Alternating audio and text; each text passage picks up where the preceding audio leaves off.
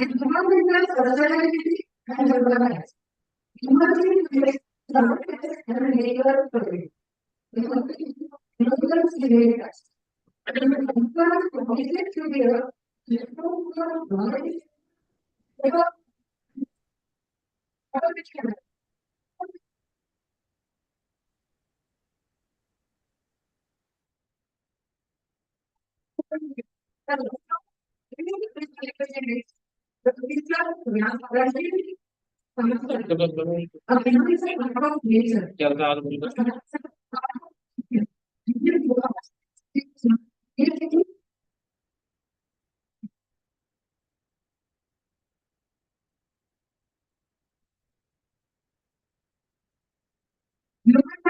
Requirement and inexplicably linked, and every requirement is equivalent of the environment of human rights.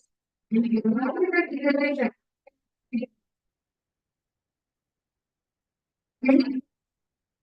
what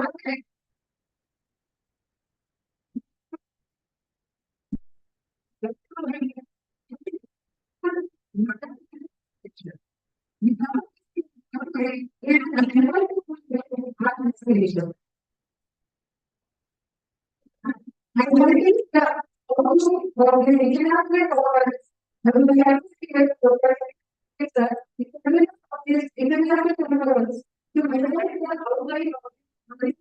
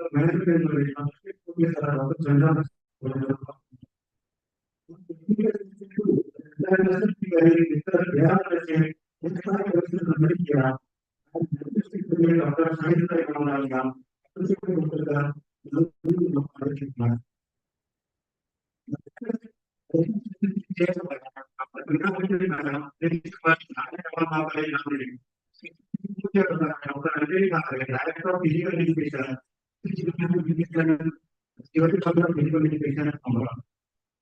Medical education, the key means physical theory and last theory carried out by somebody. The need to find Dr. Vijay Kumar Professor, senior professor, and then postgraduate teaching department of law. The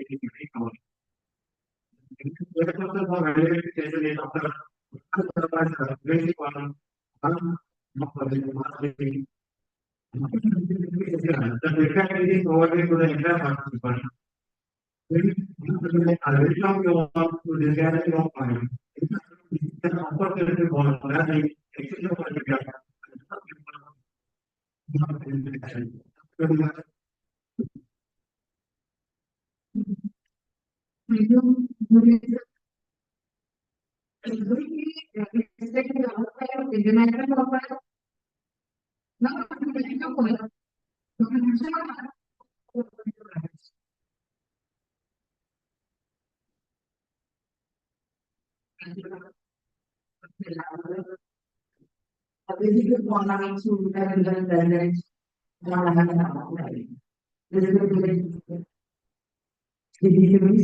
It gives me immense pleasure to experience to all the degrees. It's been guests, international subject experts,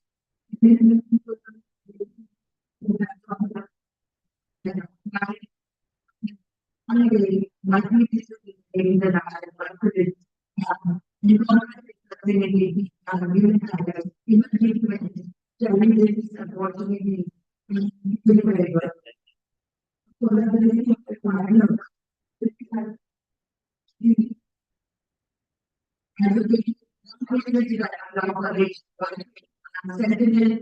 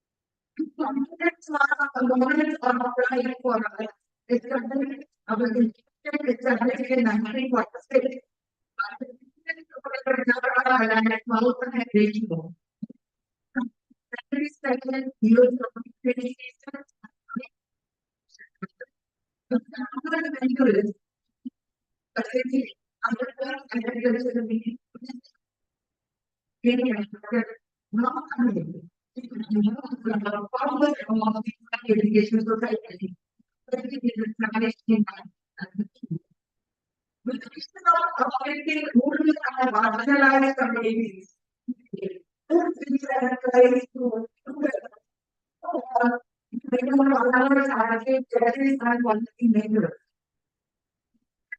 was recently recalibrated with the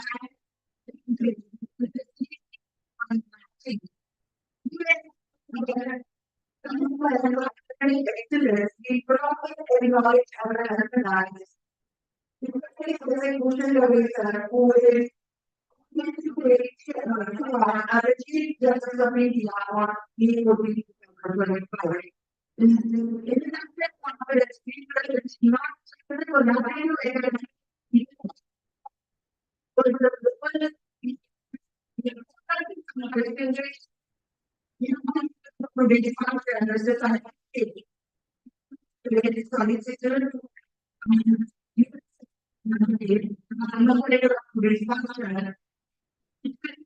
story, you can get your own words.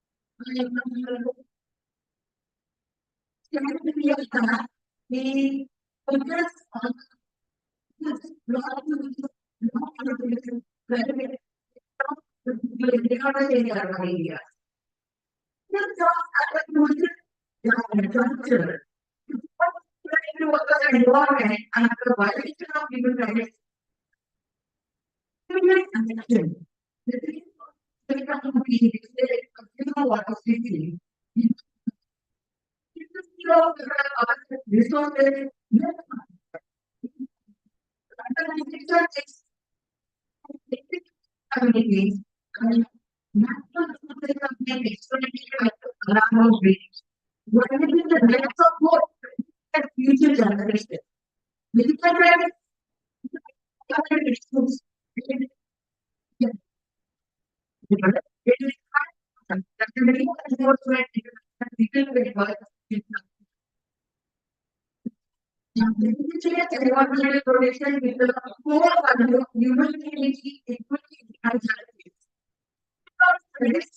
Presentation with confidence in research area. You recognize regulator peer review and index for insurance balance. Research number and impact 8 points. And conclusion for impact.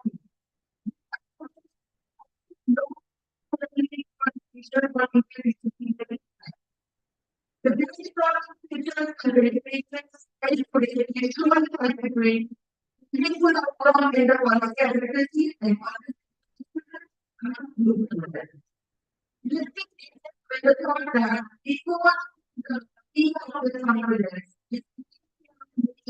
They get to take care of you.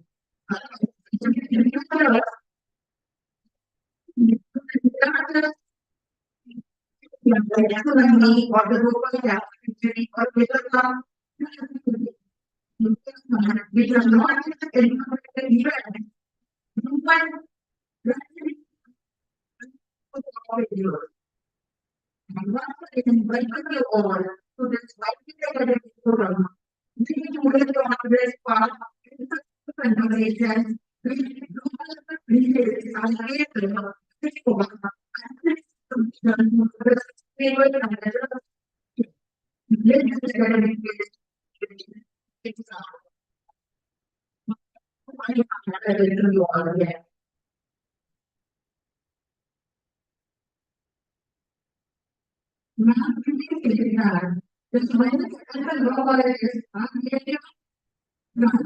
for the society.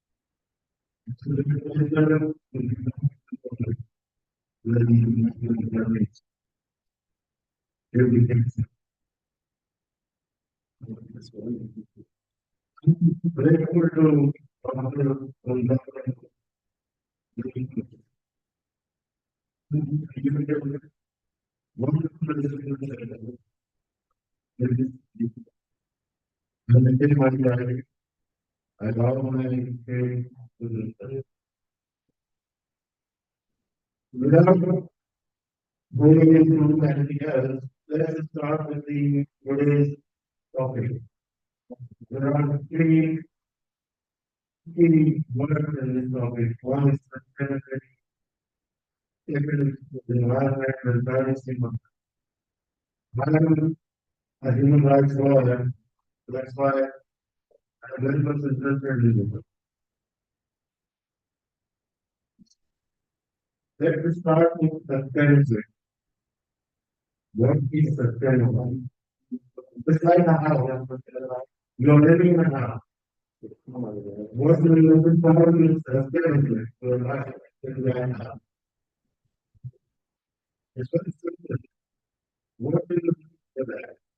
You need money, economical, technically, providing, that is social, that's it. And then we need to go down. Similarly, for sustainability, there are three pillars of sustaining this world. There is beautiful world. And you must have seen that many planets that are nearby and there is no life there. So we are lucky that we have life here. Three pillars are economic, social, and environment. It is also known as 3P. Planet, and people. So these things are very important to sustain this world.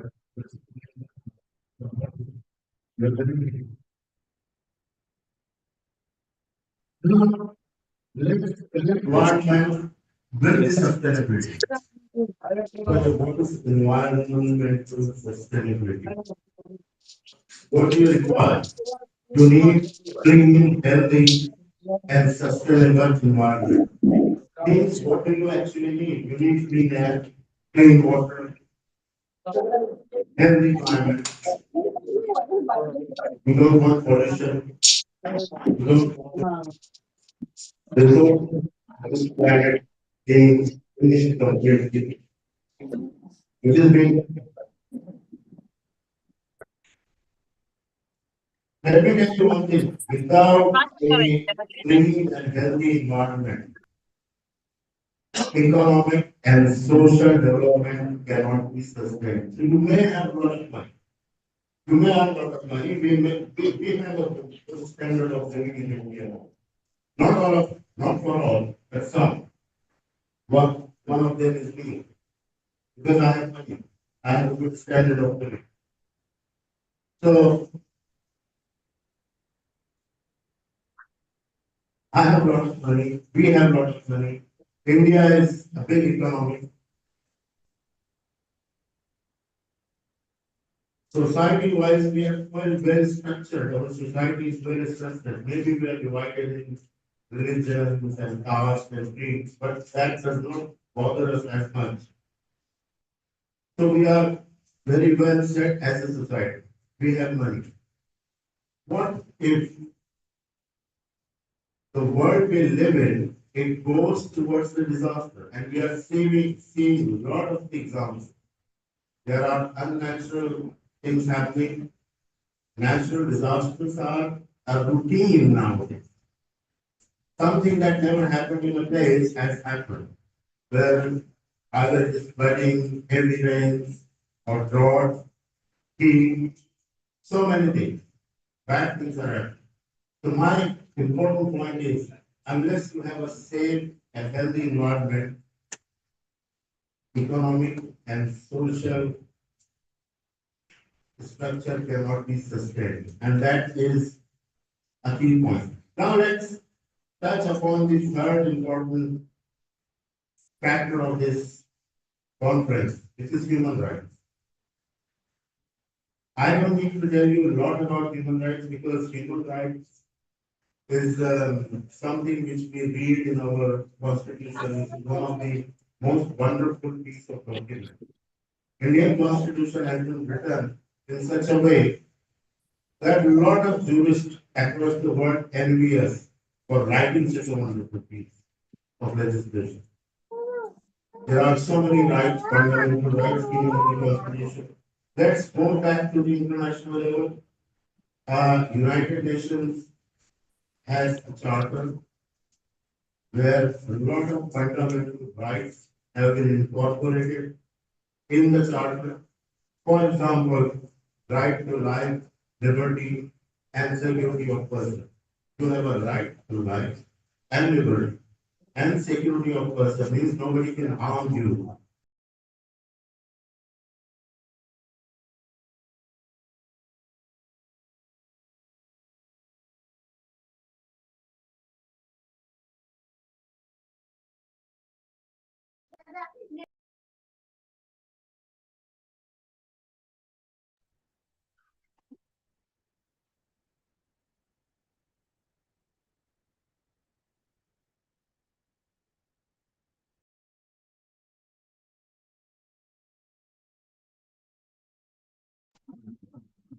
Please clear the voice.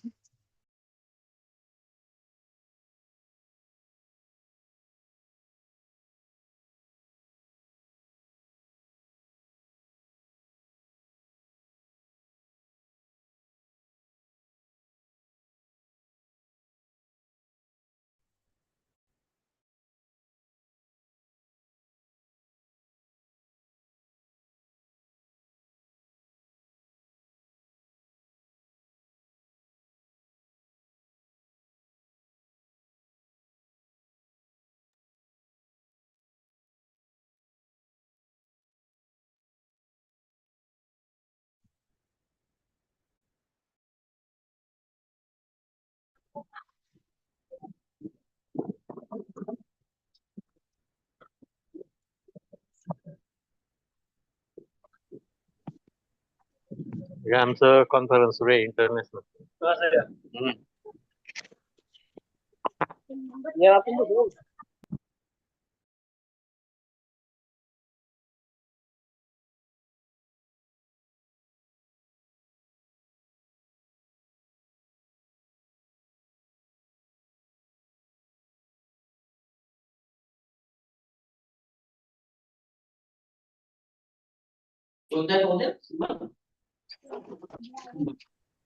It's very seriously. This is not. Hello. Hello. Yes, ma'am. Climate change is causing to this world and people living in this world. And please understand, all these problems are going to adversely affect poor and vulnerable people. Because rich people can survive from this. They will have big houses which will protect them from heat, from rain, whatever will be. That's why I am quite concerned the way things are going. It's going to cause a lot of problems. But if the problem happens to the poor and vulnerable, please do not think that it will not come to the affluent people like me or you. It will come back to us. And how it will come back to us, I will mention in later of my speech. But you can read the history. You'll find tens of examples when bad things happen to poor people. It does not exclude the affluent people of the society.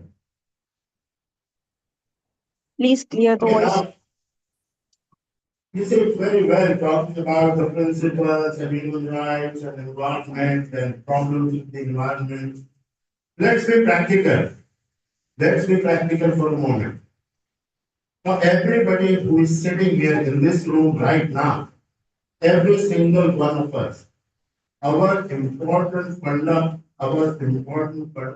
right is being breached every second we are here. Do you understand? Do you accept or you don't accept? I'll tell you how. One of the fundamental rights is clean air. You must have clean air to breathe. Breathing is the basic requirement for sustaining the life. You know what you are breathing right now? Do you know what you are breathing right now? You are breathing very polluted air. It's not a clean air. Now let me give you an example. I just checked before I came here on my phone. The air quality at the moment in Amravati city is 106. 106. Which is considered unhealthy. The healthy air quality is between 0 to 50. And we are at 106 right now, which is unhealthy, means you are breathing something bad into your body. So if some of you or none of you smokes or ever smoked, your lungs will be as bad as somebody who has. Hello. Go, if you don't believe me, go and have a CT scan. You Hello. will see. Hello, madam. Even Yes, ma'am. children as young as 3 to 4 year old, their Yes, ma'am. lungs are not fit Like तुम्ही anymore. Unmute करायला Practically. सांगितलं. Every one of us is losing quality of our the lungs.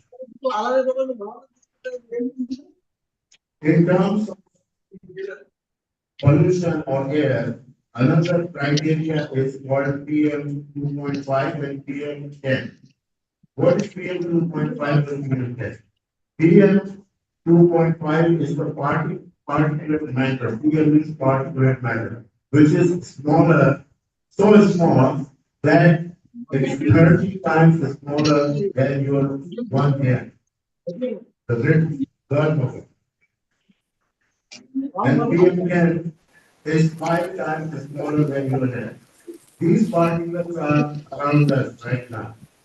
PM10 is not as bad as PM2.5 because PM2.5 goes straight into the lung.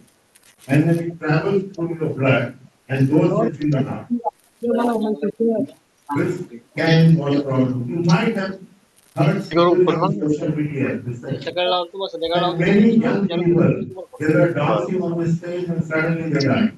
Oh, They were international in the conference alam gym and gives suddenly they very fast died. aja. Somebody was attending a wedding and he died. Why is it happening? Because Pati PM kaitsa. 2.5 particles are entering into your breathing, through your झालं का हो lungs चहा and पाणी? blood, going right into your heart. And I'm not saying this, I have checked it with the experts and I have read on it substantially. The WHO, World Health Organization, recommended PM 2.5 level is 5. Is 5. At the moment, in Amravati, it's 43. World Health Organization says 5, and we are breathing PM 2.5 at the level of 43. How many times more it is? Same thing with PM 10. Recommended is 15, and in Amravati today, at this moment, is 115. So we are breathing something bad, toxic, every moment. And that is the fundamental problem because our most important right to life, right to have clean and healthy environment is being clean. This is not a simple matter, but people are not thinking about it. Nobody is thinking about it. People don't take this seriously at all. I have no idea. I have no idea on. I'll give you another example. Just go on your Google and search most polluted cities in the world. Last night when I checked the first 50 most polluted cities in the world, 48 of them were from India. 48. One was from USA, and there is an explanation because that city has big industry. So many industries in one side, so it is an industrial town. And one city is in Pakistan. 48 cities in the first 50. If you go to the first 100, between 80 to 90 are from India. So guys, please wake up. Right now, air quality in London, where I live, is 25. Here it's 105. Think about this, what you're breathing. It's actually unbelievable. Now, the question comes, why? Why this is happening? Who is responsible for providing us clean environment, clean air, clean water? Who is responsible? The government is responsible. So why government is failing? Government is failing because they are not adopting the right policy. Unless any government adopts the right policy, environment is going to go down this road. Let me tell you example of government policies. How government policies are so vastly different. I mean, in India, I frequently come to India almost every 3 months. I am here for a visit. When I meet people or some young people and they say, "Oh, India is developing very fast."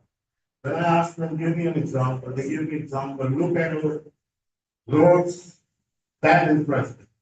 We are building so many roads, so many, and I've seen it. Samruddhi is one of the big examples. It's a very ambitious project which has been completed. So people are proud of this that there are lots of roads. This is the government policy. Now let me give you the government policy on the roads in the United Kingdom.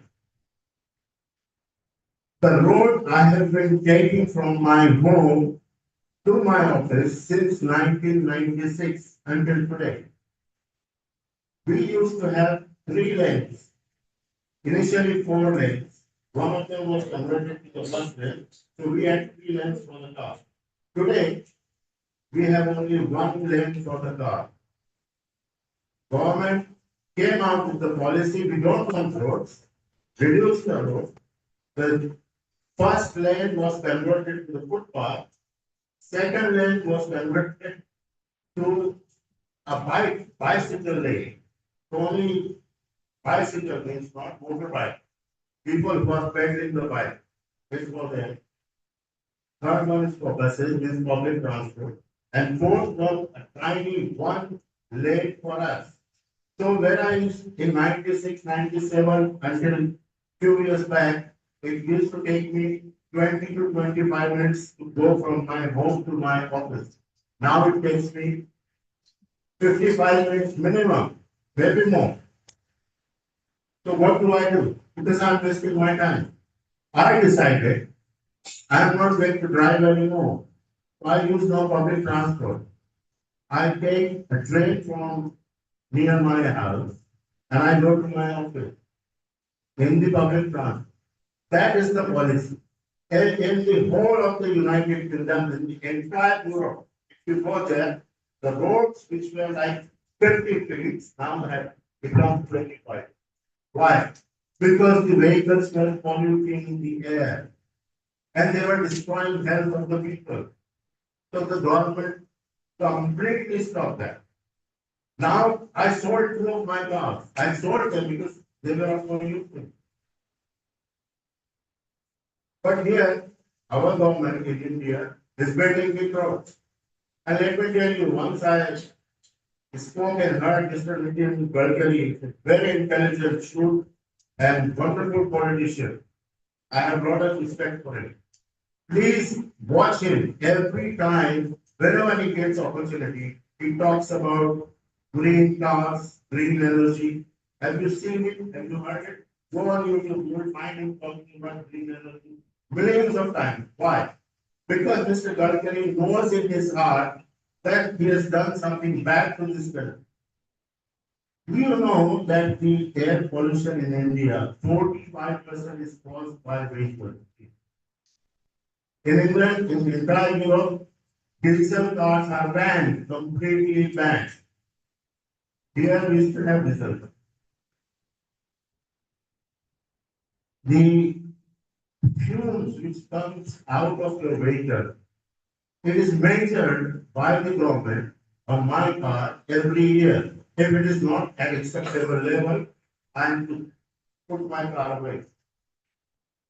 So this is how government policies protect. Now finally, let me tell you what is going wrong at the moment. And it's not only in India, it's all over the world. Many countries in the world are going through the same problem. In the last 10 to 12 years, 15 years, a unholy nexus has been formed between politicians and business. When I talk about businesses, I'm not talking about the business you see on the roads here. They are small and medium business. I'm talking about the big corporate. The corporates and the politicians are coming up with policies that makes corporate very rich and that makes people excellent. That makes people suffer, general people suffer.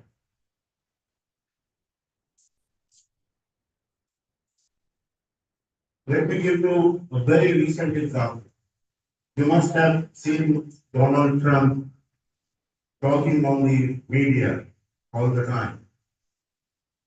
Do you know the best thing that happened to protect this environment in the last 15 years? That is called Paris Accord, Paris Agreement. Under that agreement, 161 countries signed that agreement and pledged that they will take all steps possible to protect the environment. And the big player in that was America. Because without America, things don't happen easily. Mr. Donald Trump, when he first came out of the Paris Agreement. Then Mr. Biden came, they went back into the Paris Agreement. Now Mr. Donald Trump came back and he withdrew from the Paris. Why? Because he's a businessman. He is a puppet of all the big corporates. Same thing happening to many governments. I'm not going to go into the government of India. People know what's happening here. Corporates are running the show, absolutely running the show. There are other countries as well. The same thing was about to happen in England. Conservative Party was about to, take control, give control to corporates, but thanks to the people of the United Kingdom, they threw that government completely and they brought Labour government, which is socialist government. So, to protect this environment, there are three entities that are responsible. One, politicians. Two, businesses, means corporates, and three, individuals like you and me. Politicians and corporates are doing something bad. Now the responsibility lies on individuals. You must take all steps. I'm not talking about going on the road and making protests. No. You can take small steps. For example, in your house, if you don't need a light in another room, switch it off. This is small step. If you don't need to travel by car or by bike, please avoid that. Stop polluting the world.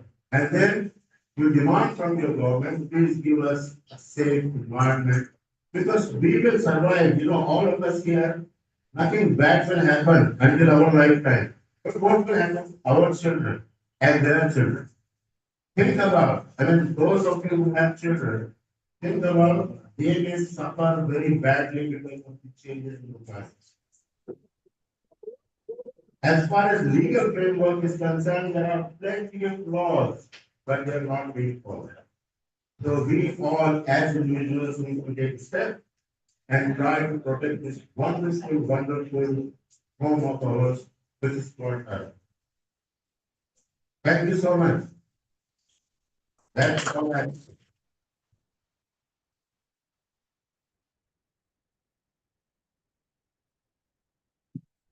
Thank you so much, sir, for the valuable words of wisdom that has focused on the rights and the protection of rights, as well as how healthy environment is essential part of our life.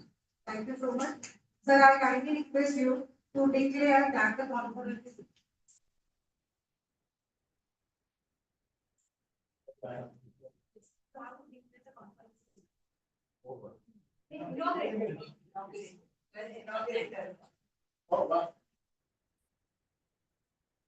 I'm extremely sorry. I missed important part. So as an inaugurator, I declare that this conference has started. Shri Ganeshaya Namah.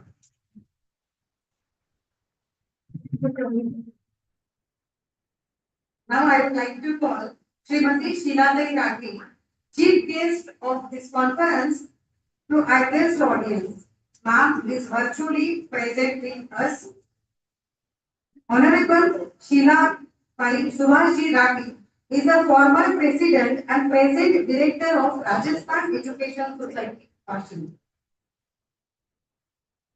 She is qualified BSc Hello, Home sir. Science, having diploma in banking laws and completed so many courses from Ahmedabad.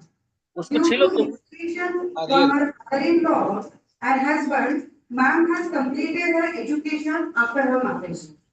She was a director of Complex Lab Engineers Private Limited. Ma'am has a keen interest and participated at various conventions of women. Ma'am has got the Best Entrepreneur Award at the hands of Mayawati in 1995 at Lucknow. In 1984, she has established a Women Entrepreneur Association and founder member of Mahesh Industrial Group, Pune. She has worked as the secretary of Maheshwari Women Group for its social. She is known for her social work and she worked for the needy girl. So I request, ma'am, please join us with virtually. I verbally welcome to you on the organizer committee. Please address. Thank you so much. Yes, ma'am. Thank you so much. Can you hear? I I hope you all can hear. Thank you so much. Namaste. Shall I start, ma'am? Can you hear? Good morning, everyone. Honorable inaugurator of this international conference, Shri Harshvardhanji Deshmukh, President of Shri Shivaji Education Society Amravati, President of this inaugural session, Shri Thakurdaji Malani, President of Rajasthan Education Society Vashim, Honorable Shri Sukhvinder Singh Dari, Symbiosis Law College Nagpur, Principal of both the organizing college, Dr. Varsha Deshmukh and Dr. Prakash Davade, Convener of this conference, Dr. C.A. Ghuge and Dr. Sushant Chimne, distinguished guests, esteemed delegates, scholars, environmentalists, human rights advocates, professors, students, ladies and gentlemen.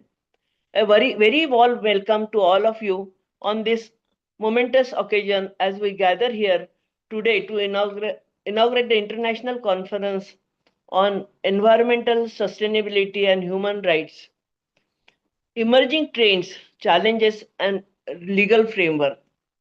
It is an honor and a privilege for me, as your patron, to address such a diverse and passionate assembly of minds committed to shaping a future where humanity thrives in harmony with nature.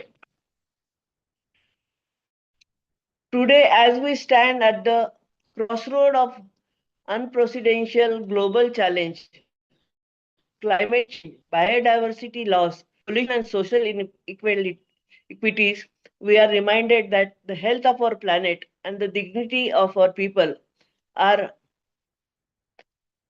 at stake because it is hand in hand.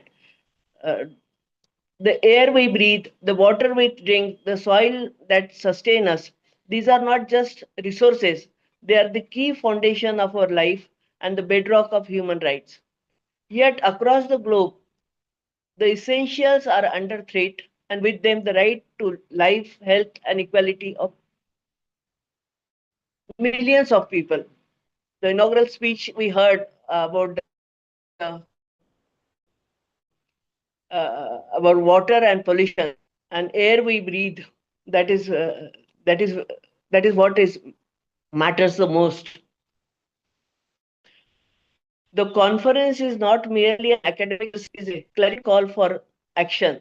It is a platform to explore the emerging needs, the trends that define our environment and human rights landscape, to confront the challenges that test our resilience, and to strengthen the legal framework that will safeguard our shared future. We are here to ask critical questions. How do we balance development with sustainability? How do we ensure the most vulnerable among us, those who bear the brunt of environmental degradation, are not left behind? And how do we craft law and policies that reflect both justice and ecological wisdom? The urgency of this question cannot be overstated.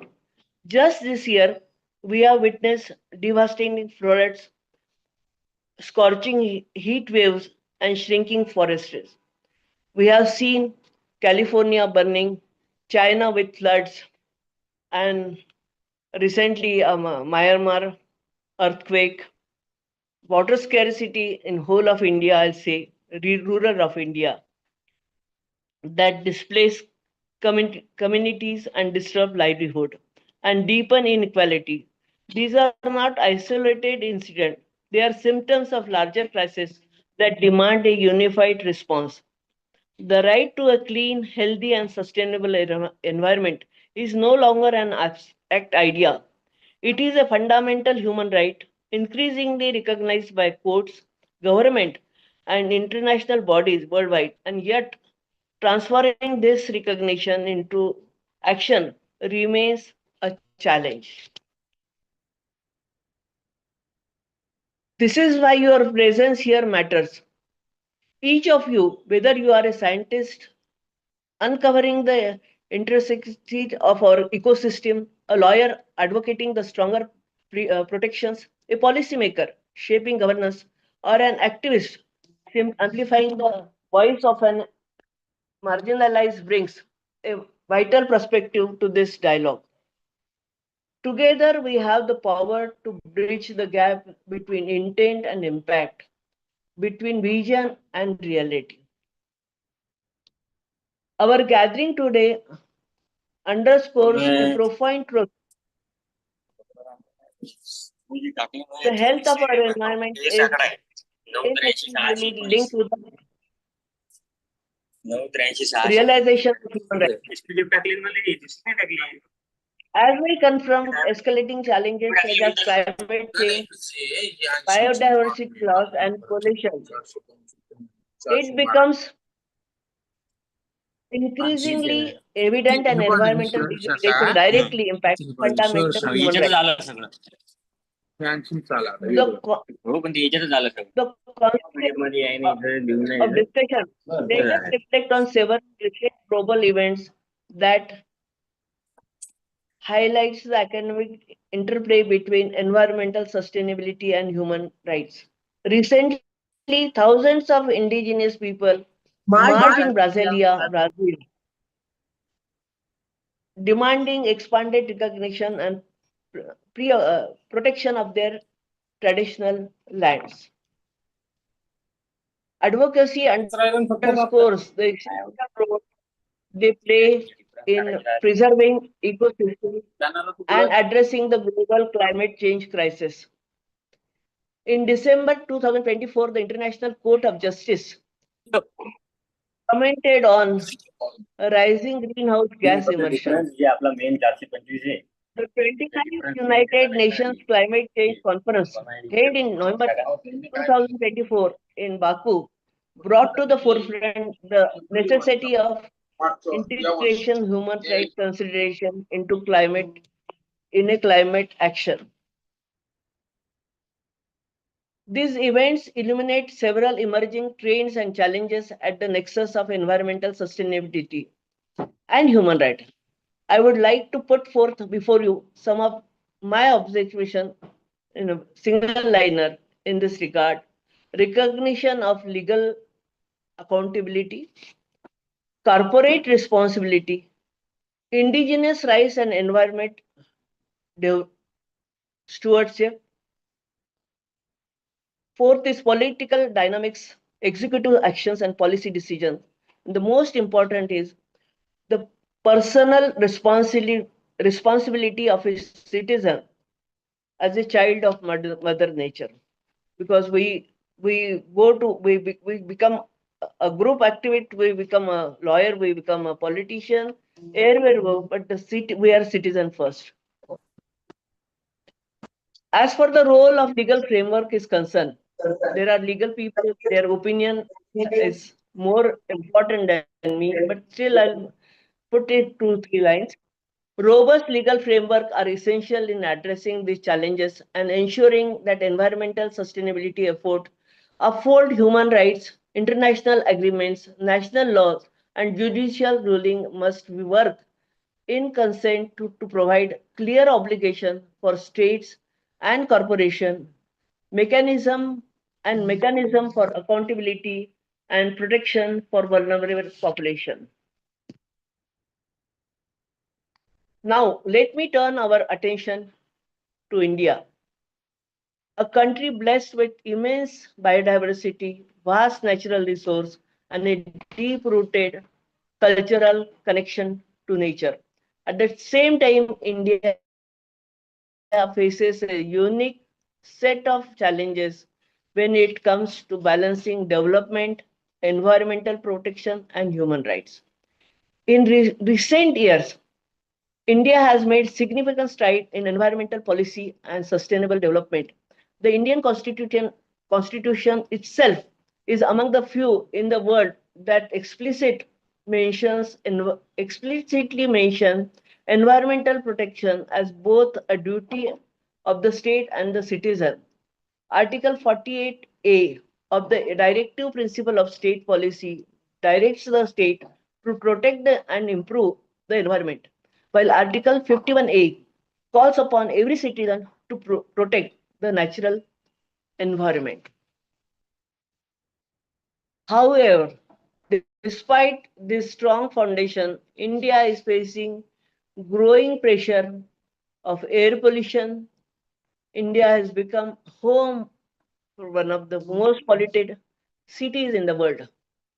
We are facing severe water scarcity and contamination. Groundwater depletion is a major concern in many Indian states across, and access to clean drinking water remains a challenge in several rural and urban areas.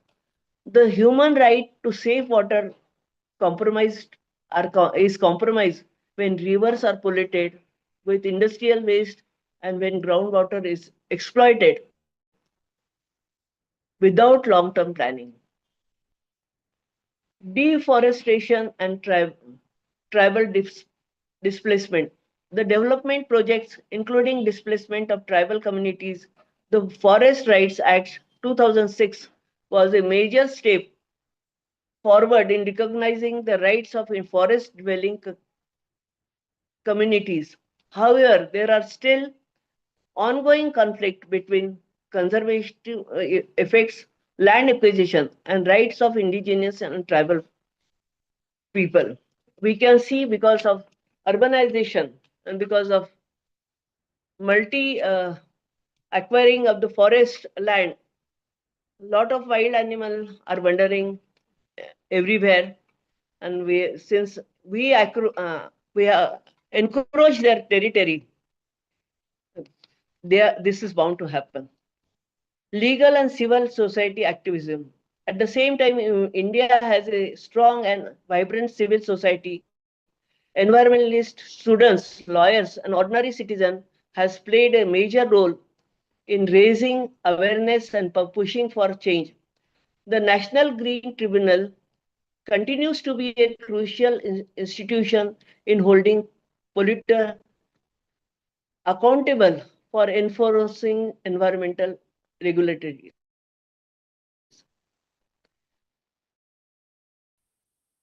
But as we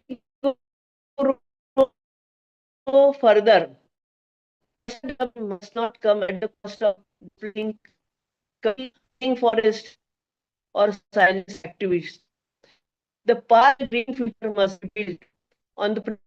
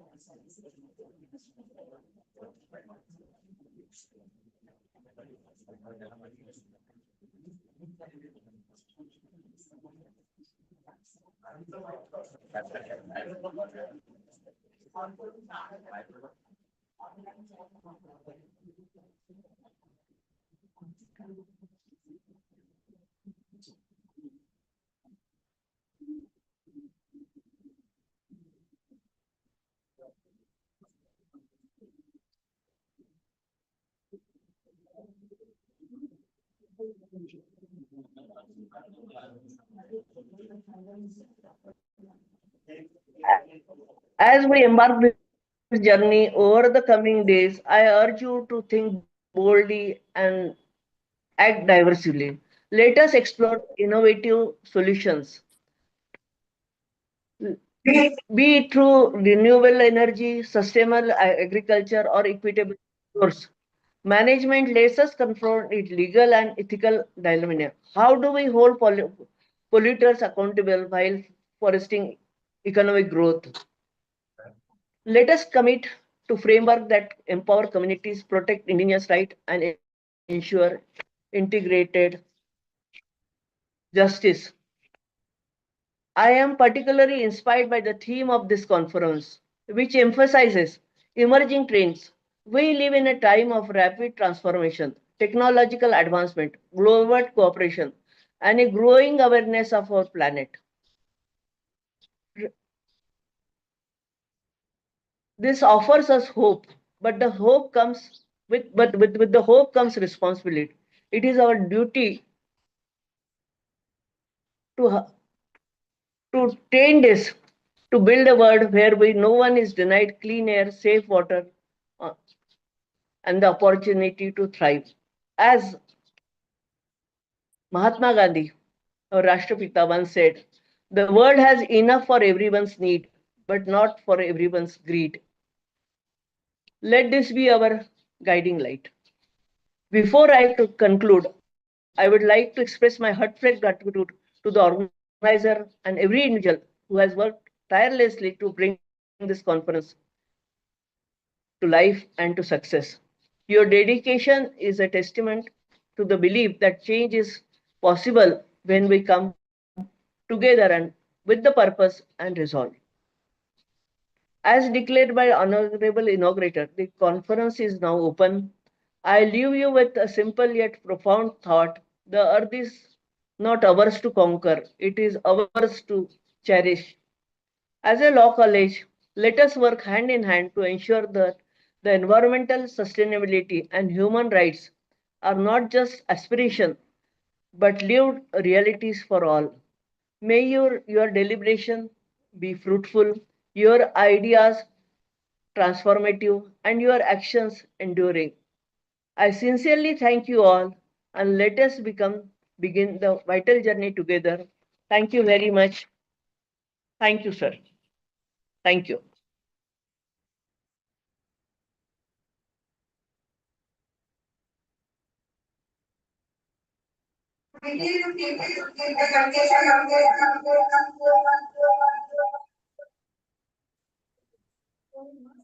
Personally, on the environment policies and sustainable development. Thank you, ma'am. Thank you so much.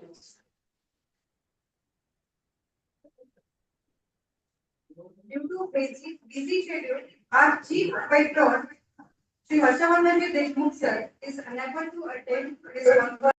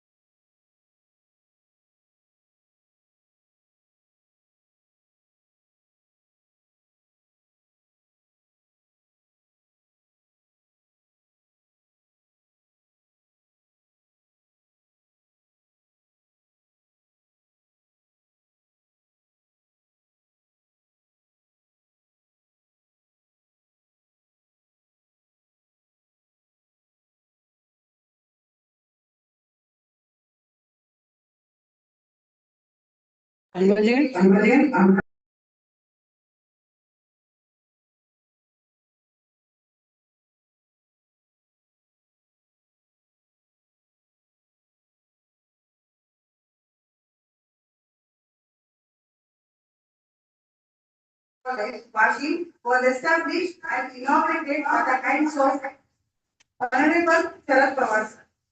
Sir is also an executive member of Ganesh Das Rani Education Society Amravati.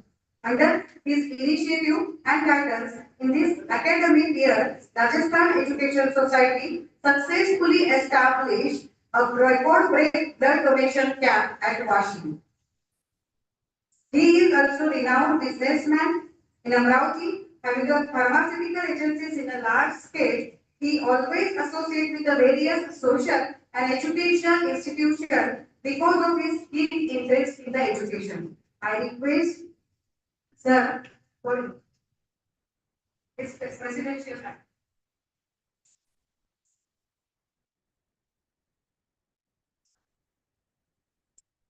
Good morning, everyone.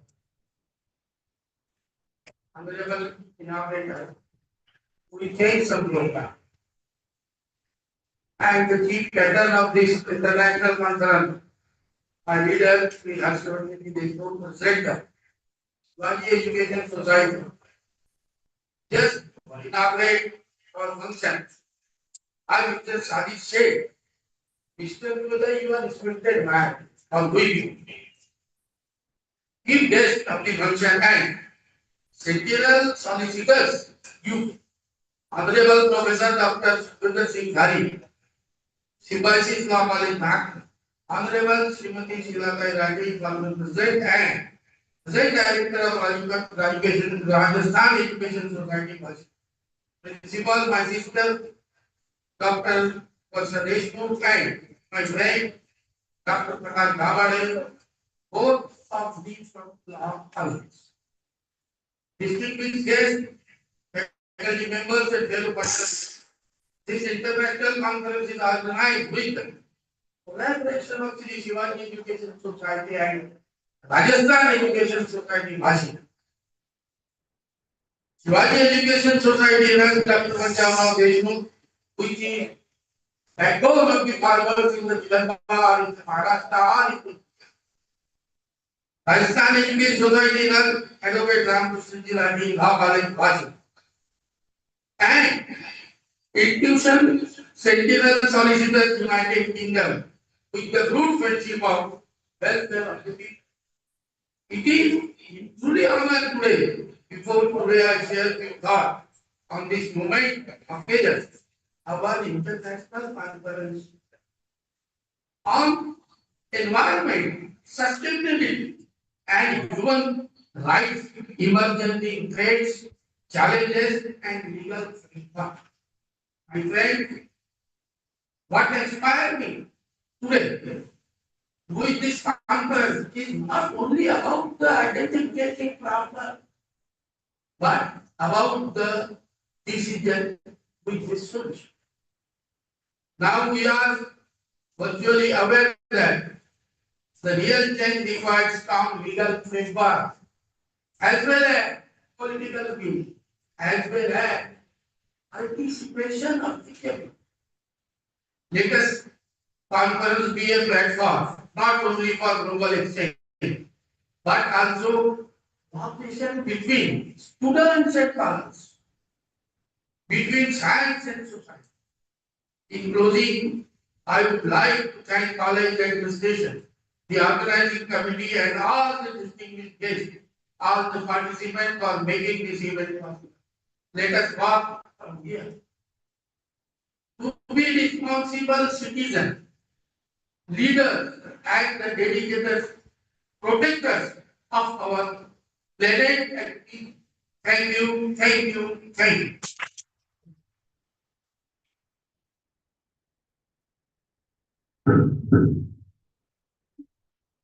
Thank you so much, sir, for your inspiring words. I would like to request Dr. Rajesh Patil, sir, to welcome Zavde, Professor of PGDT, Amravati University.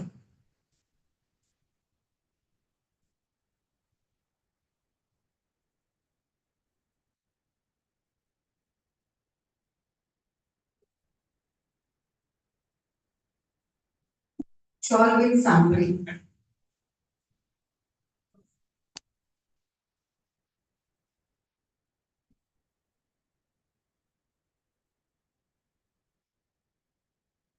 Thank you, sir.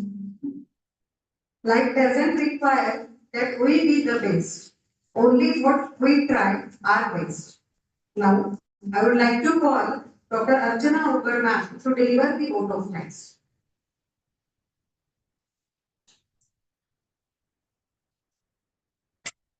Thank you, Radhika ma'am.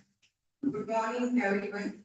Firstly, I pay my humble tribute and gratitude towards Dr. Punjab Rao Das Bosal Deshmukh. Myself, Dr. Archana Ugar, teaching faculty of Dr. Punjab Rao Deshmukh College of Law, Amravati. As we come to express the gratitude for this enriching and insightful inaugural session of International Conference on Environmental Sustainability and Human Rights, Emerging Trends, Challenges and Legal Frameworks, it is my privilege and honor to deliver the vote of thanks on behalf of the organizing committee. First and foremost, I extend my heartfelt gratitude to speech of our Chief Patron, Sri Harshavardhanji Deshmukh Sir, President Shivaji Education Society, Amravati. Sir, thank you for gracing this event with sharing your valuable insights. A very sincere gratitude to inaugurator Mr. Satish Sheikh, Sir, MD of Sentinel Solicitors United Kingdom. Sir, your presence and sharing your valuable insights regarding environmental sustainability and human rights. Sir has quoted very rightly that all over the world, human rights should be maintained and nobody should give the degrading treatment to any human being over all the world. Thank you so much, sir. Your contribution has sparked meaningful discussions and opened new avenues for collaboration and thought. Your words have truly added depth and inspiration to our gathering, sir. Thank you, sir. And guest of honor, Srimati Shilantari Rathi, ex-president and director of Rajasthan Education Society, Washing. Ma'am, we are grateful for gracing this event with your valuable guidance and for precious information on environmental sustainability. Our patron, Shri Thakur Dasri Malani, President Rajasthan Education Society, Washing. Sir, your presidential address added valuable insight to this session. Thank you so much, sir. Special appreciation goes to our collaborators at Ramakrishnaji Rathi Law College, Washing, and Sentinel Solicitors UK. Your support made this event possible and successful. Thank you so much. Thank you to our patron, Advocate Pusdekar sir and Ingole sir of our Shivaji Education Society. To our organizing secretary, Dr. Varsha Deshmukh ma'am, who is constant source of inspiration and enthusiasm, and our Dr. Prakash Dabade sir, Principal Advocate Ramakrishnaji Rathi College Law, Washing. A very sincere gratitude both these eminent personalities in legal education field for precious guidance and kind support. Thank you so much, sir and ma'am. Convener of this conference, Dr. Chaitanya Muge sir, Dr. Sushant Shinde sir, Dr. Mahendra Ingole sir, Dr. Ravindra Kade sir, Dr. Sagar Soni sir, and all the convener of this conference. I express very sincere gratitude to all these scholars and law faculties for constant support and valuable guidance. And also advisory committee and technical team, we thank you for your hand of work behind the scenes. Ensure that everything runs smoothly and professionally. Thank you so much. and let us carry forward the ideas or connections we have built here and look forward to more such fruitful engagements in the future. Thank you so much. Thank you once again. And immediately we are starting the next technical session. Thank you so much.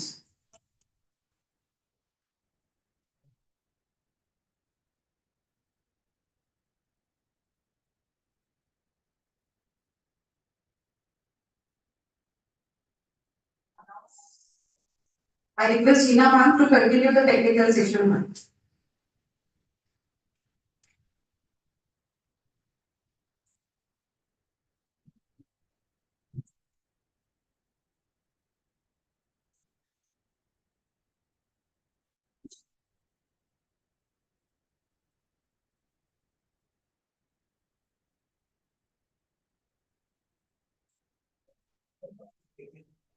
We are delighted to have you all join us from different parts of the world. It is always inspiring to see such a diverse group of experts and enthusiasts coming together to share knowledge and innovations. Good afternoon, respected chairperson, co-chairperson,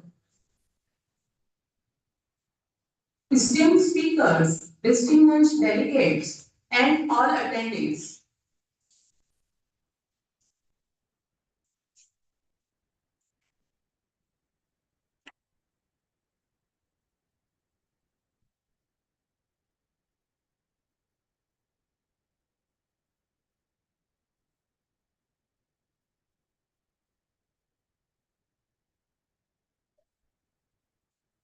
Good afternoon, respected chairperson, co-chairperson, esteemed speakers, distinguished delegates, and all attendees.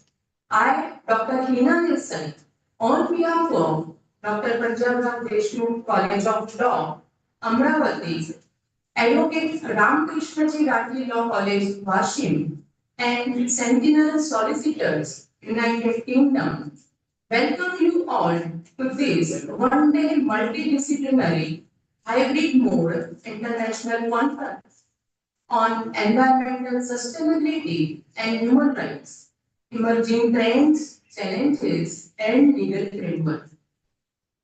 After an inspiring inaugural session, we now commence the first technical session where we delve into groundbreaking discussions on various themes.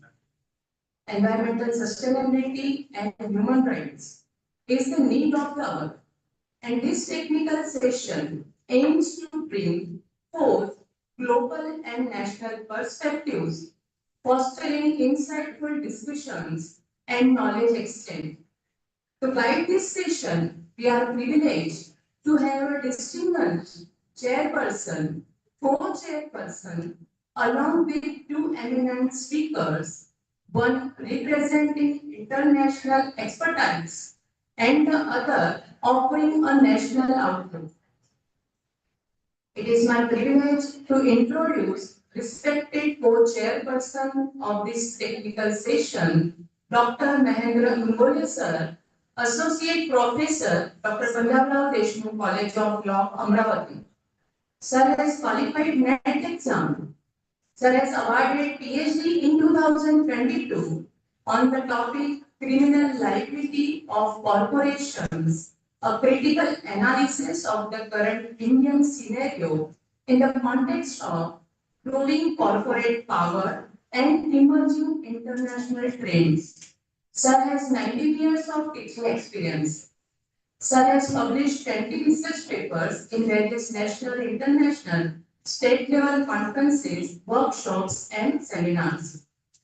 Now I request Dr. Ingole sir to please give the introduction of this technical session. Please, sir.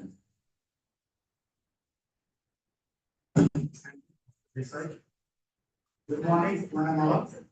I, Dr. Mahendra Ingole, as a co-chairperson of this technical session, would like to render the theme of this technical session. Naturally, the conference is about environmental sustainability and human rights.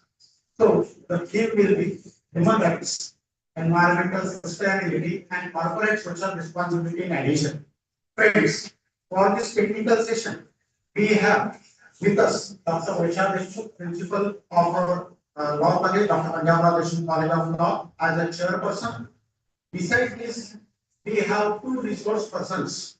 One is international resource person, Professor Dr. Kokila Kumar Singh, head of the Department of Public and International Law, founding director of the Center for Environmental Law and Policy, Faculty of Law, University of Colombo, Sri Lanka. Friends, again we have second resource person, who is national resource person, Professor Dr. Sukhinder Singh Dhari, Professor and Director, Symbiosis Law School, Nagpur, and he will be enlightening us on this August occasion on human rights, corporate social responsibility, and environmental law. So we will initiate this technical session. Over to you, Dr. Desai. Thank you. Thank you, sir. This conference brings together brilliant minds to discuss the latest developments in environmental sustainability and human rights. This technical session is no exception, as we have the honor of learning from one of the leading experts in the field of environment. It is with great excitement that I introduce our eminent international speaker, Dr. Kokila Kumar ma'am.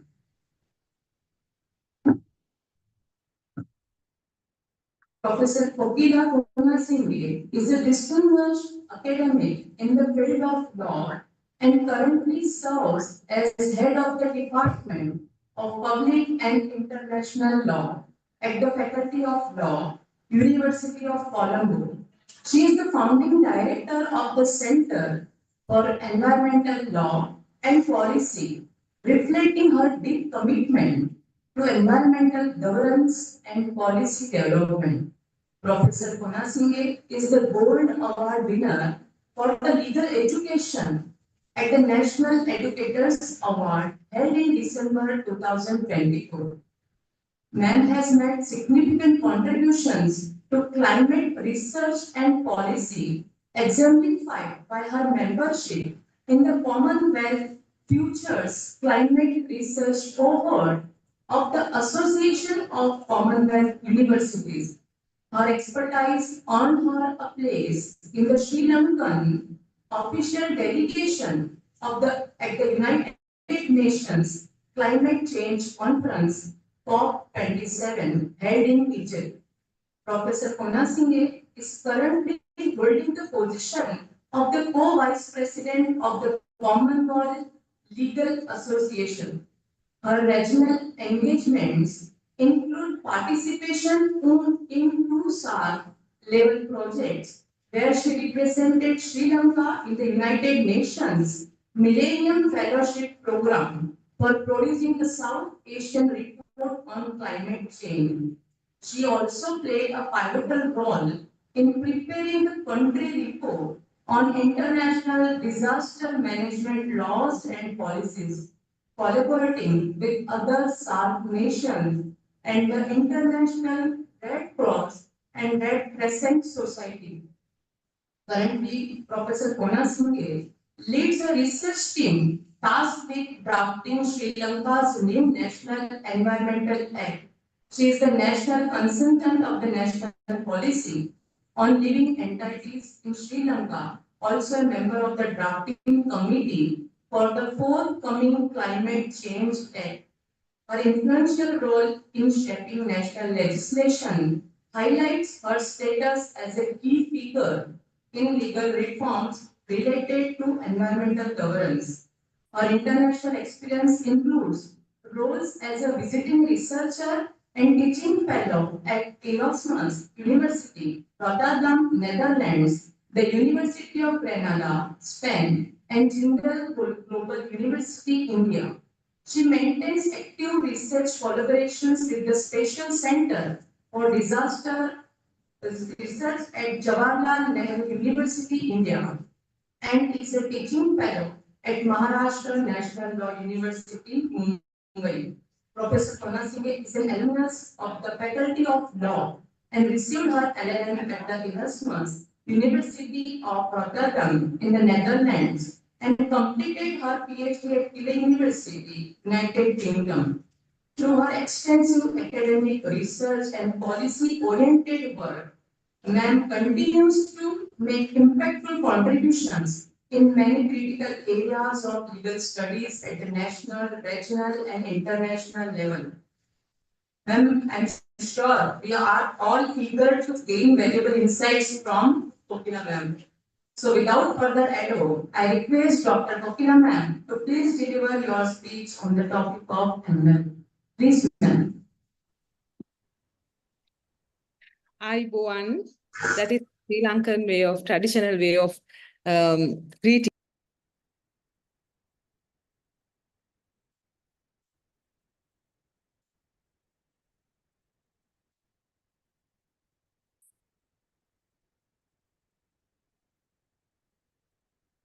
Please unmute your mic. Kokila ma'am.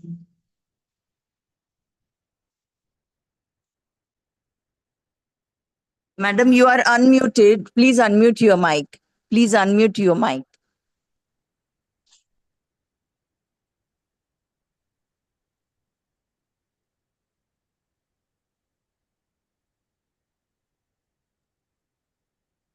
Can you Yes. hear me now? Can you hear me now? Am I audible? Ma'am. Okay, right. I hope I am audible. Yes, ma'am, you're audible. Right, thank you. Thank you. Let me first greet in the traditional Sri Lankan way, Ayubowan, which means may you live long in good health.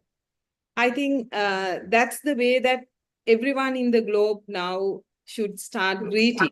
First, environmental is at a catastrophe, and our life, our health, and every aspects of human beings are at stake. So I think this is a wonderful gathering. I've been watching the inauguration session as well, and I can see the number of participants online. And I think this is one of the best platforms to convey the message that I am carrying with on environmental law protection. And also, I'm taking the audience to a very different aspect of the same dialogue, which is environmental sustainability. First of all, let me thank Dr. Radhika and also Dr. Desai for the very generous introduction of myself.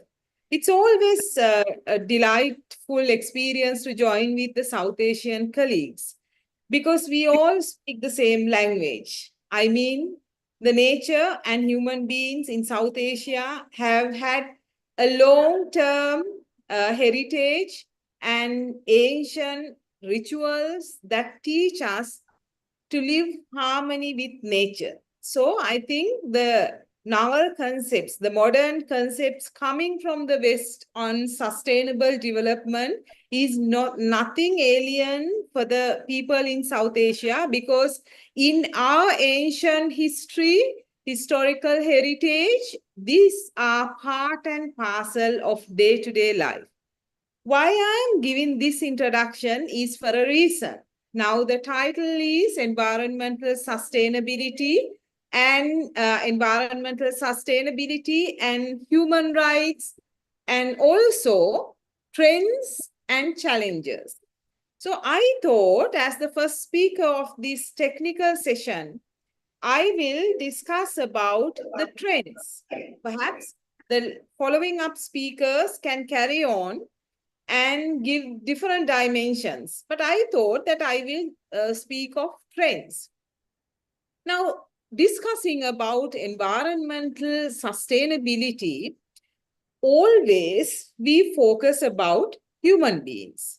So it's very anthropocentric discussion and dialogue that we have been doing since late 1980s when we discuss about sustainable development. sustainable development with Agenda 21 and our common future at the Rio Declaration, at the Rio Conference, what we discussed was there are three pillars that we need to consider when we discuss sustainable development. That is economic aspects, social aspects, and environmental aspects. So this has been the traditional, conventional approach towards achieving sustainable development. Now, there is a modern trend looking at sustainable development, which is somewhat different from this traditional understanding with these three interests, three issues. So we have now gone beyond looking at equal priorities in environmental issues, economic issues, and social issues when we discuss sustainable development. Now, first and foremost, the larger portion of the issues should be on environmental protection. So the priority is more towards environment. Unless the environment is protected, we cannot have any hope in social and then economic. So it is like, not like three circles and where you have the center focal, you find sustainable development anymore. The recent and the most modern trends towards environmental scholarship is moving forward with one big circle, environmental protection. On top of that, smaller circle with social issues, and even on top of that, the smaller circle is economic issues. Now you can see we are moving towards more environmental, focal, and centered discussion. What does it say? So far, we have come in a speedy runaway, as Rachel Carson mentioned in her Silent Spring book. And now, what have we achieved? And end of that speedy runaway is lies the disaster. Therefore, I think we have a choice. We have a choice to go along the anthropocentric, human-centered approach in looking at environmental sustainability, or so now itself, we need to act upon understanding more biocentric, ecocentric approaches. Now you can understand where I'm going. And now my understanding of environmental protection lies on something like this. That is, now there is a paradigm shift. I hope you can see my screen. Can you all see my screen? Yes, ma'am. Okay, brilliant. Now, I'm talking about a paradigm shift in human rights approach to environmental protection, and we are moving to environment with rights of nature. Now, I think most of the participants in the audience are from India. So I have a huge respect for Indian jurisdiction, Indian judiciary, because at various levels, you have considered giving priority to nature. Same in Sri Lanka. Sri Lankan judiciary, particularly the Supreme Court of Sri Lanka, has taken liberal step in interpretation when it comes to rights of nature. Even in Bangladesh, so the South Asia and Asia Pacific has a wider approach, access to rights of nature, particularly through judicial review. Now, there are many ways that you can look into rights of nature. First of all, now we all think that we have to protect our environment. I think when we say we have to protect our environment, the entire concept of rights of nature fails. Because in this dialogue of rights of nature, nothing is ours. Environment, the nature, is not belong to human beings. So it's not our environment. Even though we used to say that it's our environment, let's protect our environment. No, that perception itself is wrong. Nature, environment, it's not our. We are part of the nature. And there are so many dimensions within which we live in harmony. So I think we have to begin or revisit our traditional perceptions of nature.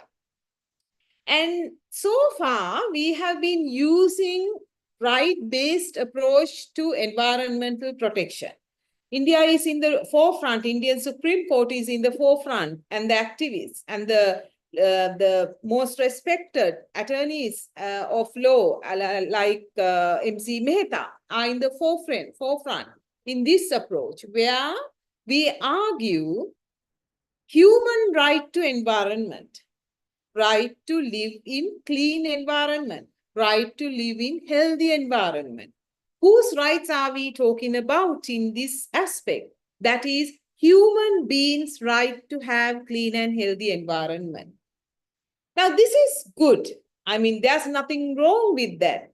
But have we achieved the environment, clean, healthy environment that we long for by going through this approach? We have, from time to time, the nature tells us, gives signals that you have gone wrong. Therefore, I think now we have to make a shift, a paradigm shift to rights of nature. Now, in 1972, in the West, for the first time, Professor Christopher D. Stone wrote an article to California Law Review. Southern California Law Review published this article in 1972. If it rings the bell, you will remember another significant world conference took place in 1972, the Conference on Human Environment. And Christopher D. Stone wrote this article, "Should Trees Have Legal Standing?" which was a ridiculous argument during that time, because the court, lawyers, bar made it very ridiculous approach, understanding what Professor Stone was trying to emphasize in his article. But fortunately, there are people who think out of the box, even in the judiciary. So Justice William O. Douglas, in Sierra Club versus Morton case, he used this Stone's argument, and he argued that the Sierra area, this beautiful natural area, public area, should have legal standing, even though that is a dissenting opinion, but it was a remarkable contribution.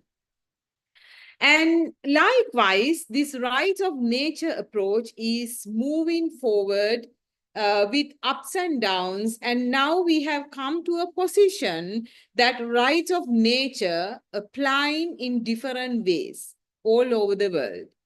The first and the most supreme way of application of rights of nature in a particular jurisdiction is happening with Ecuador Constitution.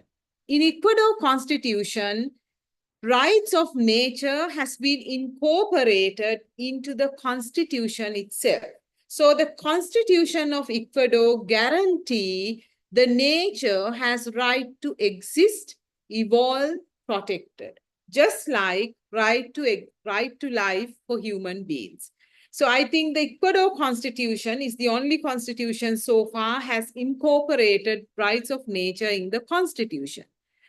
In New Zealand, they have another approach that is legislative, introducing an act on rights of nature. That particular act is called Wanganui River Settlement Act 2017 in New Zealand. Wanganui River Settlement Act passed as an statute by the Parliament of New Zealand. So that's another way of introducing rights of nature into a particular jurisdiction. And they have passed another act, Taranaki Collective Redress Bill was passed by the Parliament. Now, this is another way of addressing rights of nature. So the first one is the Constitution guarantee in Ecuador, and New Zealand has taken the approach of passing bills as statutes and acts, legislative approach. So that is another way. But in USA, India, and Sri Lanka, and in Bangladesh, we have used the judicial review approach to applicability of rights of nature. So we have been success. We have been success to a certain extent because there have been defense arguments, very strong defense argument, because if we give right to particular entity, nature, then that means the nature has legal personality, locus standi. If a person has a locus standi, according to the traditional interpretation, it should be either a natural person or a legal person, like a company where the board of directors can represent the company at the court. But with nature, what is your approach? So that is where the rights of nature scholars, advocates are now struggling with. However, I think with all the problems that we encounter in nature, now we must find a solution to guarantee some sort of a legal protection to nature. That cannot be through anthropocentric manner. That needs to be through ecocentric manner. So for future directions, modern scholars on rights of nature emphasize that we need to find legal naturehood instead of legal personhood, because it's the unique sort of framework that we are proposing with rights of nature. So I think in Sri Lanka, we have had so many problems with nature and environmental protection. Therefore, I have a couple of case studies that I have conducted research in. If we use rights of nature approach, all of these case studies with very valuable biodiversity hotspots and marine rich, very rich marine environment will be safeguarded. Therefore, I think a paradigm shift from right to clean environment for human beings, now we are moving towards rights of nature. With that, I conclude my speech. And if there is any questions or comments, I'm very happy to hear. And at the end of this month, I have been invited by the Global Alliance on Rights of Nature. And we are having a conference in Manila. If anyone is interested, please check out for these details, because it will be very interesting. For the first time, rights of nature advocates from Asia Pacific. I'm representing the South Asian region and attending that conference. So your valuable input with this regard will be highly appreciated. Thank you very much. Ayubowan.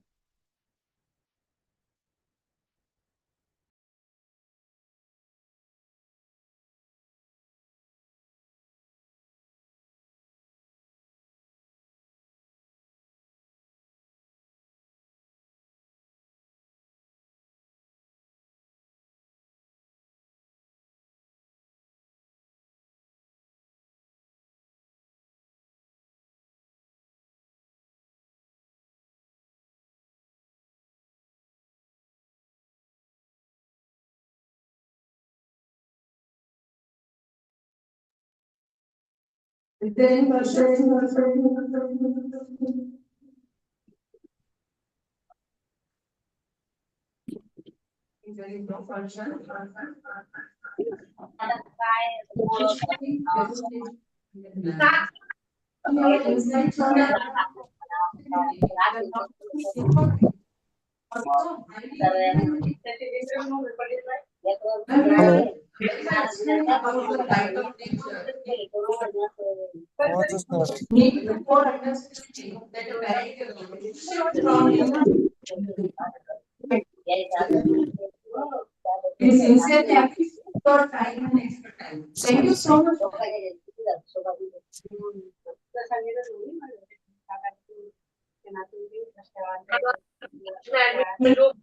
Outstanding word.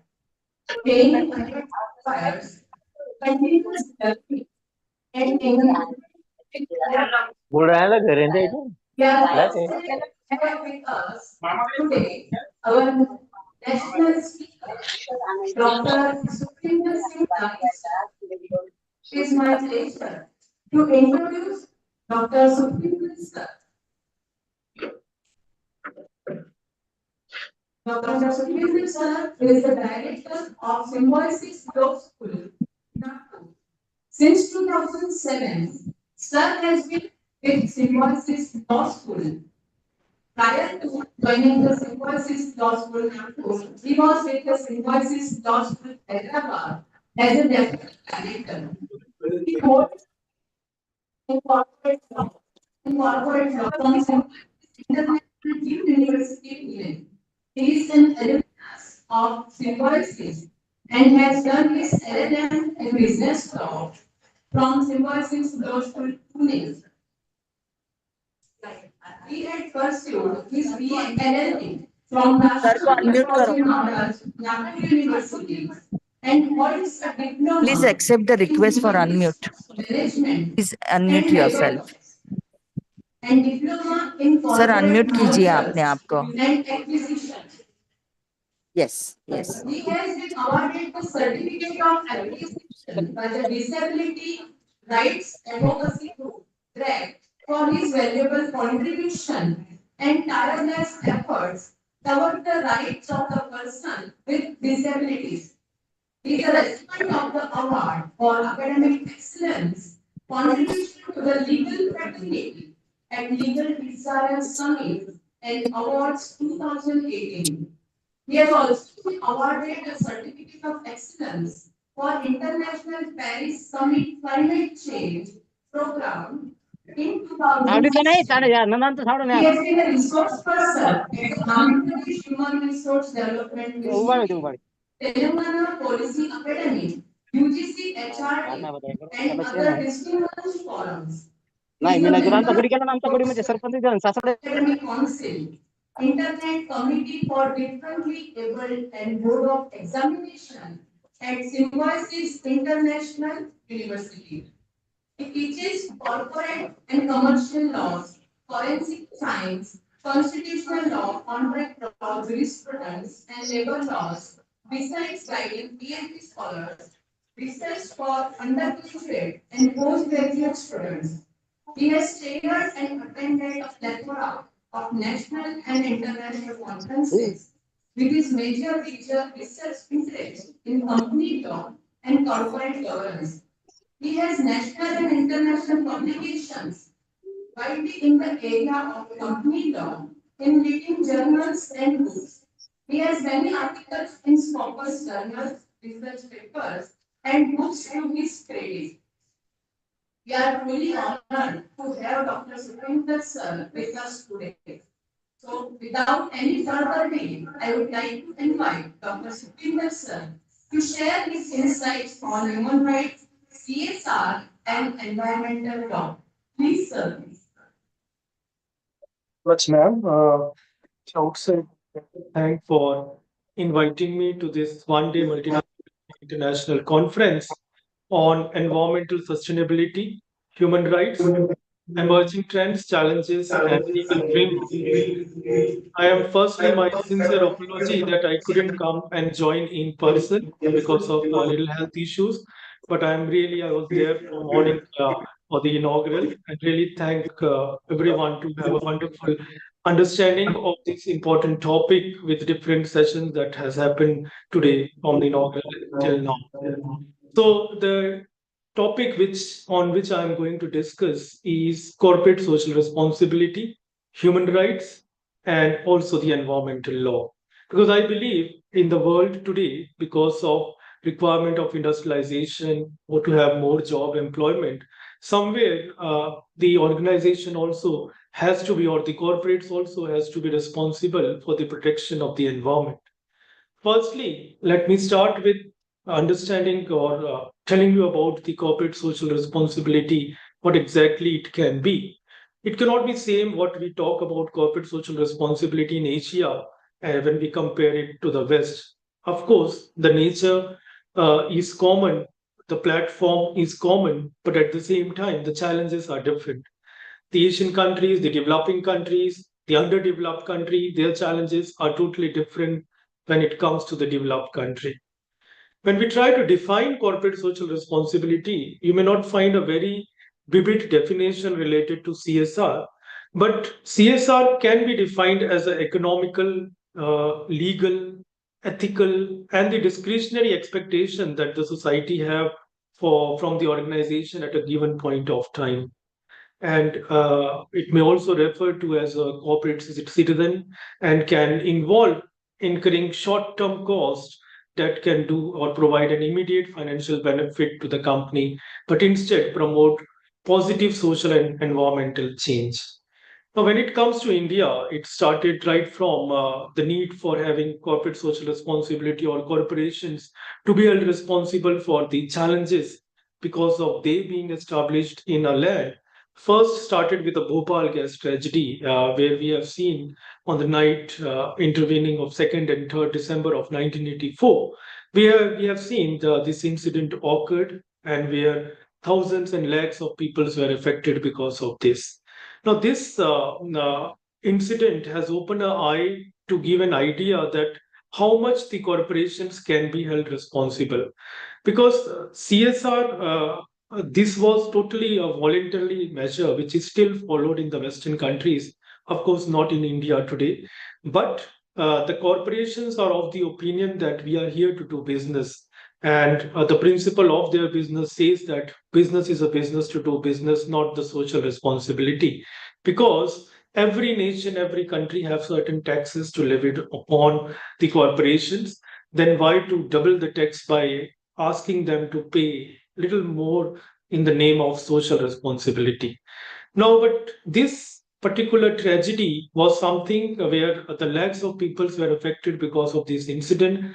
This massive figure include approximately thousands who died instantly and several hundred thousand may wait for life, including the children born with defect arising because of the disaster that has happened. Now, such a large number almost matches another tragedy of booming like Hiroshima at the end of the World War II.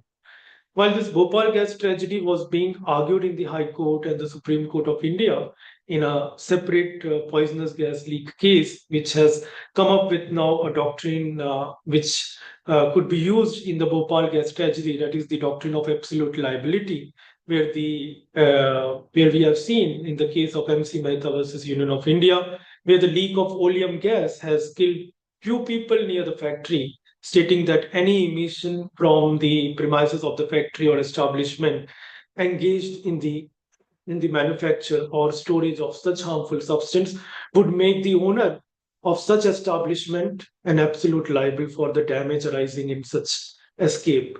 Now, this has this kind of principle or the proactivism, or we can say judicial activism, has really brought the understanding that corporations are responsible. They should not have an easy ride over the nature. The second example which I wish to share is a pharmaceutical disaster, that is the thalidomide tragedy.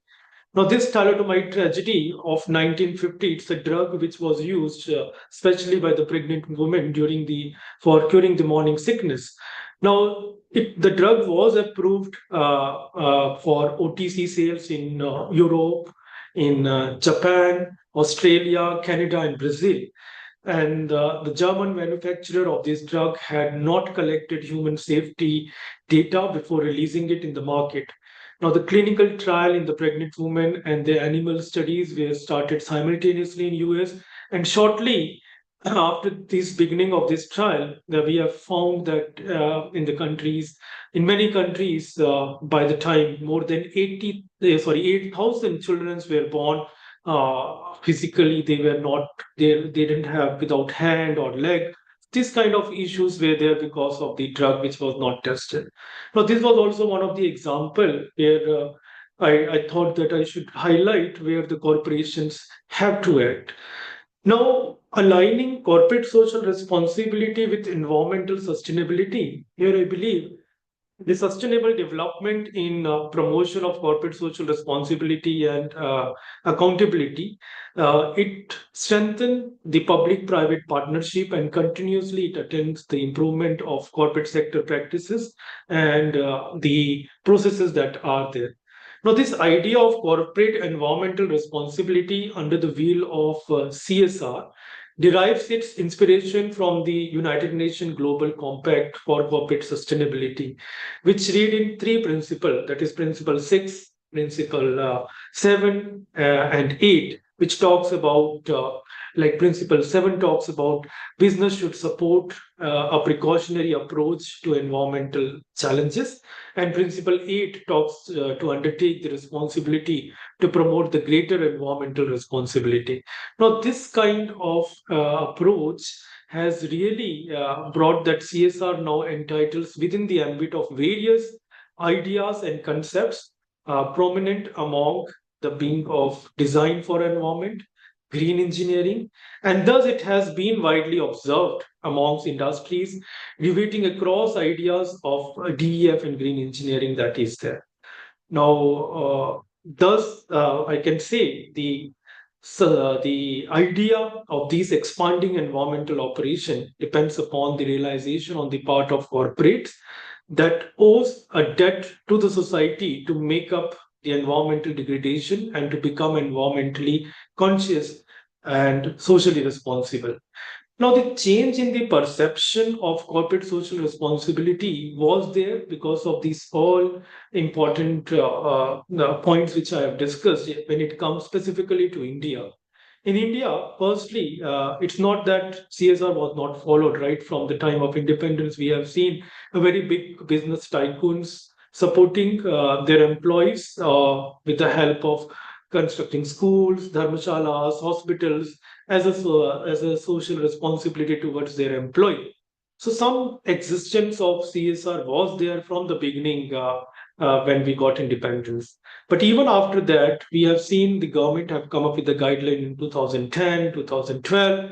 But slowly, there was a need that was felt with the incidents that took place in our country that there is a need to have a legislation towards corporate social responsibility, wherein then in 2013, the Companies Act of 2013, we brought it within the ambit of the legislation. But the perception have changed. The perception earlier of the corporations were only about profit and people, that their people, they are taking care of their people and obviously the profit because of which the corporations are established. The perception which has changed with the addition of one more P to it. So P stands for people, profit, and the third P that was added was the planet, because planet, this environment protection also plays an important role. These perceptions have brought an idea to bring or to discuss more about corporate social responsibility, as well as with the increasing of this disaster resulting out the industrial activities worldwide. Now, CSR stood as a plethora of economic, ethical and environmental tenets, and the norms then was in the event of any industrial disaster, the organization alleged to have inflicted the disaster should follow as CSR with much included medical rehabilitation, social rehabilitation, and also economic rehabilitation and environmental rehabilitation. Now, when it comes to some of the important points which the corporations has to look at, not only in India but as a globe, first is to mandate CSR like India, Indonesia, Saudi Arabia, the countries like in India also we have brought that within the ambit of the legislation. Second is to rationalize and harmonize the economic compliance we can say ethical and sustainability issues of corporate responsibilities and sustainability in the context of stakeholder requirement.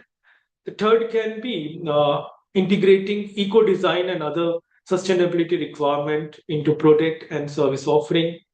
The next can be to manage the sustainability performance process of continuing increasing stakeholder satisfaction. Next can be to promote and engage whistleblower, like what happened in Bhopal gas tragedy, because it was already informed that such issues are happening, but the protection to whistleblower and the whistleblower policy was a need. Also to manage the non-financial risk, particularly to brand, reputation, performance as an integral part of the corporate sustainability management. Also to promote and regularize welfare practices for the greater good of the society. Now, these kind of important aspects have brought CSR in nexus with environment protection. When it comes to environmental law in India, obviously, the other speakers were also talking about. Under the Constitution of India, we have Article 48A and the Directive Principle of State Policy, which says that the state shall endeavor to protect and improve the environment and to safeguard the forest and wildlife of the country. The second is in our constitution as a fundamental duty, Article 51A, where it talks about a duty of every citizen to protect and improve the natural environment. And obviously Article 21, which is very important, where right to life, where Honorable Supreme Court have also mentioned in the case to include right to have a clean and healthy environment is also a part that comes from Article 21. We also have environmental legislation in our country, like Environmental Protection Act of 1986, an umbrella legislation enacted after the Bhopal gas tragedy. We have Air Prevention and Control of Pollution Act of 1981. We have Water Prevention and Control of Protection Act of 1974. We also have Wildlife Protection Act. We have Forest Conservation Act of 1980, and also the National Green Tribunal Act of 2010. With the landmark cases and with the help of judicial activism, we have seen that many new things that got established, like I was talking about absolute liability. And also in the case of Vellore Citizen Welfare Forum versus Union of India in 1996, where Honorable Supreme Court has adopted the precautionary principle and polluter pay principle as a part of law of the land. Further, we have seen the landmark cases with the help of judicial activism in the case of Subhash Kumar versus State of Bihar, where right to clean water is a part of Article 21. In T.N. Govardhan Ram versus Union of India of 1996, we have seen the series of judgment that protected forest and redefined the forest governance across India.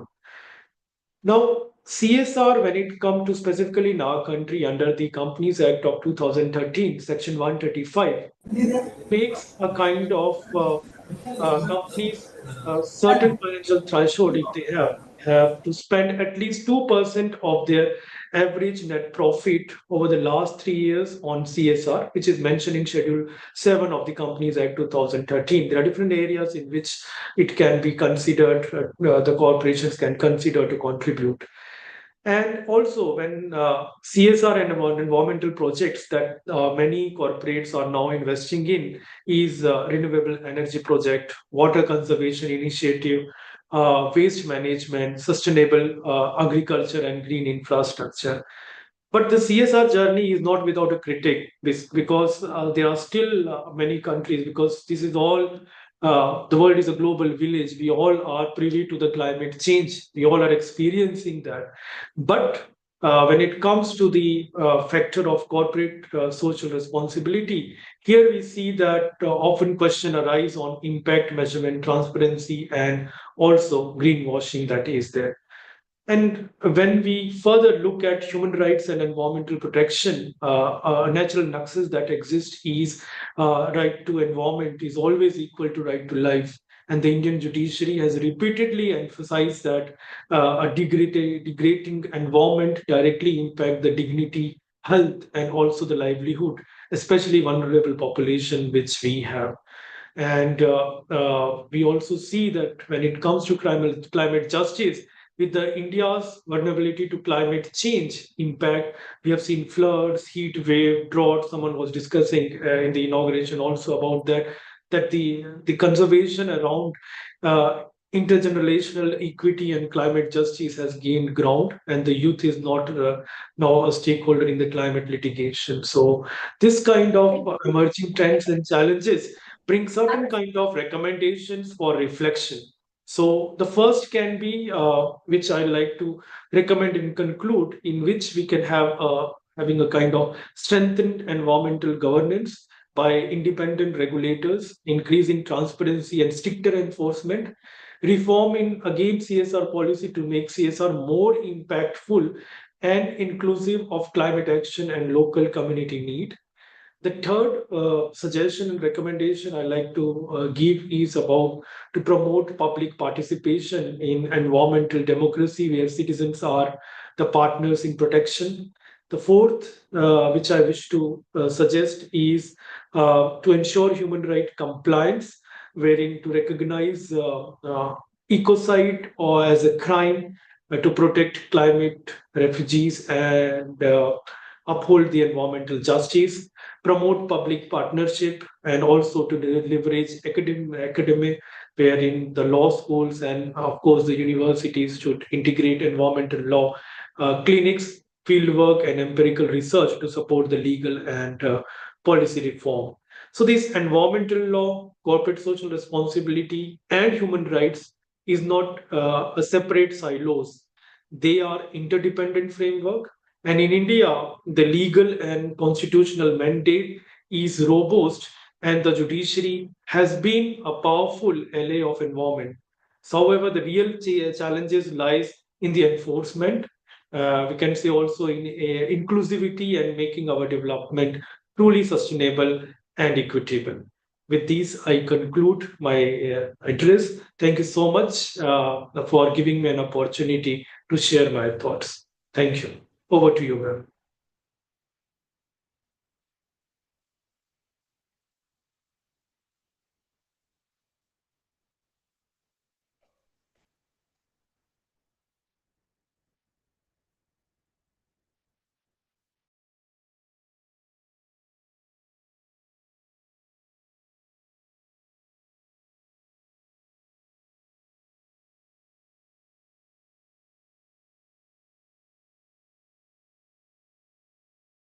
Sir, your presentation has made immense value to our discussions and has sparked new ideas for us to explore. We sincerely appreciate your contributions. Thank you, sir. It has been an incredible session filled with valuable insights and thought-provoking discussions. None of this would be possible without the guidance of our chairperson.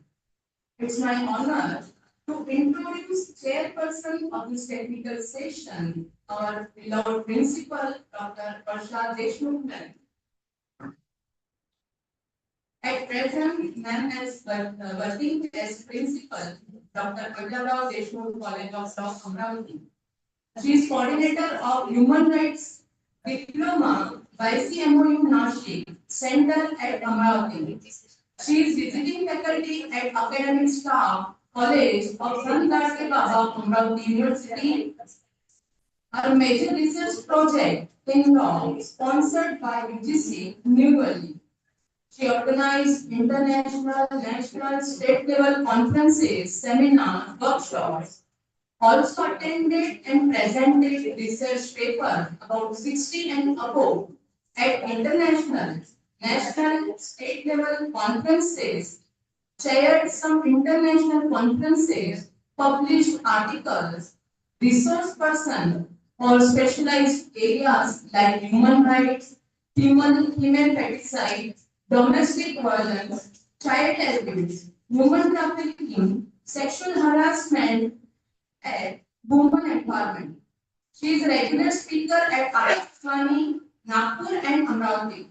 Also members of Board of Studies, Audit Committee, Sant Gadge Baba Amravati University, Nanded and Amravati University. She is member of internal She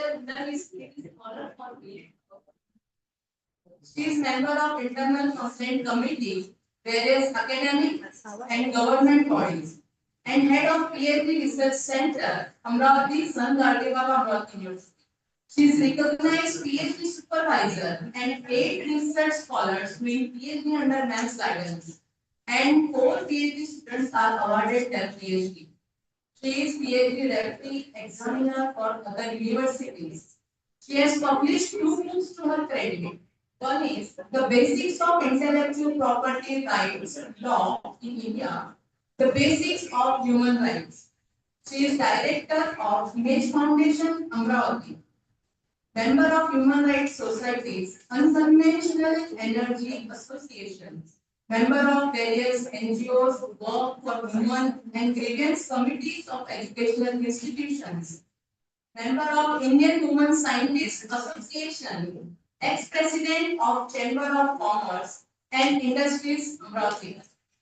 When it comes to her achievements, National Women Excellence Award by National Achievers Recognition Forum and Indian Galaxy Foundation, New Delhi, Government of India, and hands of Srimati Vijaya Rahatkar, Chairperson of National Commission for Women by Government of India and Ministry of Social Justice and Empowerment, Government of India.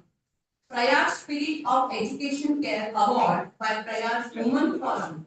Now Bharat Times Award, Powerful Women Summit 2022. Kartavyam Prayam Puraskar, February 2022.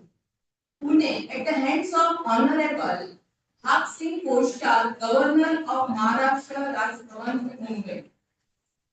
So, it's our honor. So I invite our chairperson, Dr. Varsha ma'am, please come and share the final reflections and officially conclude the session.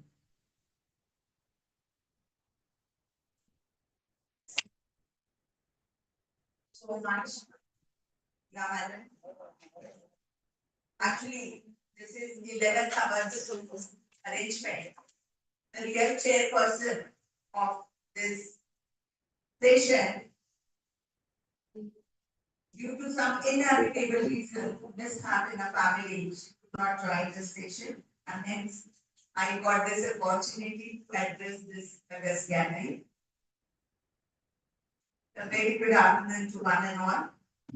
The resource person, international resource person of today's session, international conference, Professor Dr. P.D.C.L. Madam, Head of Department of Public and International Law, Founding Director of Center for Environmental Law and the Policy Faculty of Law University of Columbia, Sri Lanka.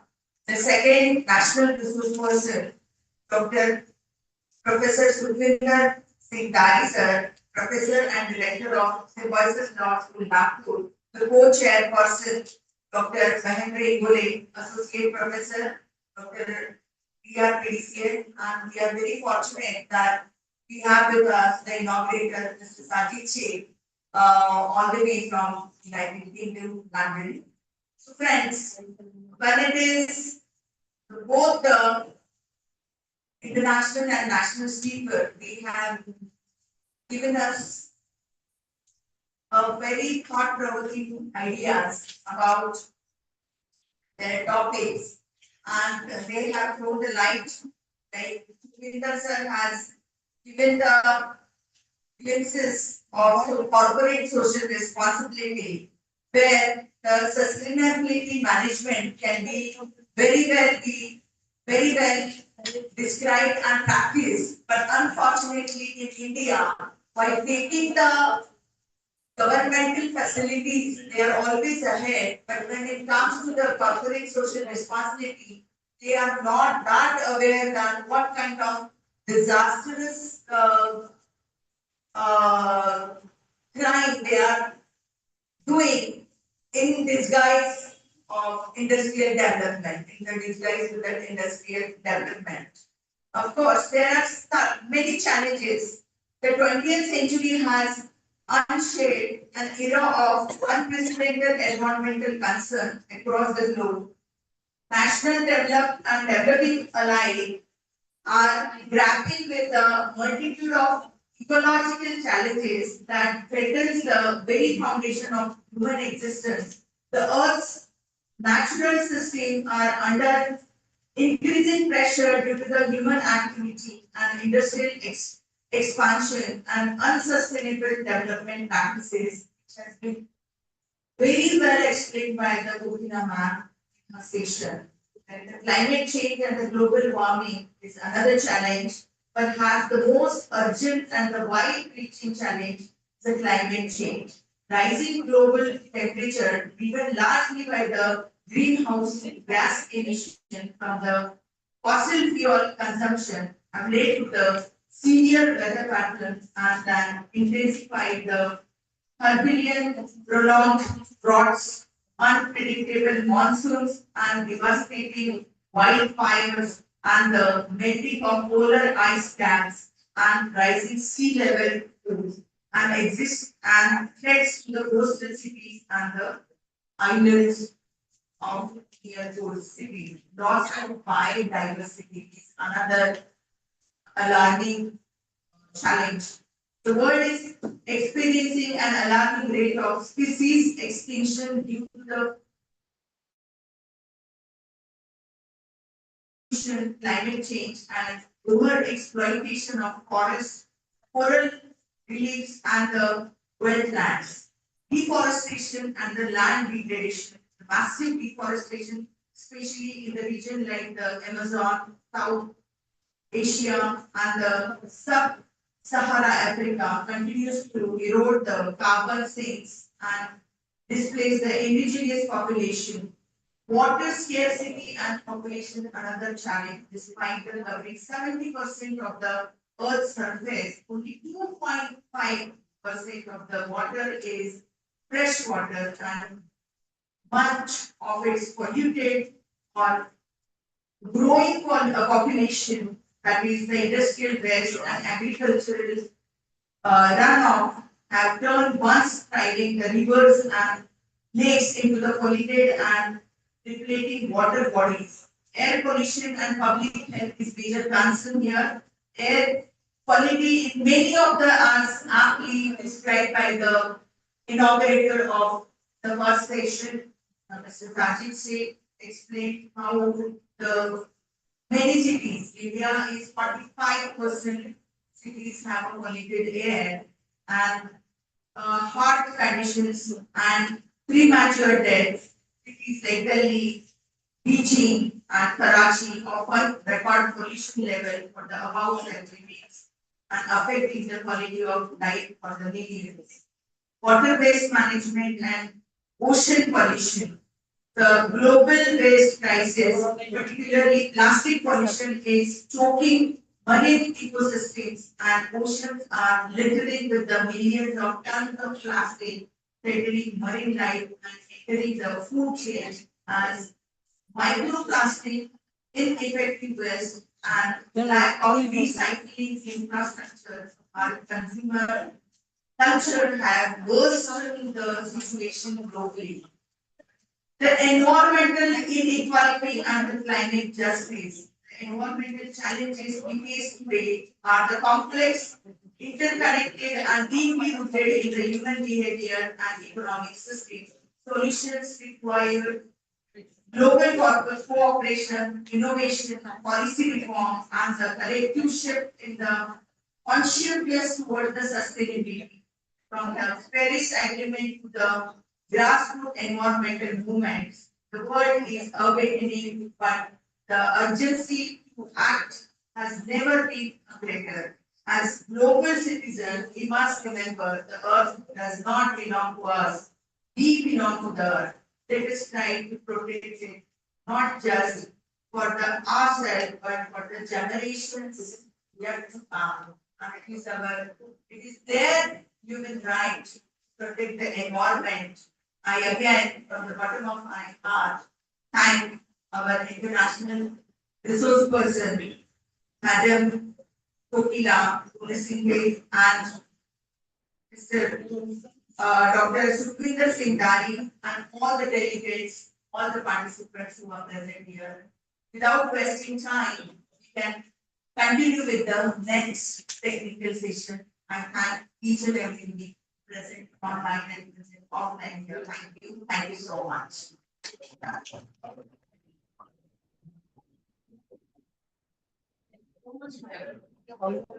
Concluding remark on this session. Gratitude is an essential part of any successful event. To formally extend our appreciation, I invite Dr. Renuka Thakur ma'am to deliver the vote of thanks. Renuka ma'am. Thank you so much, ma'am. Good afternoon, all of you. Thank you is such a prayer that cannot be seen or felt, but it must be felt by heart. I, Dr. Renuka Thakur, teaching faculty of Dr. Punjabra Deshmukh Law College of Raju, feel honored and privileged to bear the opportunity to propose vote of thanks on this special occasion.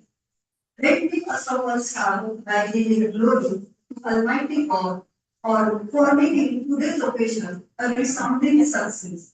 I would like to thank all the honorable delegates who grace us with their presence. At the outset, I express very sincere tribute and salute to Honorable Dr. Panchabra Deshmukh, founder president of Sri Shivaji Education Society. I sincerely acknowledge the Honorable Sri Harshvardhan Deshmukh sir, President of Sri Shivaji Education Society, and all the respected member of management and life member of Sri Shivaji Education Society for their constant encouragement and support for the organization of academic program. I would like to extend my sincere gratitude to our respected chairperson and also our leader, Principal Ma'am, Varsha Deshmukh ma'am, for her skillful guidance and leadership throughout this event. Her presence and expertise have been invaluable. I also extend my heartfelt thanks to our co-chairperson, Dr. Mahendra Igore sir, for his invaluable support and dedication. His contributions have been instrumental in making the event a resounding success. I would like to express our deepest gratitude to our esteemed international speaker, Professor Dr. Kokila Torasindi. Her presentations have been both informative and inspiring, and we are deeply grateful for her time and expertise. I would also like to express our deepest gratitude to our esteemed national speaker, Professor Dr. Sukhvinder Singh Dari. His presentation have been both informative and inspiring, and we are deeply grateful for their time and expertise. An event of this dimension cannot happen overnight. The wheels start rolling months in advance. We have been fortunate enough to be backed by a team of very motivated and dedicated committee. I would like to extend my sincere gratitude to the dedicated individuals who work tirelessly behind the scenes to ensure everything runs smoothly. Your hard work and attention to detail are greatly appreciated. To our participants, your active engagement and enthusiasm have made this event truly special. Thank you for making it a memorable experience for everyone. In closing, I would like to thank everyone once again for their contribution and support. May we continue to build a strong relationship and create more memorable events together in the future. If the time is money, then today you have spent millions for us. Thanks to all of you for making this event successful. Thank you, everyone. Second technical session will be start soon. And now I would like to invite Dr. Sushant Chinde sir to continue this session.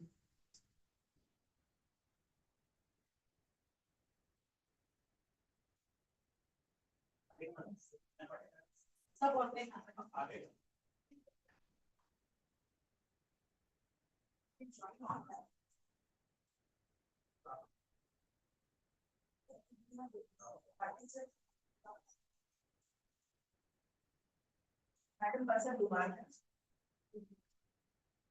Madam.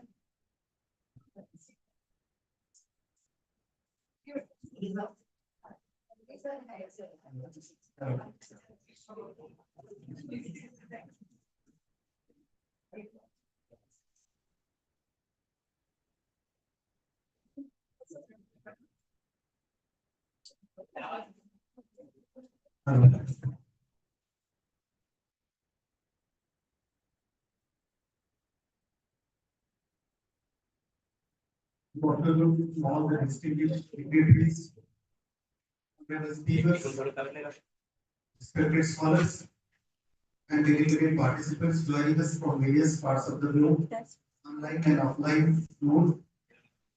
I, Mr. Sushant Chimbe, Professor, Advocate Ramakrishna Jirati, Law College, Washington, feel deeply honored and privileged to welcome you all to this technical session second of the International Conference of Environmental Sustainability and Human Rights, Emerging Trends, Challenges, and Legal Frameworks.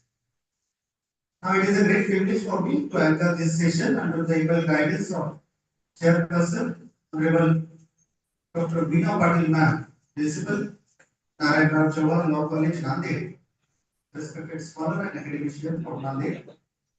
Again, with us, Co-Chairperson, Dr. Anjali Thakre Ma'am, Director of Physical Education, Sri Shivaji College of Physical Education, Amravati, a highly regarded voice in academia and environmental law. We have special guest with us, international resource person, Mr. Jerome Joseph, ex-High Commissioner of Malaysia and globally recognized human rights activist. We have with us again, national resource person, Dr. Shahista Salim Khan Kinamda, Associate Professor, National Law College, Nasi. Friends, we are at a crucial juncture in the history, where dialogue on environmental protection can no longer be separated from the discourse of human rights. The air we breathe, the water we drink, the soil we cultivate, and the climate we depend on all have the direct bearing on our fundamental rights to life, health, livelihood, and dignity. A human rights-based approach to environmental protection emphasizes that environmental harm is not just an ecological issue. It is also a matter of justice, equity, and access. It places individuals and communities, especially the most vulnerable, at the center of environmental decision making. It demands accountability, transparency, participation, and legal empowerment. This conference provides a unique and much needed platform to dwell into the evolving intersection of environmental law and human rights frameworks, bringing into focus not just the challenges we face, but the innovative legal tools and strategies we can use to overcome them. Now, in this technical session, we will explore key themes such as human rights-based approach to environmental protection, the legal recognition of environmental rights, the responsibilities of states, the role of civil society, and emerging global standards. It is with a great excitement and sense of responsibility that I welcome you all to this intellectual, stimulating, and socially relevant session. Together, let us explore how law, policy, and activism can converge to build a more sustainable and just world for current and future generations. Today, we have with us Co-Chairperson, Dr. Anjali Thakre Ma'am. She is the Director of Physical Education, Sri Shivaji College of Physical Education, Amravati, Director of Punjab Urban Cooperative Bank Limited, Amravati, ex-council member of International Sports University, Maharashtra State. She is an ex-member of Shiksha Shulka Samiti, Education and Physical Education Colleges, Higher Education, Maharashtra. She is ex-principal of Sri Shivaji College of Physical Education, Amravati. Having a research experience of 18 years, also got Best Distinguished Researcher Award from Birla Institute of Technology, Dubai. She is basically a sports person and was a part of Mahila Cricket Tournament in London, organized by Maharashtra Women's Cricket Association in 1995, and also participated in various national level sports events. To set the context of today's technical session and provide us with an insightful overview, I now invite the co-chairperson of the session, the respected academician and a thought leader, Dr. Anjali Thakre Ma'am, to deliver the introductory speech of this technical session. Dr. Anjali Thakre Ma'am is there. If she is there, over to you, ma'am. Thank you very much, sir. afternoon, everyone. Anjali Thapre, ma'am. Yes, Ma'am, please unmute yourself. yes, I'm. Anjali ma'am. Yes. Hello. Hello. Hello. I'm audible. Hello. Hello. Yes, yes. Good afternoon, everyone.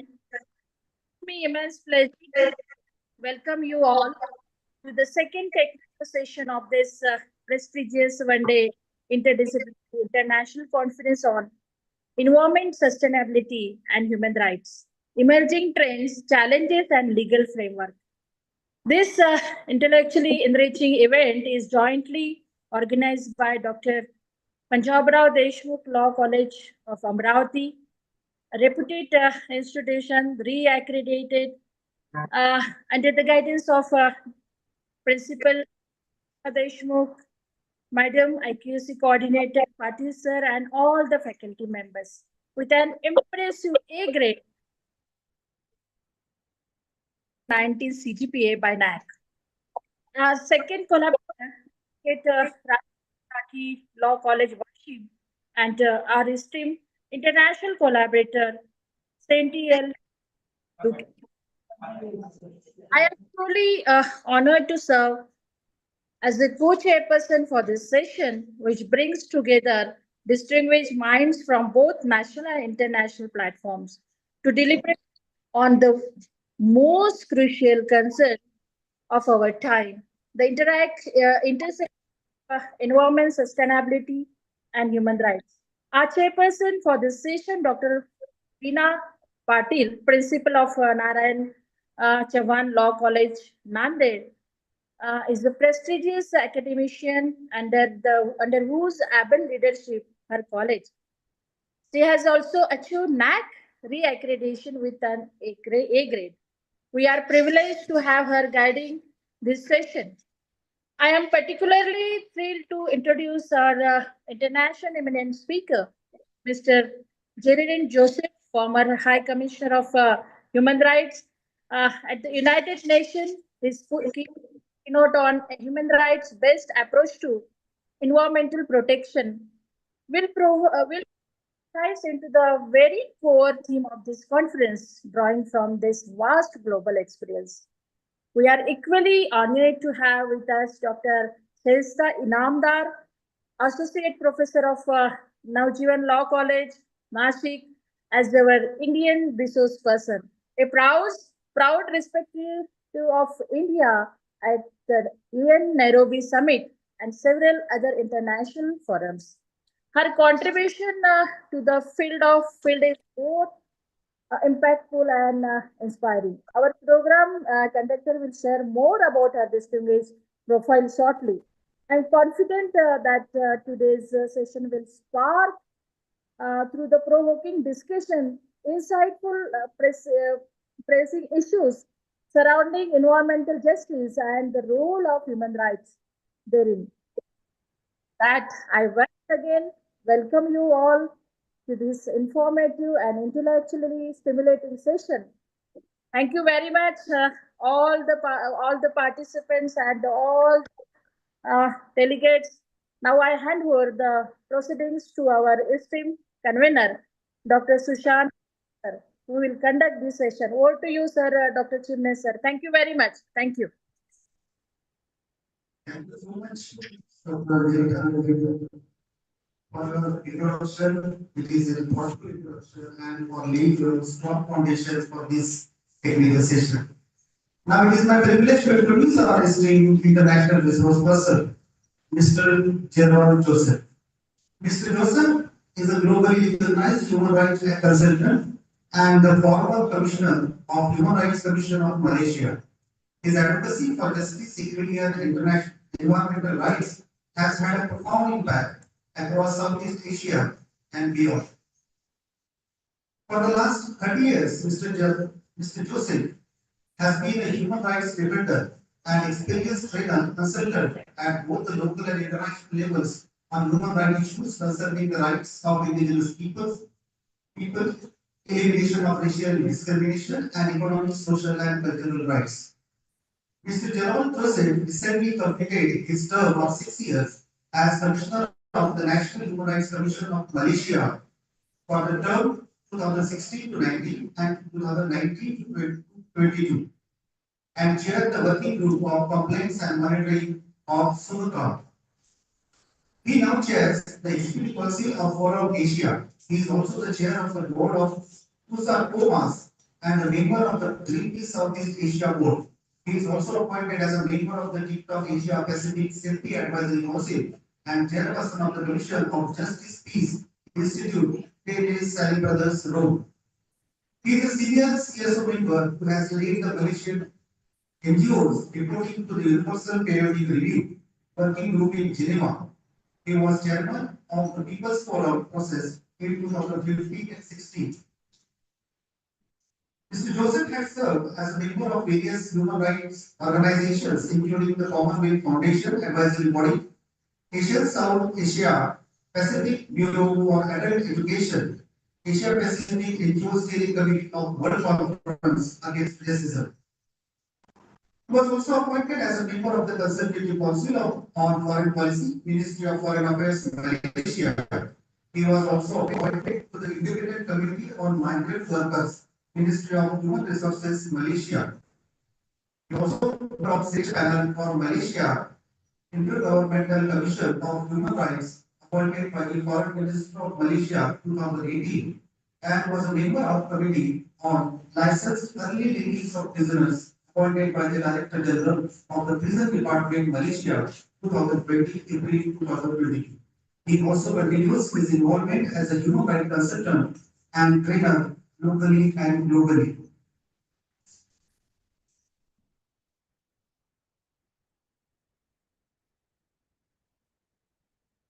With that short introduction of Mr. Gerald, now I turn our attention to our distinguished international speaker, Mr. Gerald Joseph.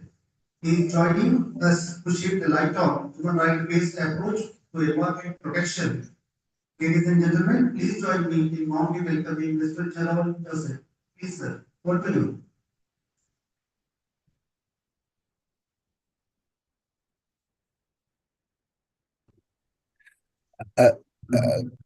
Good afternoon, everyone. Greetings from Malaysia to the chairperson and to all distinguished panel members. Can I be heard clearly? Is the audio okay? Can you hear me? Thank you. Okay, friends, it's an honor to be invited to speak. Thank you to all distinguished speakers, organizers to the university.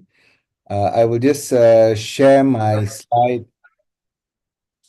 and do a presentation. And thank you for the kind introduction.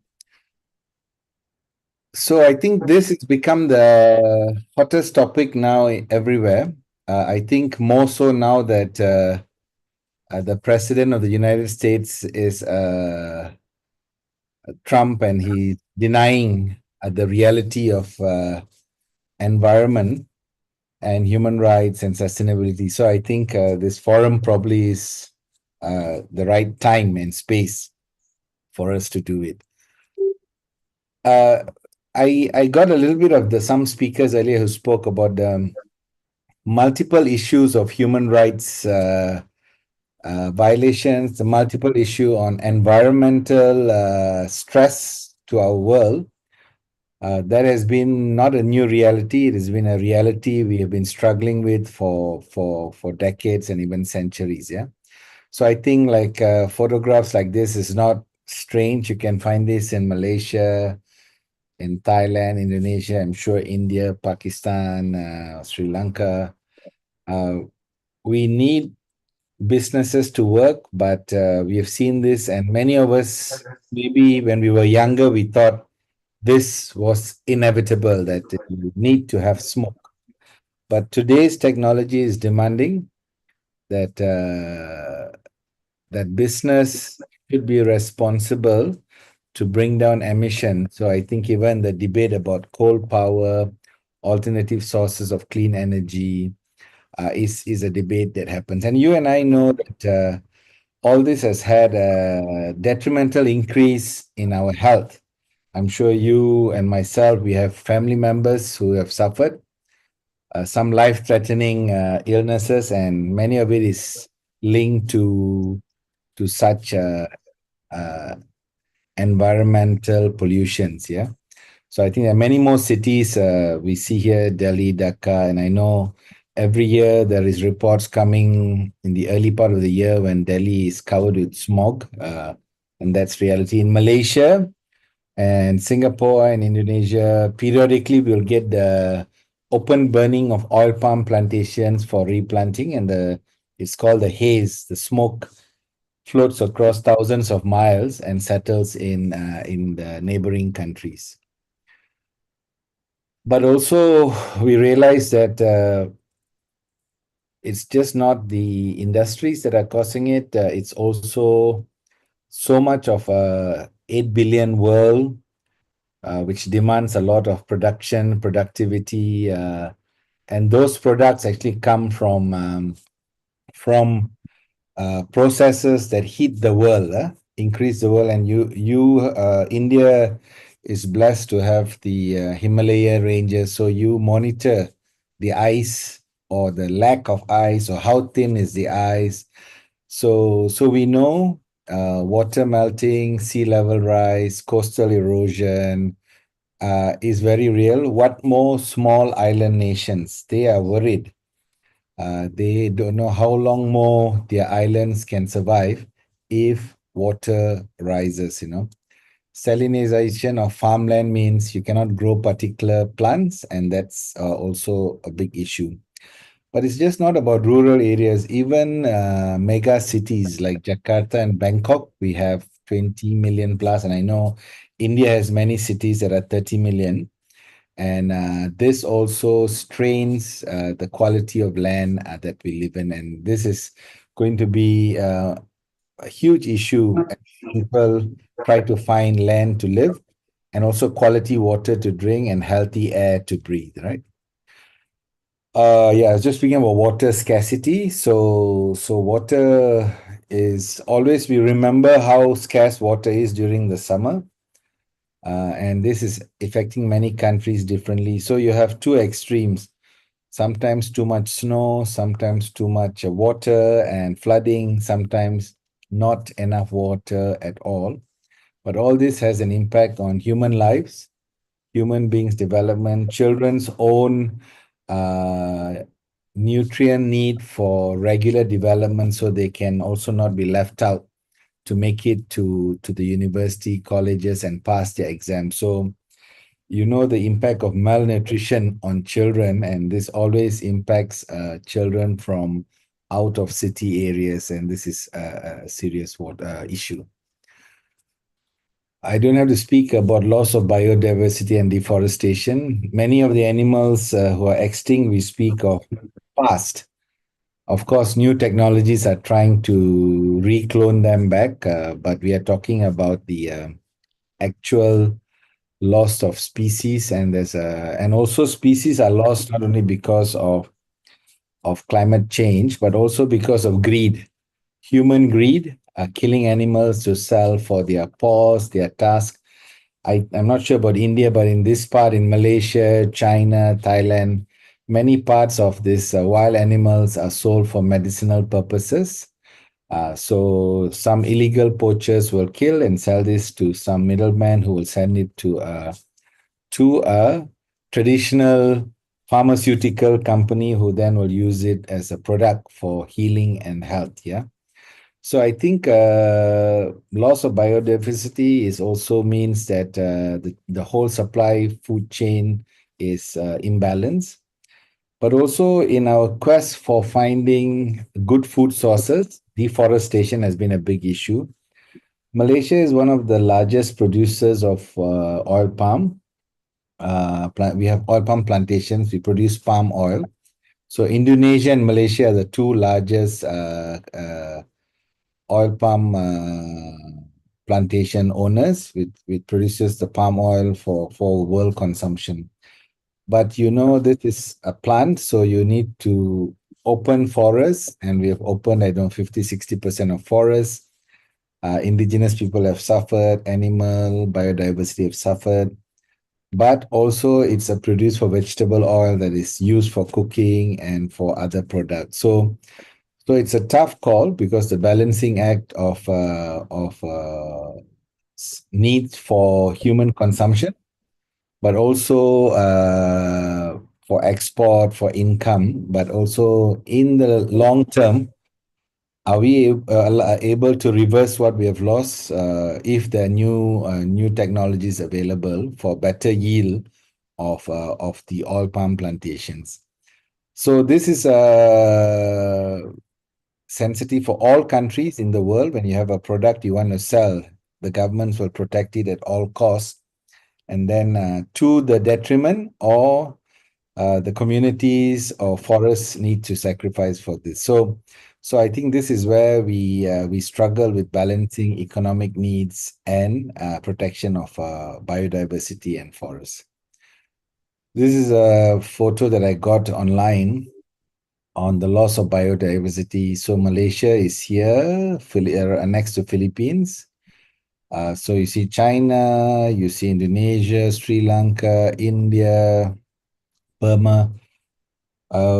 We have a lot of vast lands, but also we have lost a lot of the biodiversity, and this will come to haunt us back and the future generations when all they can view is old photographs and old videos of this biodiversity. So maybe it's also a responsibility to find alternative technology to decrease the need to use so much of land size and also find new ways of increasing productivity with least amount of pollution.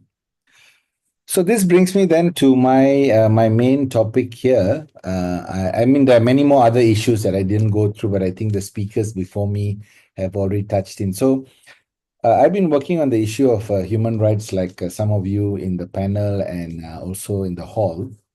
The issue of human rights is actually our response to a human condition that is always lost out to power of decision makers.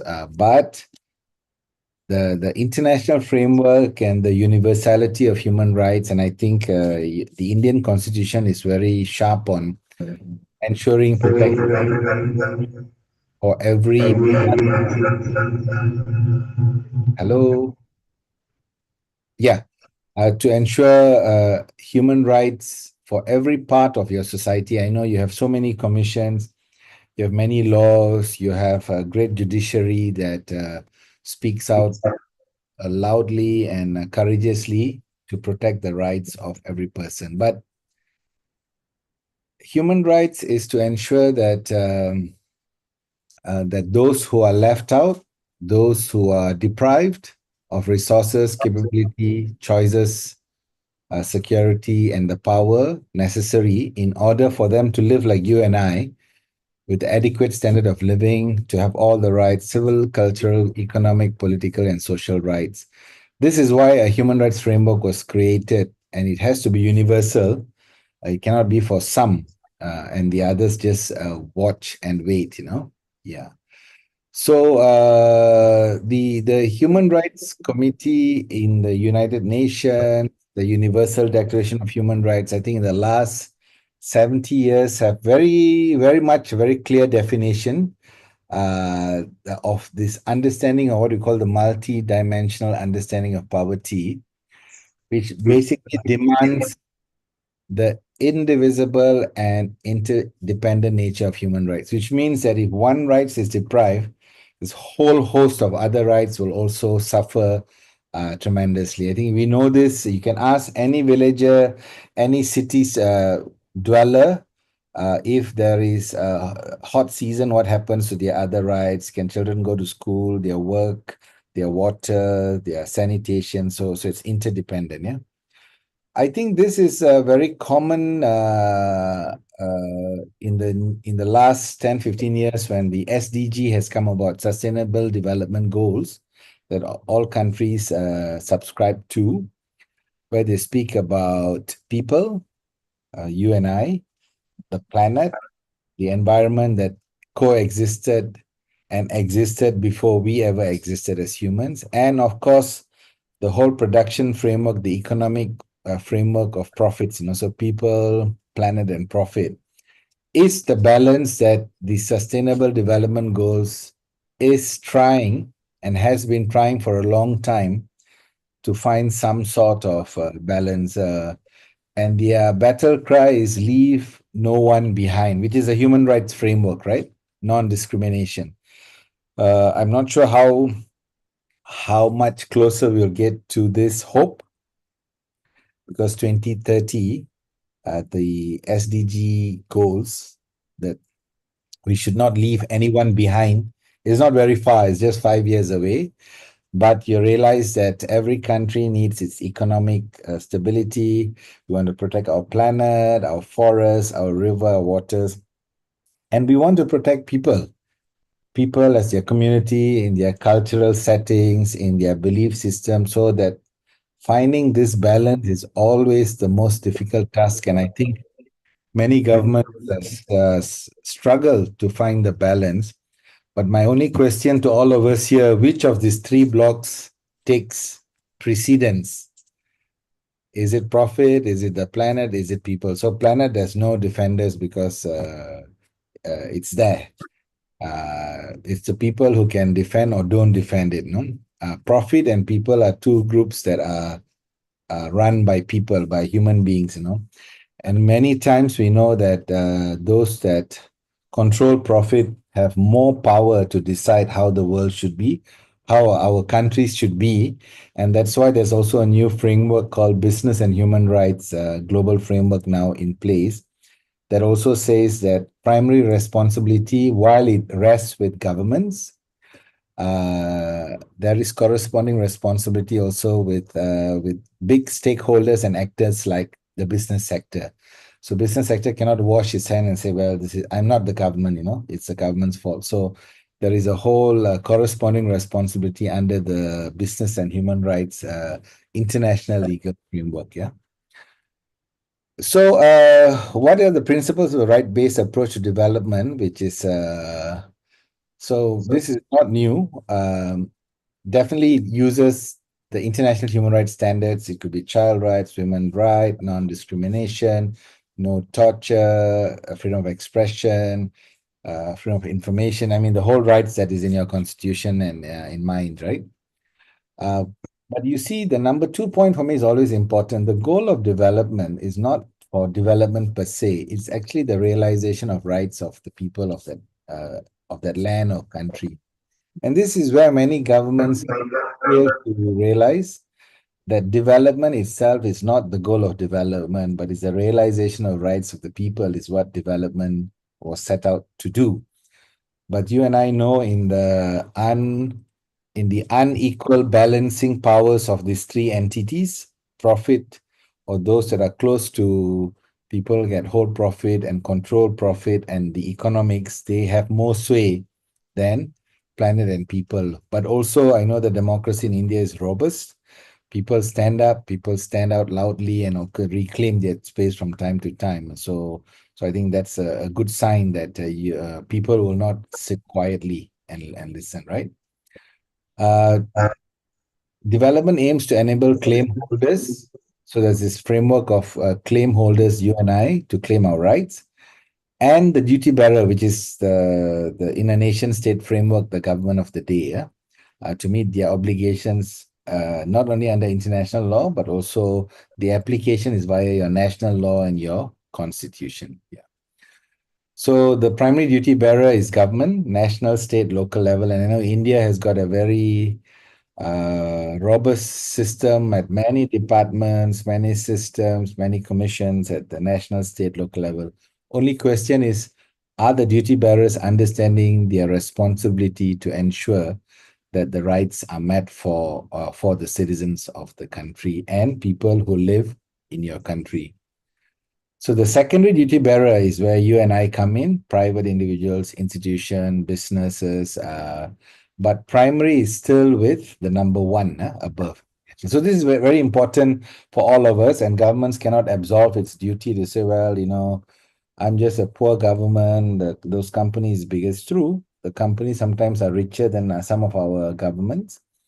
But the power of law, the institutions you have at the hands of the national and federal laws and state laws in your constitution actually enables that primary responsibility not to be lost out to those that have more money than the state. Yeah. So I think if we are going to work on this framework, then I suppose we would need to analyze, and I think this is why I'm very privileged to be among academics who actually your lifeline and your greatest expertise is analyzing each right in the country, in the community, and who's responsible. So you would know this better. Number two is the meaningful participation at each stage, and this is where I think many governments, even in the best of intentions, the best of framework, always do shortcut because of the urgency of needing to make a decision or being pressured to make a decision, and communities suffer. And when communities suffer, their last resort is to do a major protest, block a highway, go to the court, and go to the media. But all this may have been addressed if from day one governments took people as seriously as their own officials and the developers and the business whole, and call them to sit together to find some negotiated way on the need for development that may affect their communities. So objective and goals, as I said, on development is human rights. Do governments measure the outcomes in a human rights term or only in a monetary sense? How much money it makes, how many roads it builds, but not in terms of the overall framework of human rights. Yeah. Also, every government that is voted in has an accountability responsibility. So I think this is where you have some Freedom of Information Act in India, which is great. It must be utilized fully for accountability, but also every government like yours and mine are also very intelligent. They know how to circumvent some of these demands of the law. And we need to keep improving our laws and policies and ensuring our courts are not compromised. And I think when I read a news report of the media of the USA on a Supreme Court decision, that news portal will always mention these judges are for Trump's appointment and these judges are not Trump's appointment, which is very strange for me. A judge should be a judge, immaterial but that kind of accountability really is suspicious for me, that the institution of the great so-called greatest democracy of America is really not so great after all. So I think our work is to ensure no exclusion, no inequality, no discrimination, good social structures, policy change that reaffirms human persons, human communities actually have claims to rights, and a government officials, a minister, a politician is not the beholder of right by sharing, by making a decision and giving. So it's not a charity framework where we keep clapping our hands for politicians who give a development project. Actually, we should not, they should be clapping for us that we accepted their idea to do something, and because it's not charity, but it's our right. Yeah. So my last few slides is just to use that same framework, but put it in the context of environmental protection. In a human rights framework, universality, participation, inclusion, empowerment, non-discrimination, and equality.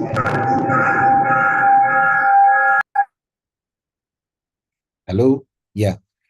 So these are principles,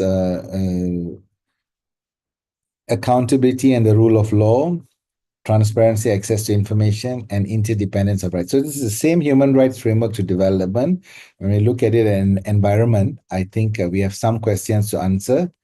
That everyone has a right to safe, clean, healthy, and sustainable environment. This is now it's a global recognized framework in the United Nations. And of course, you and I know some children, some communities suffer through from getting to school, getting water, getting many rights. So it's not so straightforward. This is a picture, I think, from Indonesia. Yeah, so universality and inalienability means that every government, doesn't matter if the government, state government has more money or less money, you still have a duty to ensure everyone has this right. The second part is participation and inclusion. This is where I think it's very tough. I agree. It's a tough call for governments to be inclusive and participatory because there are just millions and millions of people and communities and villages. But that's not an excuse. You need to start talking with the people from day one, not at day 365, when the decision has already been made to bulldoze or open a landmine or open a mining concession or build a dam. It's too late. People are angry, they'll be displaced, and then whatever good intentions the government has is lost because all we can see is people unhappy. They've not been meaningfully involved in environmental decision making. So I think this is where now the demand from government and businesses, before you know that that land has very rich minerals and you want to mine, government is interested because they can make money, but the starting point is all three should sit together to find a way, find new technology, find agreed corridors that will not impact people so much. Sometimes you will have to impact people, but it needs to be negotiated. Yeah. The third principle is non-discrimination and equality. So I think the issue of structural inequalities. We are realizing that low-income people suffer more. So the children already with low incomes lack nutrition, and now they have to suffer even more structural inequalities when climate justice comes to the place. How are they going to handle this? And that's why I think the response of climate crisis, climate injustices, or climate crimes, I think the first group governments must look at is those that are on the lower end of structural inequality. And I think this India, I don't have to speak much. Your law, your constitution, your courts are robust, are strong, but still many people fall between the crack. They don't know where to go, how to do, and access to justice, legal remedies may not be so cheap. There may not be enough lawyers wanting to take up. The villages are thousands of miles away. The courts are in the big cities, so the rule of law only makes sense if justice can be felt by victims. And transparency and access to information. This is pictures of the indigenous community in Malaysia when I was a commissioner. They are the smallest community in Malaysia, but the loudest who know that their rights have been defended. The photograph on the left is community blocking a logging road that goes through their village because they feel this is their land, but the government, the state government, has given the permission to a logging company to go and cut the trees. Yeah. So then when we go and visit them, they are very active to come and give their complaints. So this was me and my officer some years ago, receiving their complaint officially and taking down the notes with their proof. So communities are empowered, they know their rights, but yet the remedy is very weak because their numbers are small and the government is contesting that the land is state land as opposed to ancestral lands. Yeah, there's another two photographs. As I'm saying that the environmental degradation is just not about the trees, but it impacts life, health, food, water, housing, culture, development. So this is another part of Malaysia, deep in the forest, about 5-6 hours drive inside. But logging still happens. This state government is the poorest state government in the country. So it's relying heavily on selling the logs, and we all know that it's not sustainable economic model, but they're still doing it. And the impact is on indigenous community, because they are speaking about they cannot find food for from the forest. Animals are lost or run away. Water is now polluted. There's been some cases of also some death because of water pollution, and their culture they cannot practice because their culture relies on some particular leaves from the forest for their traditional shaman practices, and that's lost. Okay, so I will end with my own personal sharing about the challenges to defend human rights. These When I was a commissioner for the National Human Rights Commission of Malaysia, one of my realization is that people understand they have rights, but the detail of what that rights mean for them in terms of holding power to account, that's a disconnect. They know we have rights, but they don't know they can demand government to do this or do that or use some small laws or big laws in their favor. Also, we realize that many laws and policies favors power holders because the parliament who does it, the implementation is done by departments and without little input from other stakeholders. And that's why number three, the third point, we really need independent institutions for protection of environmental rights and community rights. So my experience in the NHRC of Malaysia is called SUHAKAM, SUHAKAM.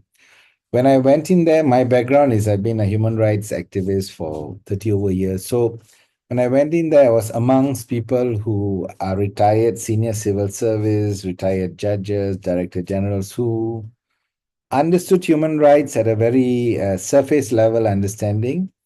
And so it took a bit of time for me to push our commission to work more effectively.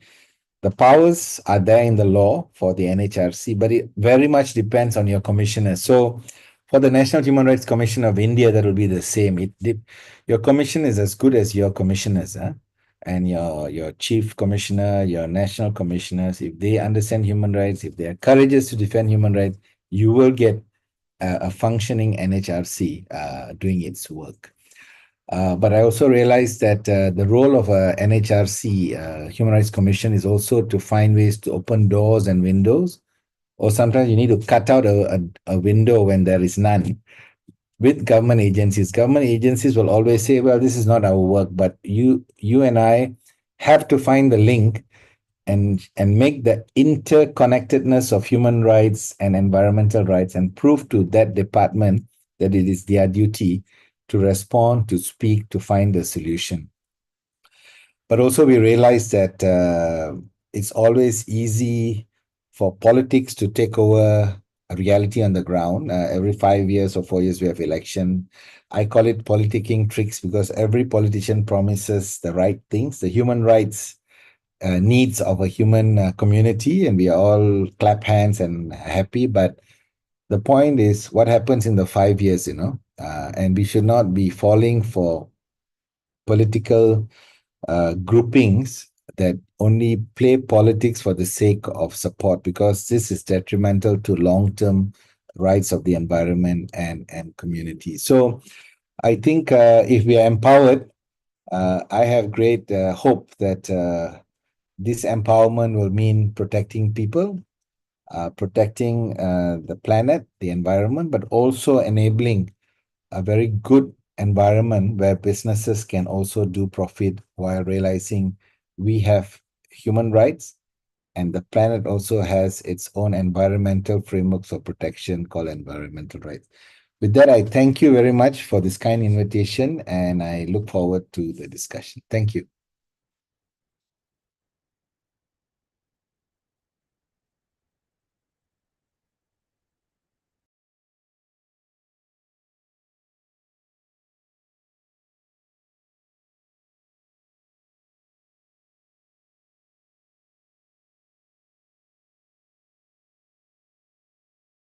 Sir, mentioning of 3 P's of sustainability, that is planet, people, and profit.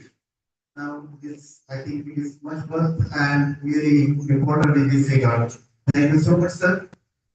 Now we turn our attention to our distinguished national resource person, Dr. Shahista Salim Khan Inamdar. Dr. Inamdar, hailing from Nasik, is an academic scholar with deep expertise in environmental law and sustainability. Shahista Ma'am is an accomplished legal scholar and educator, currently serving as an associate professor at Inaugural Law College, Nasik. With a rich academic background, including PhD in law, she has dedicated nearly 15 years to teaching and research in the field of law. She has participated in numerous national and international seminars and conferences, totaling 70. She is an activist leading for gender justice, Muslim women's rights, and human rights. She has received the Real Superwoman Award in 2020 and the Best Teacher Award in 2021 from the Institute of Scholars, Bengaluru. Dr. Inamdar has represented India on the global stage, participating in the United Nations event Nairobi Summit 2019 in Kenya and event in Moscow in 2023. Also represented at South America in 2024 by International Federation of Women Lawyers. Her exemplary contributions have positioned her among the top 51 most influential women in India. We are truly honored to have her address us today. Let us welcome Dr. Shahista Inamdar Ma'am for the address. I request Shahista Ma'am address this gathering. Over to you, ma'am.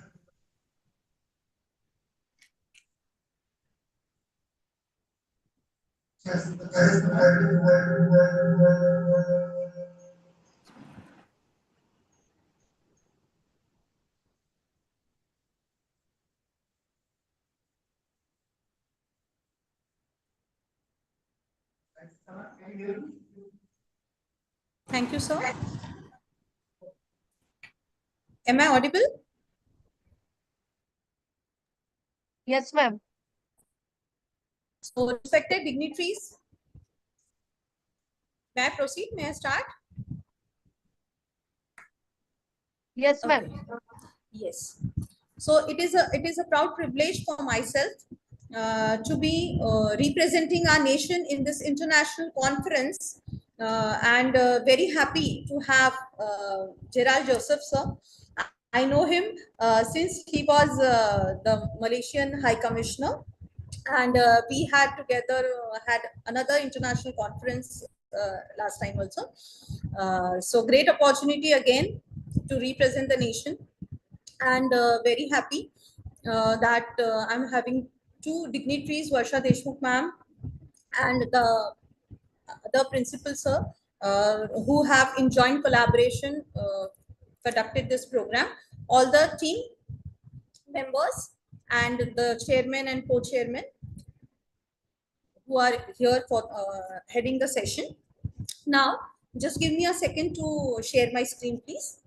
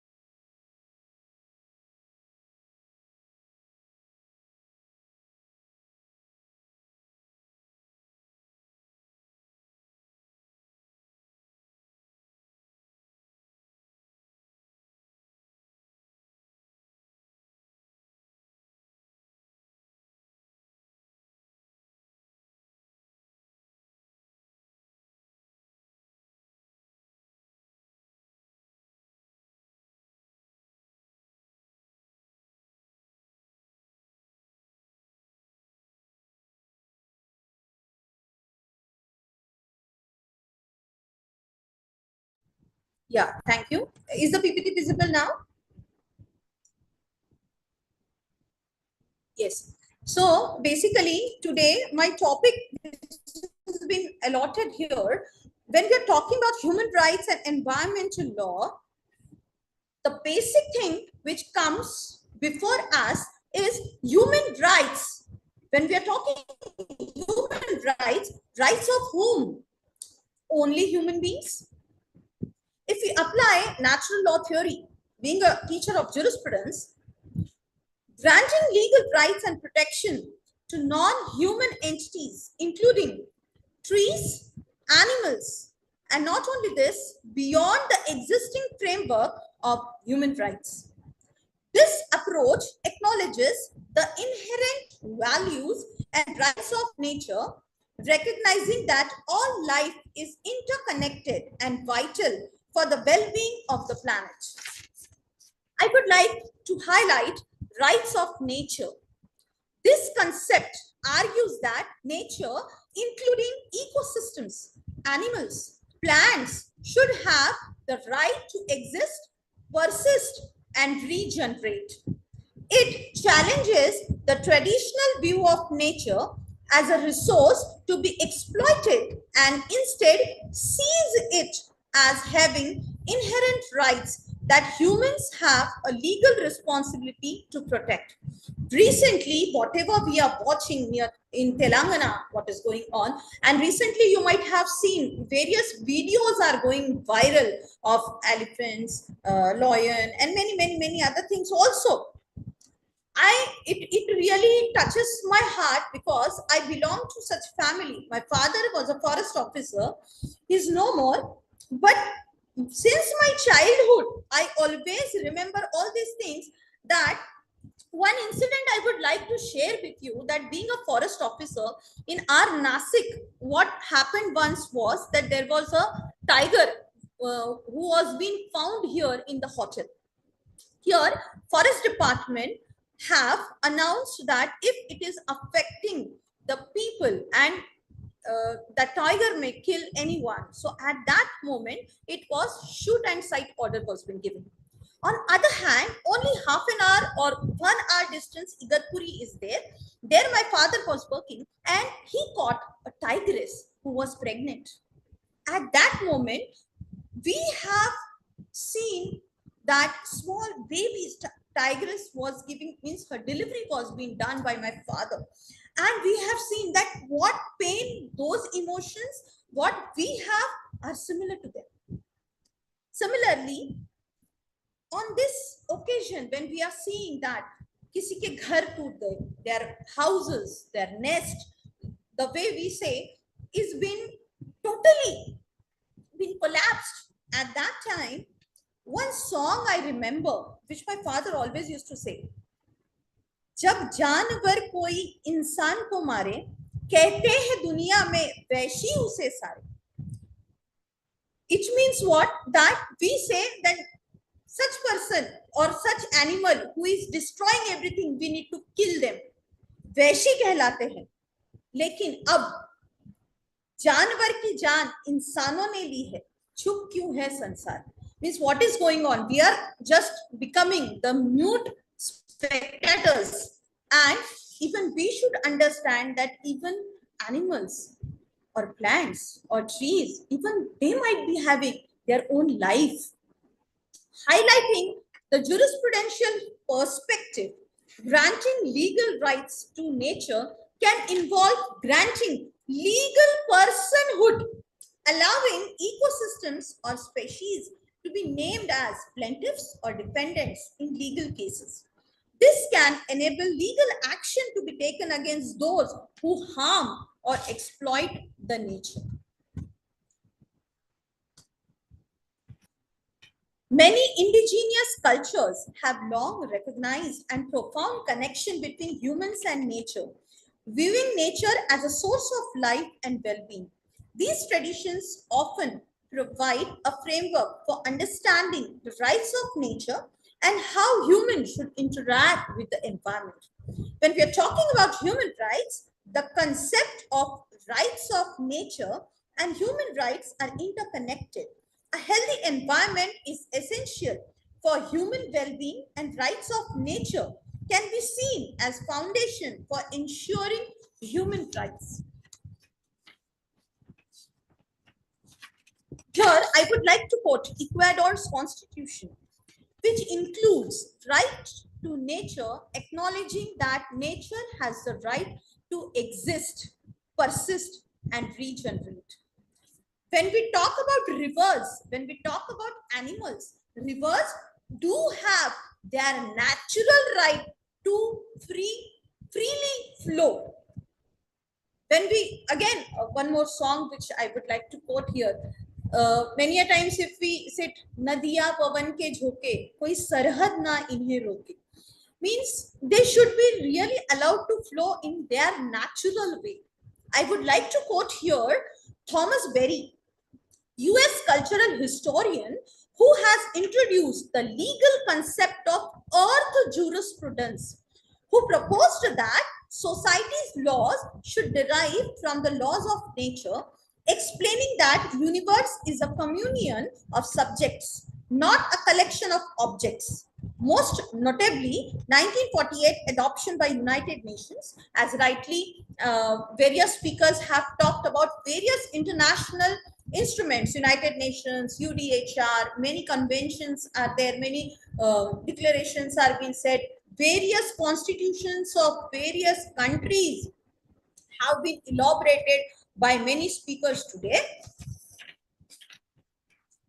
So when we talk about India, our nation, when I'm talking about jurisprudence and when I'm talking about US, I would like to quote that Indian scholar Vandana Shiva, who is an activist who has written extensively on earth jurisprudence and earth democracy. It identifies the earth laws as primary and consequently reasons that everything has an intrinsic right to be and evolve by the very fact of existence. Christopher Stone, a law professor at University of Southern California, written an essay, Should Trees Have Standing? It was been cited by US Supreme Court, dissent in Serra Club versus that environmental issues should be tendered by nature itself. When we talk about history, when we see 20th and 21st century environmental laws, it do afford some level of protection to ecosystem and species. When we talk about US, there is Endangered Species Act, which prioritize protection of existing economic interest by activating only when species populations are headed towards extinction. In India, we have various laws, Water Act, Air Act, Environment Protection Act, Forest Act, Wildlife Act. Even today's speakers who have also talked, even Rakhi Madam, when I was listening to her, she was talking about Article 51A. 51AG, which emphasizes that every citizen, we all have a fundamental duty to safeguard and improve the natural environment, including forests, lakes, rivers, animals, as well as to have compassion for living creatures. In India, the legal landscape concerning animals, plants, flora, fauna is a mix of ancient traditions, modern legislations, and judicial interpretations. When we talk about animals, one incident which highlights and it really affects us, Kerala incident, when the pregnant elephant died after consuming the pineapple stuffed with crackers. Really, when we talk about animals, when we talk about humanity, is there really humanity being found in us, we humans? Is a question mark. When we talk about life, I would like to highlight Article 21, right to life. Life, this term encompasses all forms of life, including animals, plants, trees. Right to dignity, we talk about only humans. What about them? What about the fair natural justice principles? The fair treatment even to be given to them also. Article 48A mandates to protect and improve environment, safeguarding country's forest and wildlife. I would like to quote Prevention of Cruelty to Animals Act 1960, Wildlife Protection Act 1972, and a very famous landmark judgment, Animal Welfare Board of India versus A. Nagaraja and others, 2014. This judgment has emphasized the importance of compassion towards animals and need to prevent their exploitation for human entertainment when we talk about circus. It was our childhood wherein we have always seen, we used to like animals, but what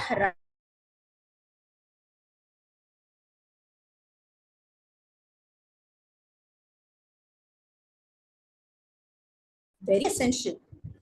I would like to quote Franklin D. Roosevelt, a nation that destroys its soil destroys itself. Forests are the lungs of our land, purifying the air and giving fresh strength to our people. Plants, rivers, animals are components of our ecological system. At the end, I would like to quote Muhammad Salim versus State of Uttarakhand, wherein rivers have been recognized as legal entities by Indian judiciary. So I would, at the end, would like to say that when we are talking about natural justice, we are talking about human rights. When we are talking about natural law theory, very important and very pertinent is life, and life not only of humans but of everyone, including every person belonging to the ecosystem. Thank you very much.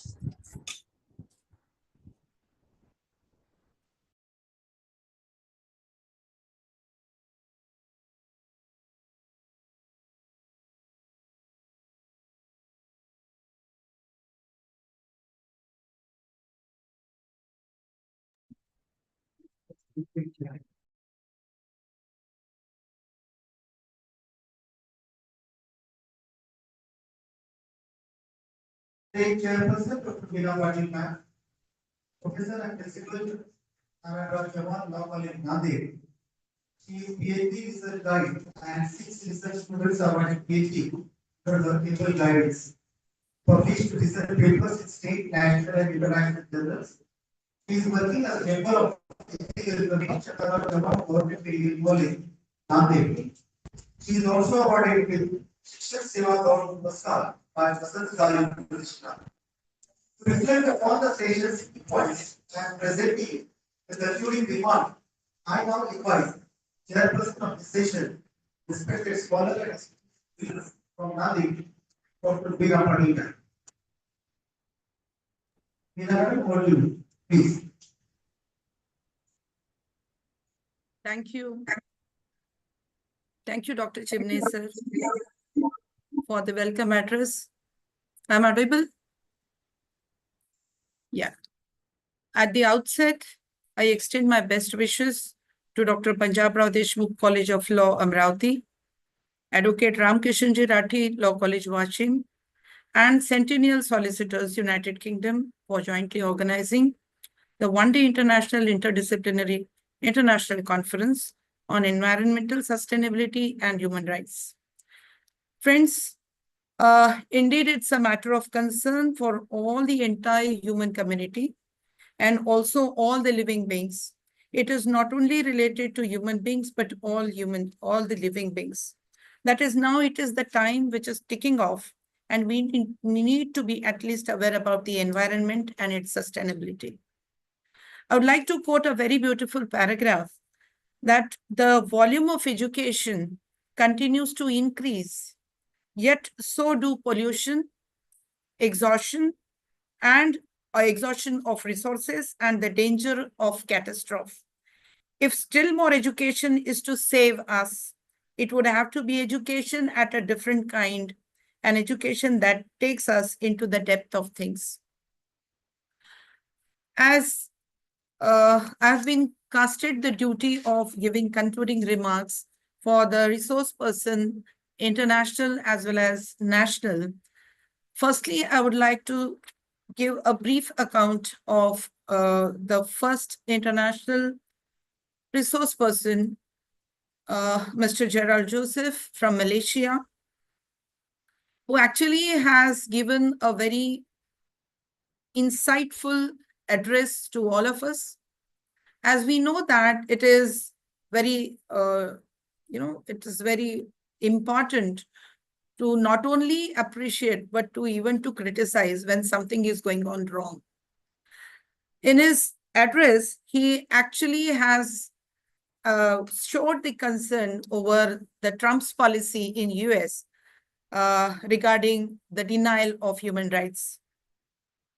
Even he has, as his work itself speaks, he has also shown the concern of the things happening around. Like he has even given the example of the Bhopal gas tragedy that we have experienced, India has experienced in 1984, where almost 5 lakhs of population was extinguished due to the leakage of the methyl isocyanate gas. And till date, the repercussions are such that the generations to come are still suffering from any kind of, diseases or any kind of deficiencies. Similarly, he has also shown a concern that though India has a good kind of legislation on environmental issues, but India is not apart from Malaysia or any other country, because awareness and knowledge is to be imparted in such a way that at least the coming generation should also think about the environment first. Now, as he has also shown a pictorial graphic representation of 3 Ps, like planet, people, and profit, for the sustainable development of our planet. But apart from that, as we know that everyone, every person being a, born instinct, he is greedy. Now, due to out of greed, which is uncontrolled sometimes, and due to a handful of people and, especially the politician that he has, typically like Indian people that we always do, he also was very frank in criticizing, or rather commenting on it, that the policies that the legislators do make, probably they are for their, their favor, or out of it, they might be expecting something, but at the cost of what? Now, this should also be analyzed by all of us. Like, this is not only a question which is related to either Malaysia or India, it is a global question actually. Now, we could see from last 10 to 15 years that there is a drastic change in the entire political scenario of the world. So those leaders who are heading these states, heading the countries, probably they have their own agendas, but at the cost of human rights. We are not at all going to compromise with this. And I think I have, best of my knowledge, that there needs to be analysis which should be based on the realization of human rights. And as he rightly said, that there shall be a participation of each of the stakeholder, because we are human beings, and we need not have to again shout and say that we are human beings. We do have a human rights right from the beginning when we take birth. It is not only the rights of human being, but all the living beings as well. And the proper utilization of mechanism, that is also the accountability of every one of us, because we are the voters. We are the people who are the stakeholders in the formation of the government. So we should also be aware about the political parties, or rather whatever the government that we are choosing for. It should come to help us, because it is only we the people through whom the government comes into existence. Now, everyone expects, as the Universal Declaration of Human Rights has rightly quoted earlier, that everyone has a right to get healthy environment, clean environment, green environment. But it should not be at the cost of human rights. Now, as I always I myself always I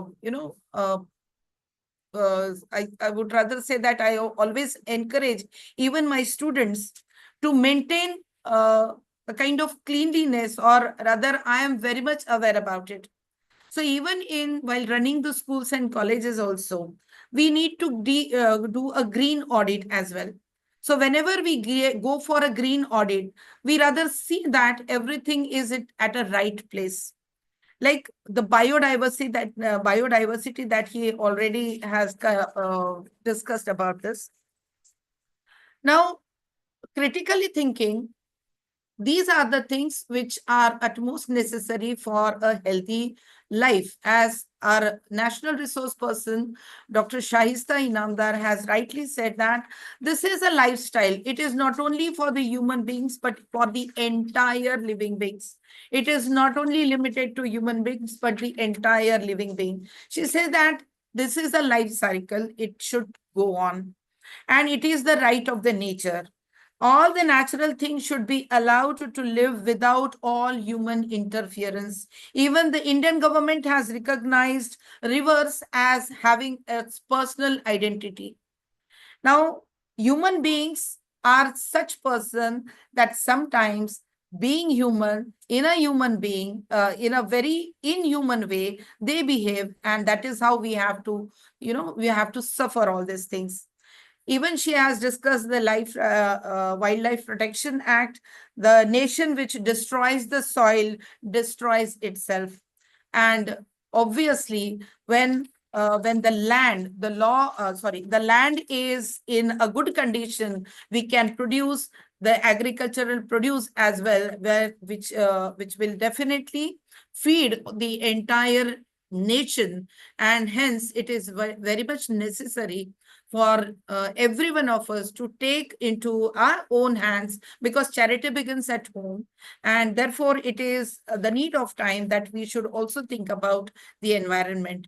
Talking about or giving my concluding remarks, I would like to conclude by saying that in my opinion, we as teachers, educators, can cultivate environmental awareness through education, incorporating sustainability into academic curriculum, which equips students with the knowledge, skills, and values needed to be addressed. Pressing global environment challenges by fostering environmental awareness and problem-solving capabilities. The educational stakeholders can empower students to become effective ambassadors to change in their personal and professional lives. And I should remind every one of us that nothing is static but change. We need to change our perspectives. Thank you for inviting me for this wonderful session, and I extend my warm wishes and good wishes to Dr. Varsha Deshmukh ma'am, who is working very hard on this kind of and taking up these issues which are of utmost important. I extend my gratitude towards her, and I wish everyone best of luck. Thank you so much.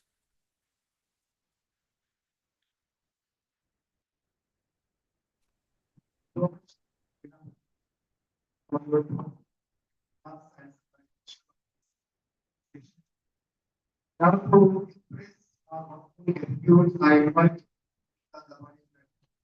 the professor of University School of Science.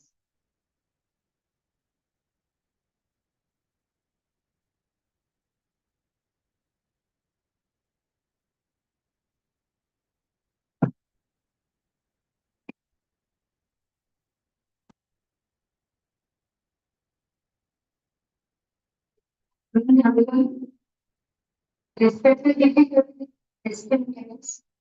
distinguished speakers, dear friends, I am Associate Professor Dr. Ram. At the outset, I'm pleased to admit that you are dedicated a very nice technical is the spectrum of environment and challenges. Human rights and environment are interrelated, interconnected, mutually responsive, and shared. Healthy environment and material comfort are necessary for personal development, without which nobody can sustain. Therefore, there is a capital in environment, development, and human rights. Hence, it has become globally important. Very useful. Challenges, despite purpose, present, multidisciplinary, international conference is being used.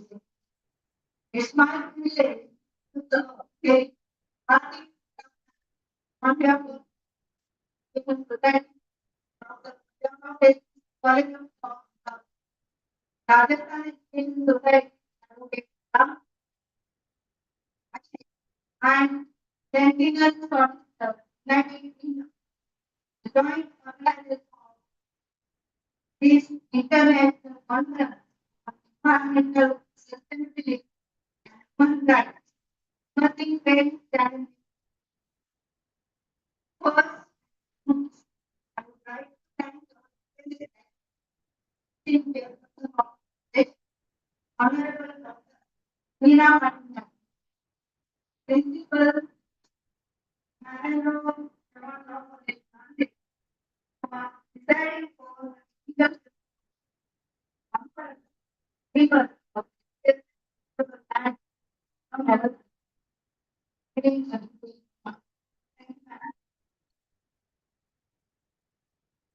I express sincere thanks to Honorable Dr. Director Sri Shivaji College of Physical Education for the presence and co-chairperson of the session. I want to express a very sincere gratitude to our distinguished Honorable Jayram ex-Commissioner of Asia, sharing his expertise and knowledge. Sir, your deep and intellectual way of imparting knowledge has added to the glory of the world. Your contribution has provided us with a deeper understanding of global environmental activities. You have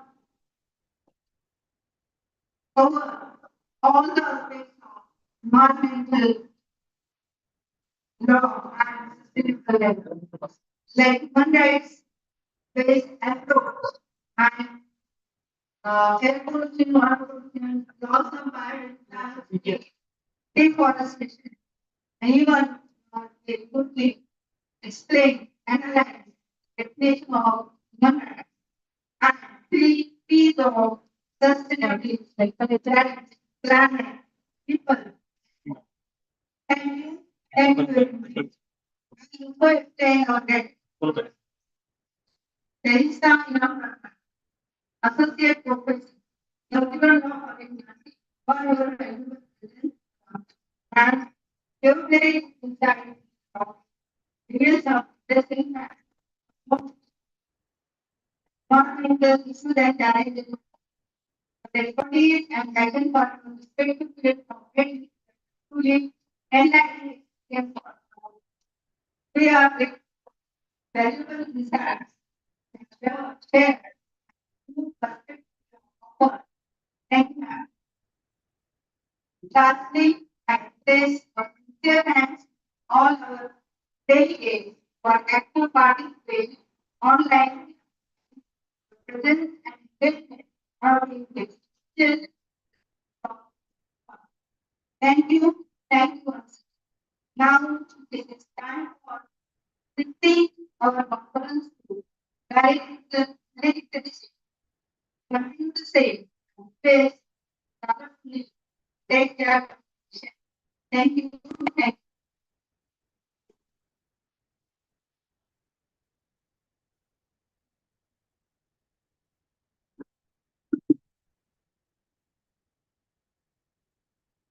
you.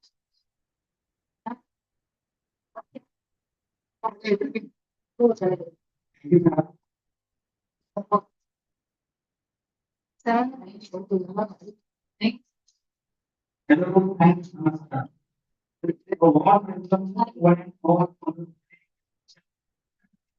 multidisciplinary other topic, environmental sustainability, emerging challenges, and Dr. Sagar Assistant Professor, Advocate, Unvisited Guiding Doctor,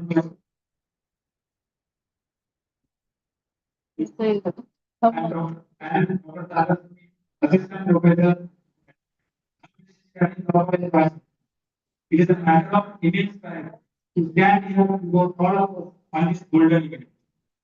On behalf of Dr. Panjab, College of Law, Amravati, Advocate Ramkrishna Law College, Vashi, and Sentinel Solicitors, United Kingdom, we are delighted to offer gracious welcome all of us. We are honored to have us for the validity function of International Conference. Honorable Dr. Prakash Davade, organizing partner and principal of Advocate Law College and president of today's meeting. We are also welcome our history, honorable chief guest, Kirtikai Gauri, President Sri Dada Gauri Charitable Trust. We are delighted to have a senior professor, honorable Dr. Vijay Kumar Professor, guest of honor for the validity.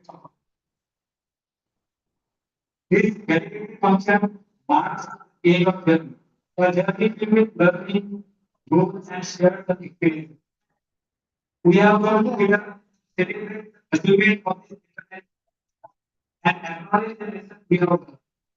In this dynamic internet conference, we have successfully remarkable process have provided greater knowledge as well as the solutions from national and international speakers. By which the present international conference is considered as a notable for world and especially for the country. In India, it is a great culture known as Aditi Devo, and therefore it is my ample duty on behalf of both the organization to honor the distinguished guest of today's validity function by a floral words. We are working present, hereby working present, Kirtikai Gauri, chief guest of the validity function, and Vijay Kumar Professor, guest of honor, and I also welcome chairperson of this validity function, Dr. Prakash Davade sir, principal of Advocate Ramkrishna Law College, Vashi, and organizing partner of this event. This validity function has itself proved the environmental problem of the world and due to prevented, and no doubt this international conference is one of the sole providers to take care of the beauty of nature and its environment.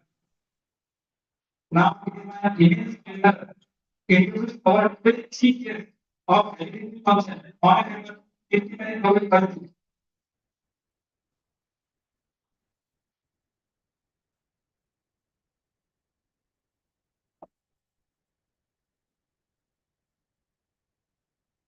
Honorable Kirtikai Gauri is basically from renowned family and mostly related to social activities and her experience in this conference will provide high confidence in all sphere of life in the age of environmental problems. Honorable Madam is dynamic administrator in education field, and therefore her guidance will be remarkable in this work. Madam is president of Dada Gauri Charitable Trust, founder president of Ethical Multinational Consultancy working for pharma industry, founder of the OG3 NGO working for tribal development. Madam also got Sayadri Shikshan Ratna Purusकार, Maharashtra State from the graceful hands of Sindhu. She has come MBA from Mumbai University. I hereby request Chief Guest of Validity Function, Honorable Kirtikai Gauri, for sharing your valuable guidance in validity function. What will you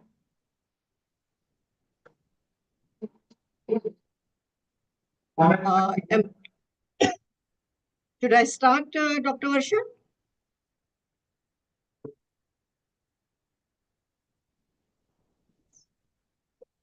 And am I audible? Yes, ma'am. Yes, ma'am. Thank you, sir. Thank you so much, sir. Okay. So all the distinguished guests, esteemed speakers, and all the intellectual participants of today's program, namaste to you all, and a very, very good afternoon. And greetings from India. So let me first thank Dr. Sagar Soni, who has just done a brief introduction. I'll be honest, I couldn't hear it very clearly. Nevertheless, I assume he said wonderful things about me. And I thank him for introducing and welcoming me. Yes, it's a great honor and a pleasure to be part of this valedictory session on the Multidisciplinary International Conference on Environmental Sustainability and Human Rights. As we all know, this program is organized by Dr. Panjabrao Deshmukh College of Law, which comes under the umbrella of Sri Shivaji Education Society, Amravati, and jointly with Advocate Ramkrishnaji Rathi College, Washim, which comes under the banner of Rajasthan Education Society, Washim, and Sentinel Solicitors, UK. Excellent work, team. I must say this has been one of the best programs that I have attended. And the teamwork is really appreciable, impressive collaboration. Wonderful job, Dr. Deshmukh and your team. Now coming to the conference, we all have been discussing the emerging trends, challenges, legal frameworks that are shaping our planet. I wouldn't revise it again because we have already talked about the kind of challenges that we are facing, that too coming from intellectuals like all over the world, from Malaysia and from Sri Lanka. It has really been, I would say, an eye-opener to various problems that are happening in the world, and most of them seems to be common. So that makes all of us one big world. Now, we've spoken about so much in corporate world, and we talk about the kind of industrial waste. But I guess we all individually here are responsible for all the challenges, negativity in terms of environment that has been happening. We all are party to this environmental crimes, whether it's to do with deforestation, industrial waste, non-compliance of regulation, or simple things like at home we start using of plastics, and we know what is happening with that. And the world, the environment is definitely not going to forgive us. It is already not forgiving us. And we are seeing its wrath, we are seeing its anger. We are seeing what is happening in terms of air pollution, water pollution, the toxic environment, whether it's to do with Delhi or whether it's to do with Mexico or whether it's to do with Beijing. Everywhere, every corner of this planet is bleeding. Sir, I think, has already spoken about in our very own land. How can we forget the Bhopal tragedy? It was a mass genocide. How can we just forget? How can we not learn lesson from that? Tsunami, who's created that? Let's not point fingers at others. It starts from us. Diseases. There are some diseases where we don't even know where the origin comes from. And who is responsible for this? Us. I know I am sounding a bit straightforward and a bit pessimist, but no, there is hope. And conferences like these, where you have eminent intellectuals, people who have worked, not only has talked, but people who have walked the talk. Like I was just listening to Sir Gerald Zuzu from Malaysia. I'm sorry I couldn't attend the first session, but I heard the second session. And I did have a glimpse of the previous session where we had Professor Dr. Kokila Gunasinghe from my neighboring country, Sri Lanka. I love the country quite a lot, of course, because of its a strong belief in Buddha and his philosophy of compassion. Then we had from our own country, Dr. Shaista Khan Imandar. We had Dr. Sukhwinder Singh Dari and Mr. Helad Joseph. Amazing. I mean, I think it's already been summarized very well by Dr. Veena Patil. So every word that you hold is an universal truth. There is nothing different that we are facing here. So when we are talking about crisis, the crisis is like everywhere, whether you talk about environment sustainability, you talk about human rights. You'll have to give me 1 second. I'm just facing a problem. You all can still hear me, right? Okay. Okay, let's summarize, and I would just get straight to the takeaways from our discussion. What is needed now is an integrated approach combining environmental sustainability with human rights perspective and to develop a holistic solution. And that I feel it is not just related to one country. I would be really happy, sir. I mean, if I have people from Malaysia and I have people from Sri Lanka and everywhere in the world, even Mr. Trump is also included in them, we'll invite him probably, and let's work out with some solution. We need to have some important legal frameworks. Yes, we do have it. I'm sure you have it in Malaysia. You do have it in Sri Lanka. In India, we have state pollution board. We have state forest department. And at central, we have National Green Tribunal, Central Pollution Control Boards, and so on. But here I would just like to quote Dr. Babasaheb Bhimrao Ambedkar, who is the maker of our Indian Constitution and who has his education in Columbia and London business, one of the most knowledgeable person that the entire world would have.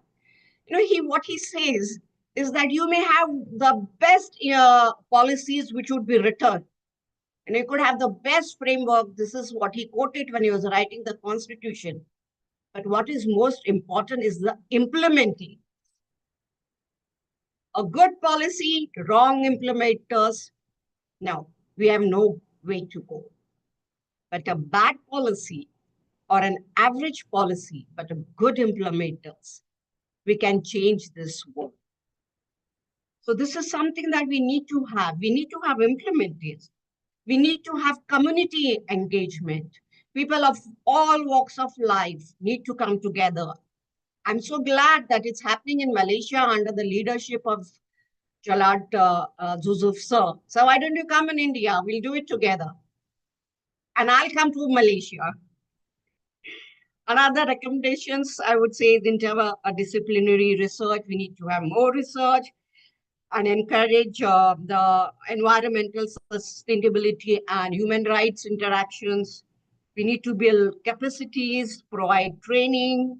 We need to have an international collaboration, as I just said, and of course, community empowerment. We all need to come together because collectively we can do quite a lot. And this is a need of time. It's time that we wake up. Here, I'll just like to, just mention something that I had read from Nelson Mandela. He said the future of humanity will be what we make it. It is up to us to make this planet. It is up to us to decide what our kids, our grandkids, or our great-grandkids would like to remember us? Would they like to remember us with reverence and respect? Or they would like to, or would you like them to curse us for our ignorance and negligence? I would hate to see my grandkids living in an environment which was so very toxic. So all we need to do is think. And after that, act. I wouldn't take much of your time because there's lots been said. It's time to act now. On a positive note, I'm confident that everything that was shared over here, the knowledge that was imparted to us, something, these people ignite our mind. Intellectuals which are coming from all over the country ignite our mind. It's like a light, they are like a light which needs to penetrate every corner of our brains. So food for thought, and we need to take action. So all of us, let's work together. Let's have a wonderful, wonderful environment to live in, a good paradise that we all can live. It's never, never too late in life. Thank you so much for making me part of this. Thank you, Dr. Varsha Deshmukh. Thank you, everybody. And all the speakers over here, I'll love to be connected to all of you. Thank you. Wonderful, wonderful, Kirti ma'am. It's indeed a pleasure to have you in the conference. Thank you so much. Thank you.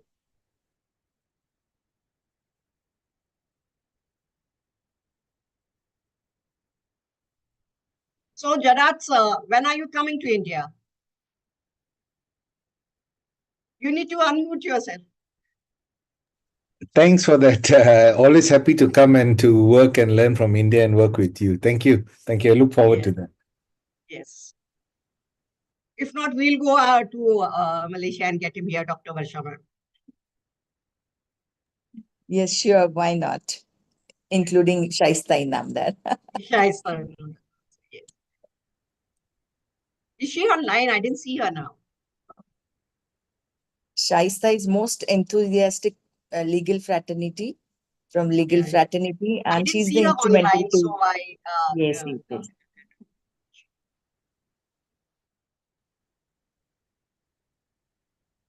Over to the program conductor.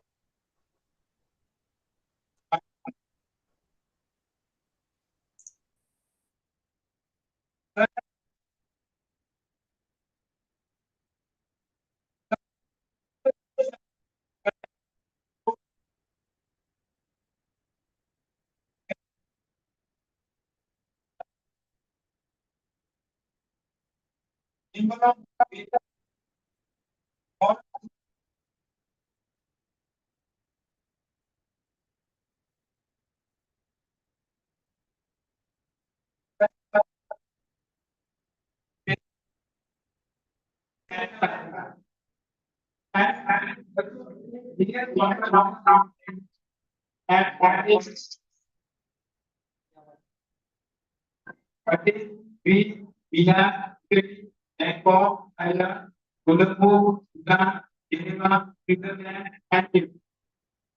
Sir has a very vast research experience, and under his guidance, 15 students have been awarded PhD and 8 students are undergoing their research. Sir has worked as visiting faculty of prestigious Maharashtra Judicial Academy, Mumbai, and Indian Institute of Mass Communication, India. Sir worked on various committees like member of State Committee for Cyber Law, member of Administrative Reform Committee, member of Committee for Making Common Statute under Maharashtra Public University Act 2016. It is my pleasure to call our today's guest of honor, Honorable Dr. Chetman Kaur, to enlighten us with a valuable guidance in this very difficult concept of internet. Over to you, sir.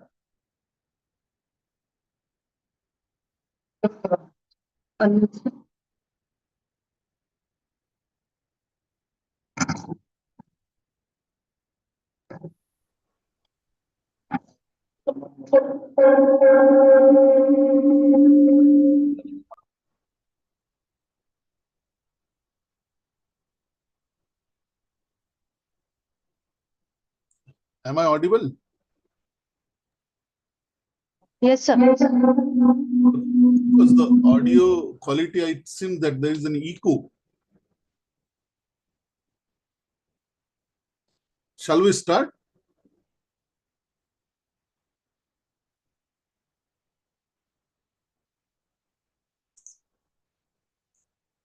Okay.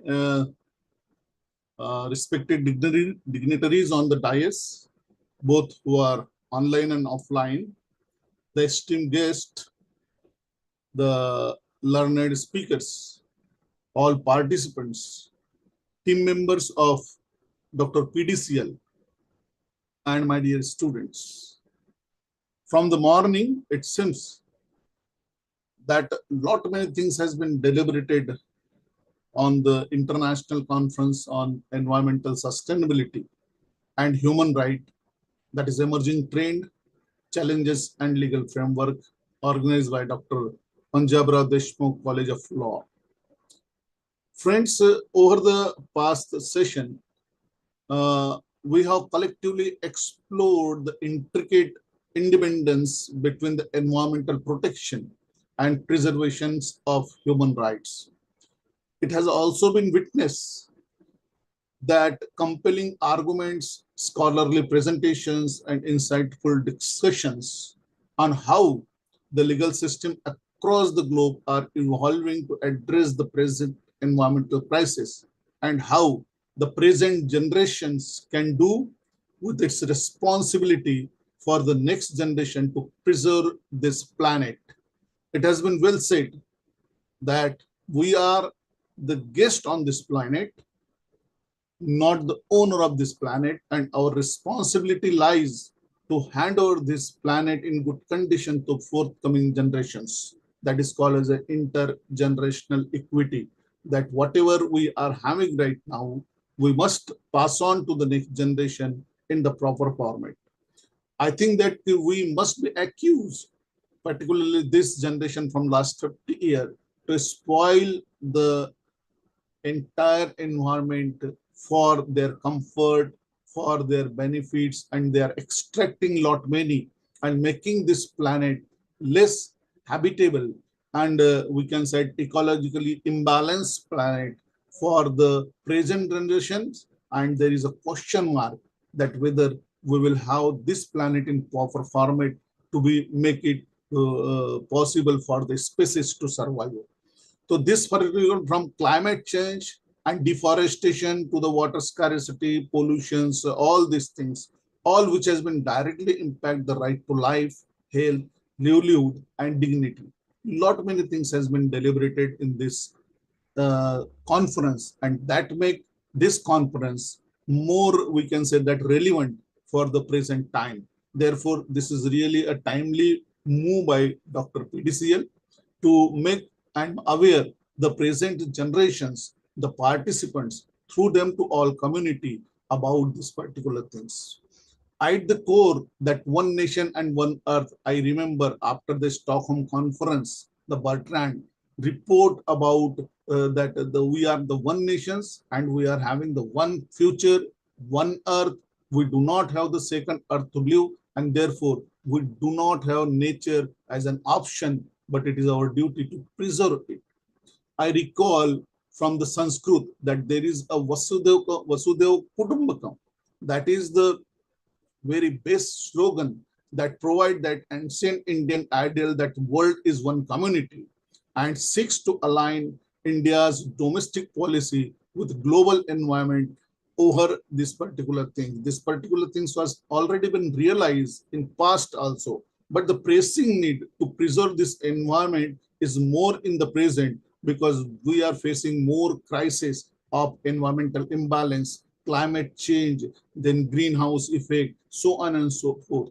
We are losing our glaciers, we are losing our coastal area, we are facing so many problems and natural, we can say that calamities and difficulties in past few years. Even India was not an exception to that, and therefore this environmental problem is not the problem for one person, one state, one nation, or one generation. It is a problem for throughout the human civilization, and if we are unable to handle it properly, it seems that we may lose this planet, and it is not miss the this entire, not only this generation but entire humanity, including all flora and fauna on this earth, have to pay the cost for this particular ignorance, or rather I will say use the word accusation.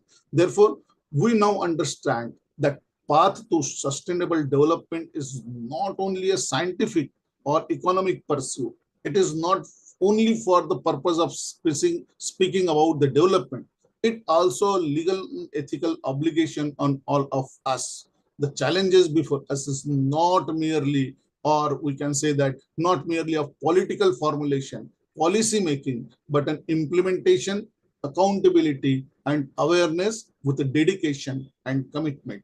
Therefore, my friend, let us remember that nature does not need us. Rather, we need the nature.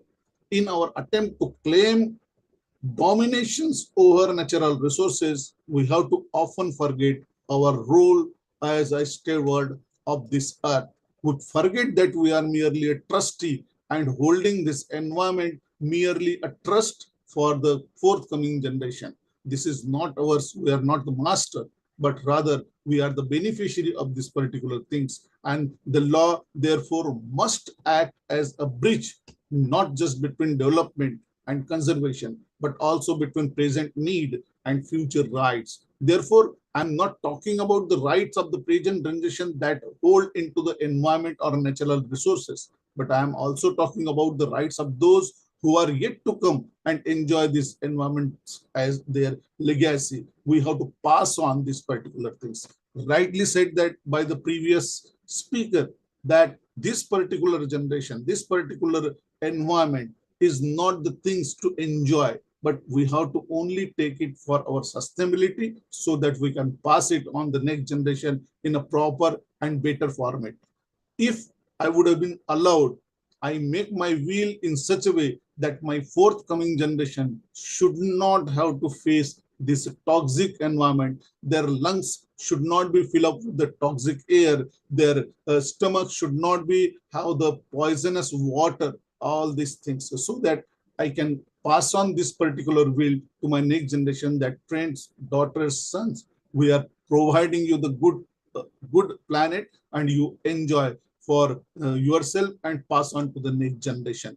Therefore, we can say that the theme that has been explored into this particular international conference, the challenges that has been identified by the speakers and that has been deliberated amongst the participants today, and solution that has been proposed here today must not remain confined to these four walls of the college, but it should air to pass on to the entire community, and they must also be made sensitive towards these particular things.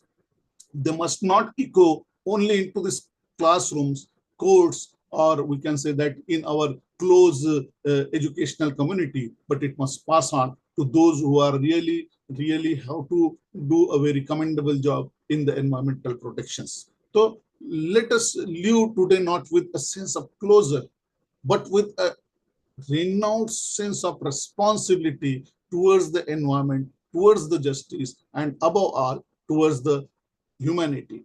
Therefore, I will just remember few quotes that during this my experience, I have learned a lot from this particular things, that how the environmental may impact this present civilization and forthcoming generation. The environment is not ours to exploit. It is our collective inheritance to protect. We are responsible that this environment must be made more livable, more we can say that more we can have to breathe in this particular environment. Every time we pollute a river, every time we pollute or we just destroy the environment to create an imbalance, we poison a human right. Therefore, there is very close connections between the environmental protection and human right. If environment has been degraded, is the silent violations of human right. I am very much convinced with this particular statement that if we violate the environment, we are violating the human rights of thousands of people, those who would have a better chance to live in such a beautiful world. Our world is very beautiful. We are fortunate that we have progressed a lot as compared to the other species. But this does not mean, or this does not give us an authority to exploit these particular things beyond what capacity we have or what we deserve. We have to remember that we have to take from environment according to our need and according to our capacity. The Constitution may guarantee the human right. Definitely, Constitution may have the several provisions regarding right to life. Constitution may protect it. Constitution may guarantee it. But it is the environment that breathes life into these rights. Means the right would be meaningful if we do not have the proper environment. Therefore, merely the constitutional provisions that echo in part 3 of the Constitution, several rights that guarantee the survival of human beings may not be made meaningful without the good environment. Therefore, I am very much convinced with this particular statement that environmental lies at the core of the rights. And if you remove or minus the environment, proper environment from the rights, it becomes meaningless. More meaningless, you must protect the environment. Without environment, no right will have any meaning so far. So we can say that you can fight for justice with polluted air in our lungs. It is not possible for a human being to fight with such a whatever adversity we are having. There is a two type of adversity. One is that is the natural and that is the man-made. So we cannot fight with these adversities to make this society or this nations or this earth as a sustainable, livable planet if our lungs are toxic and our water, poisonous water into the stomach. Therefore, these particular things is very essential to remember that the toxic environment, toxic input make this particular humanity, we can say, more poisonous, more unfit to be live in this environment. And I am definitely, I have already affirmed that there is no any second planet where we can go till we have also remember from the recent example of Williams that we can go into the space, we can spend some time, but ultimately we have to come back on this earth. Therefore, this has been again proved that there is hardly any other place where we can live, and we can live for a while, but ultimately without earth we cannot survive. Therefore, we must remember that this is the only earth we are having these particular things. So we can say that the green economy without a green justice is an hollow promise. Therefore, we must remember that in order to achieve the justice, justice is not such thing that you can have anything or you can settle the score into the courtroom. You cannot consider that courtroom is not merely, you cannot replace it with the forest. Therefore, through litigation, very less we can achieve. As I already deliberated in this conference that the court can do a lot, but it cannot replace itself with a forest. Therefore, it is not the duty merely of law, merely of judiciary, merely of legislature, but combined, and I will use word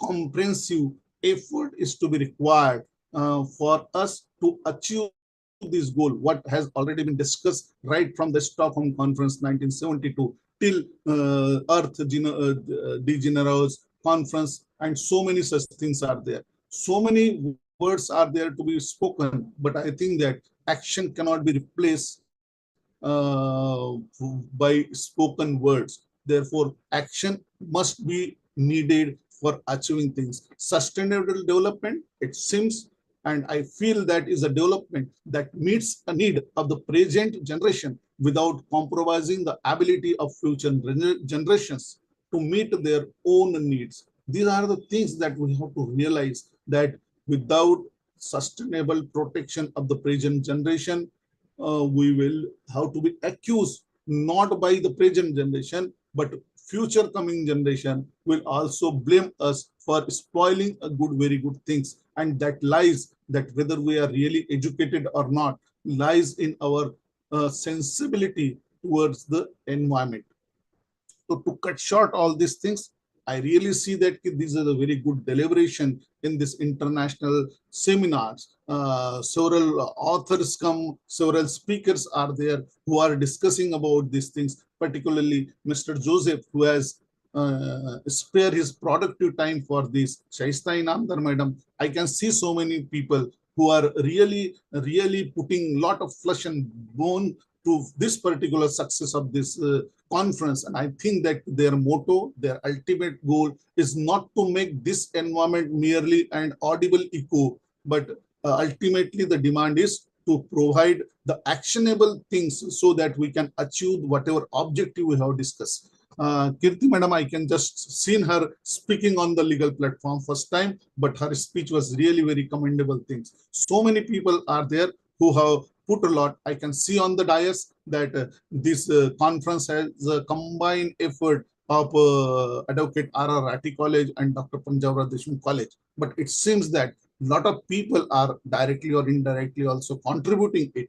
And I think that with this commitment that in coming future, we will not only make this particular things academic deliberation, but I think that we can just move towards a more combined, collective and comprehensive effort to put it into the action and make it more sustainable than ever. The topic is very good. I have to congratulate the organizer, both colleges. I have to be very much grateful because Mr. Joseph Gerald said has given the very productive time and make this particular things more relevant in present time. So many participants I can see we used to meet most of the time. I can see they are just sparing their time many times for this conference, and I think that this timely need conference is there. I think that this particular effort of the Dr. P.D.C.L. and Dr. Advocate R.R. Ratty College, it is the beyond time,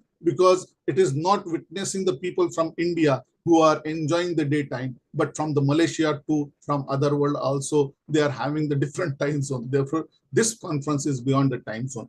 I cannot want to take much more time because already the more learned people has deliberated. They have contributed the thoughts with this word that we must remember that we are the one nation, we are the one earth, and we are having the only one future, and that lies in the sustainable development. Thank you very much. Thank you.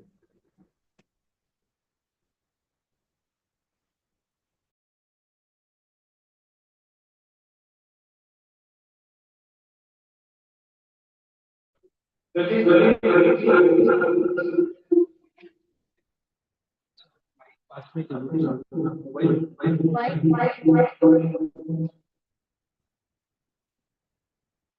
you, sir. As your Indian and Urdu was present but as inspiration to all of us.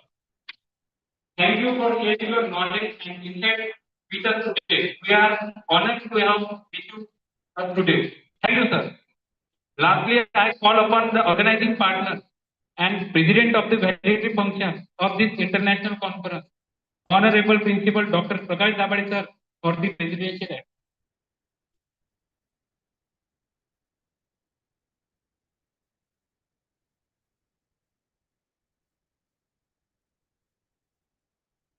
Good afternoon, everybody. This conference is organized by two distinct institutions.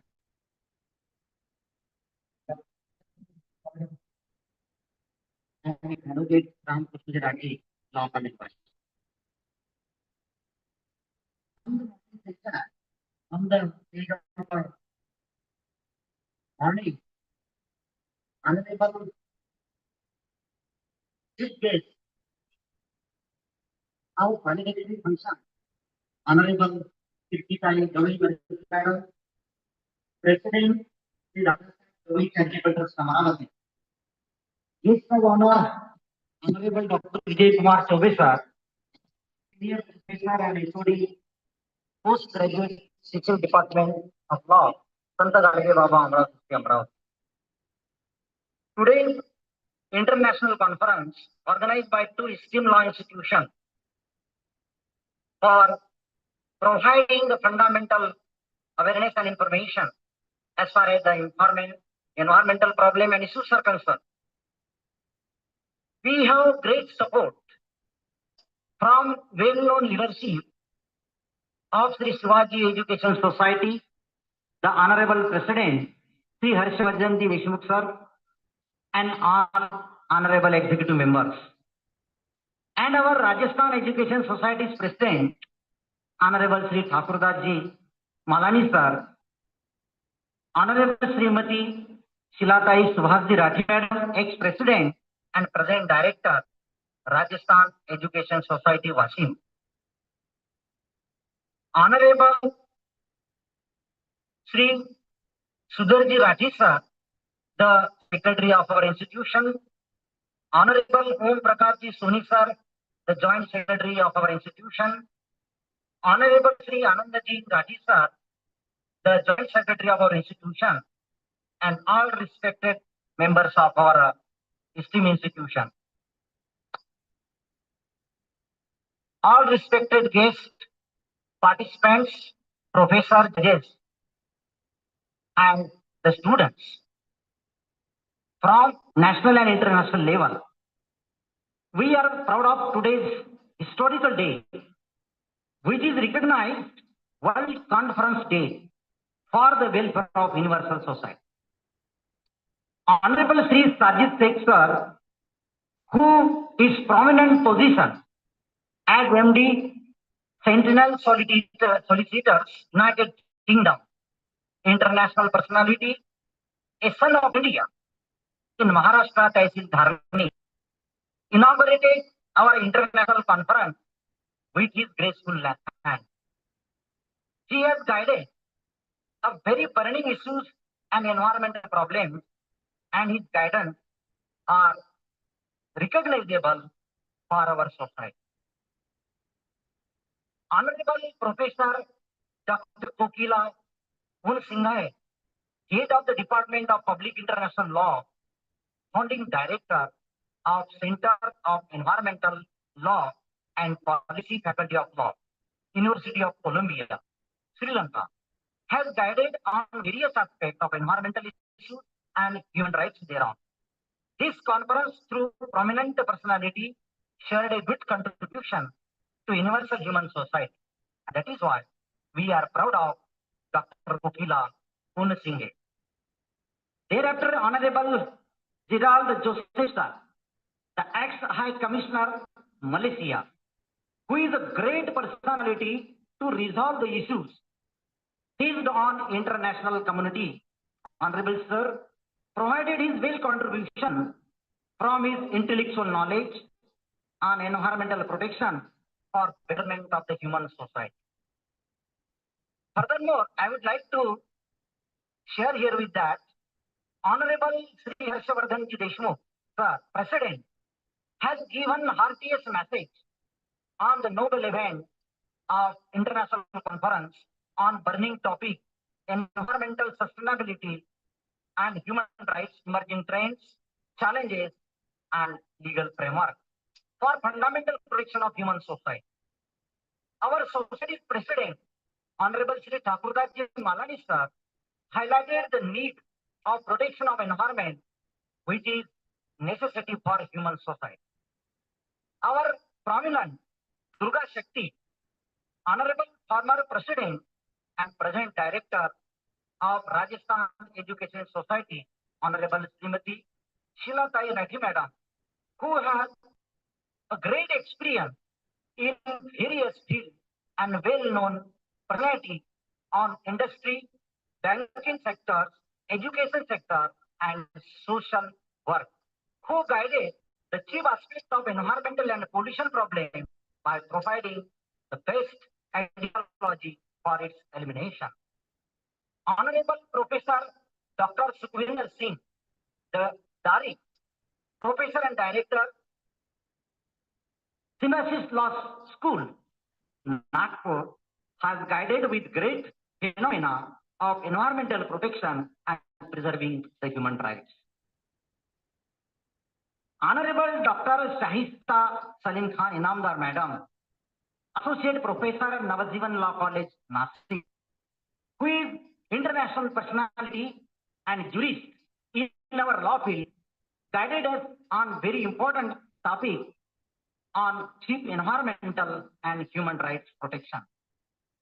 Honorable Kirtitai Gavi Arjun, a visionary personality of social justice and thereby guided us as to the environmental importance on the human rights with the vision of Dr. Babasaheb Ambedkar. Honorable Dr. Vijay Kumar Chaubey sir, the former Pro Vice Chancellor and the President Senior Professor and the head, Santa Gargi Baba Amravati University Amravati, is a prominent personality in the positions of the law field of law, who is treated as a jurist as well as analyst, who have guided on various compartments of environment and human rights. Honorable Dr. Anjali Thakre Madam, a dynamic personality and principal of Shivaji College of Physical Education, who have introduced as a chairperson. Her support in this conference is notable. Honorable Dr. Veena Patil Madam, the principal Narayan Chauhan Law College, Nanded, provided her key responsibility with concluding remarks in this conference with her true guidelines, factors on the important issues of environment and human rights.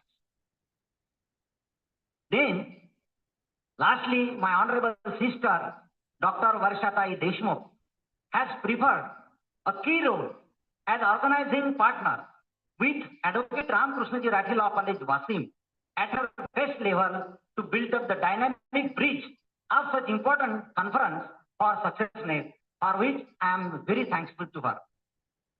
The group team leader, convener of organizing college, Dr. Chaitanya Guge sir, and my colleague, Dr. Sushant Chimne sir, will organize such an international conference.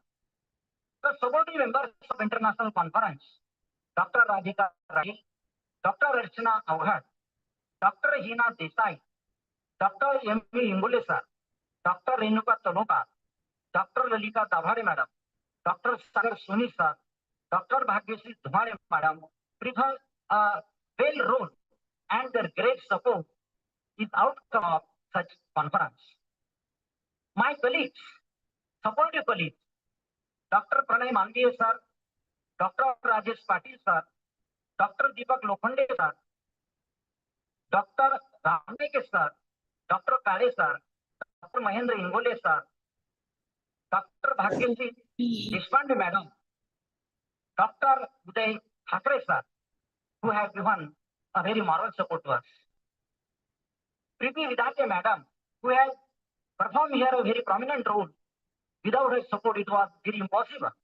And therefore, her contribution is notable in this international conference.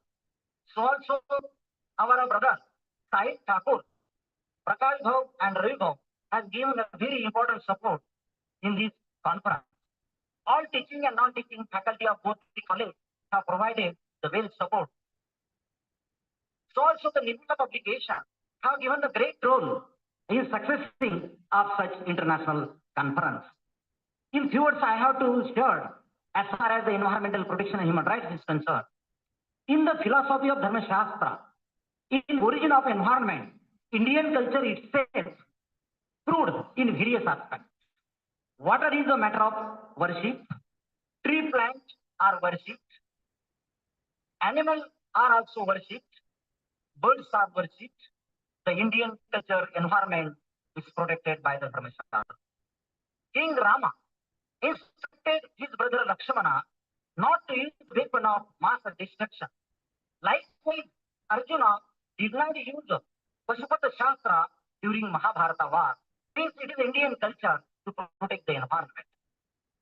Land, water, air, seas, etc. all are given by the nature. Man thinks that entire earth belongs to him. He forgets that he belongs to the earth. He has already destroyed the mother earth to major extent. He is cutting the branch of the tree on which he sits. His small planet cannot bear the atrocities of the man for a long time if he continues polluting mother earth. Hence, it is very necessary that all the people, government should affect and protect our mother earth. Our past generation have passed the beautiful and peaceful mother earth to us. It is our least duty to pass it to our future generation.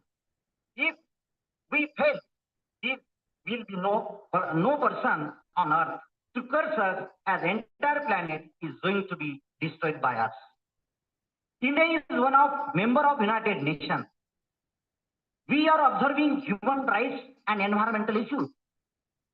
The then President of India, Neela Sajju Reddy, deposited declaration with the United Nations on 10th of April 1979 to comply international convention and covenants at the United Nations. Our Indian Constitution, with the vision of Dr. Ambedkar, has provided fundamental rights and fundamental duties binding on the citizen to protect the environment. Government has enacted legislation in support of environment. Our Indian judiciary is providing its judicial activism in protection of the environment, likewise the human rights protection of our human society. This international conference, I think, is a milestone and best for protection of the environment and human rights of the universal people. We are proud of this good achievement for all of us. You all, the real heroes of today's international conference to success for our image and the beautiful work for the nation community. I pay my thanks to each and everyone, our good wishes, great reporters, and lastly, I thank the rule of nature who have provided the chance to manage and arrange this dynamic international conference. And thanks again and again, all of you. Thank you very much.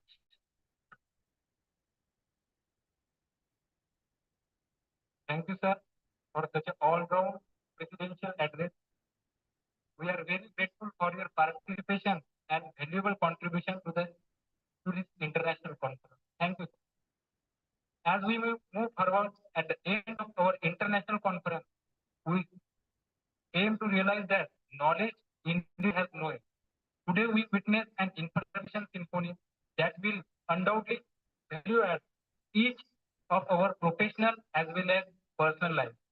The real power of any conference lies in the connection we make and the knowledge we have taken. Lastly, I am thankful to the organizer for giving me such ample opportunity to conduct the valedictory function of an international conference. Now, I would like to call upon Dr. Bhagyashree Dumade for vote of thanks.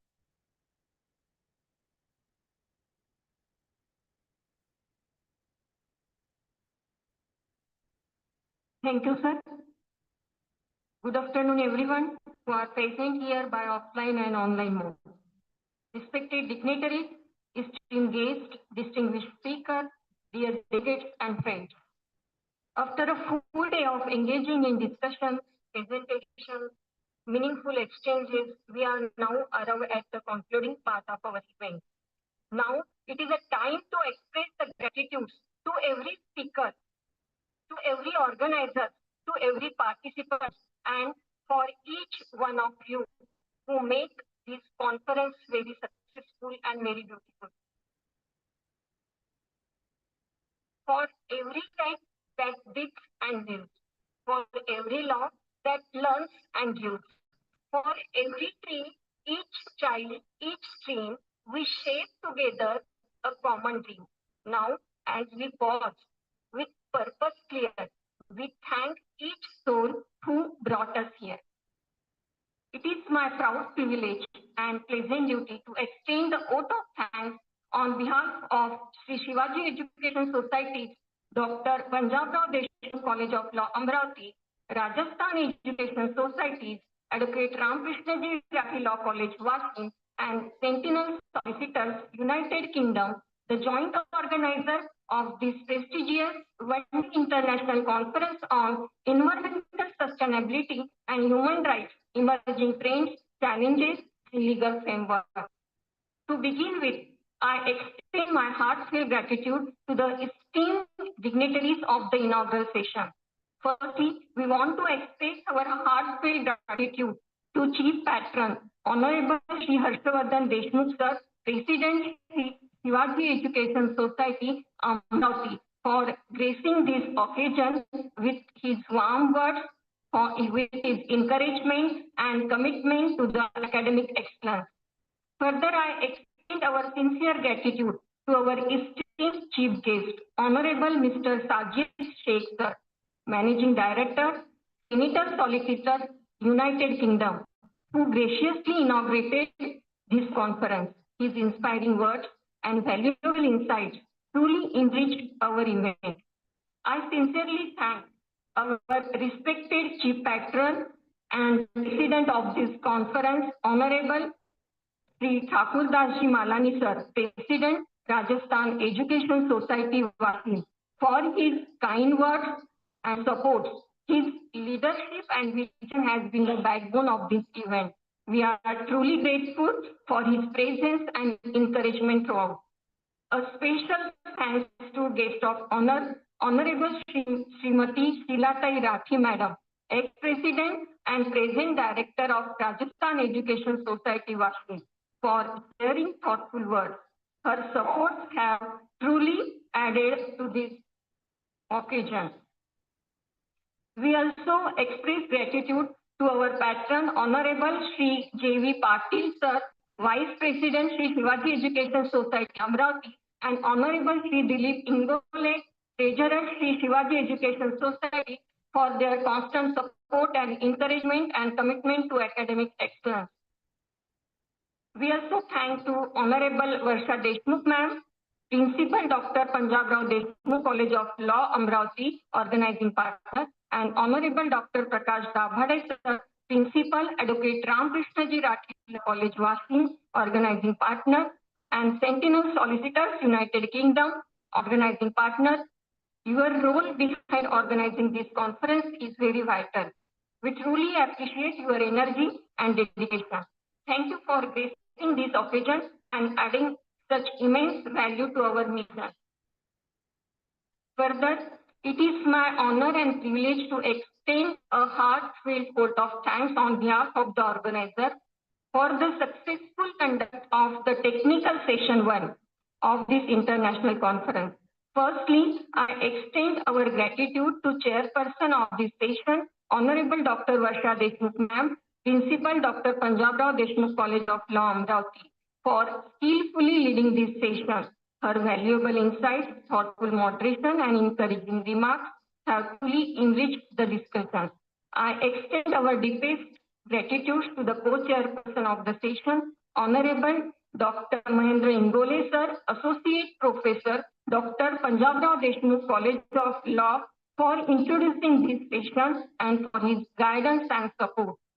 I expressly my vote of thanks to our distinguished speaker of this session, Honorable Professor Kokila Konasinghe ma'am, Head of the Department of Public and International Law, Founding Director of the Center for the Environmental Law and Policy, Faculty of Law, University of Colombo, Sri Lanka, and Honorable Professor Dr. Sukhwinder Singh Dari, Professor and Director, Symbiosis Law School, Nagpur. We are truly grateful for the richness of their presentation. Thank you for your contribution and making session 1 intellectually stimulating and impactful. Thank you once again. Then, secondly, it gives me a great pleasure to deliver the vote of thanks for technical session 2 also.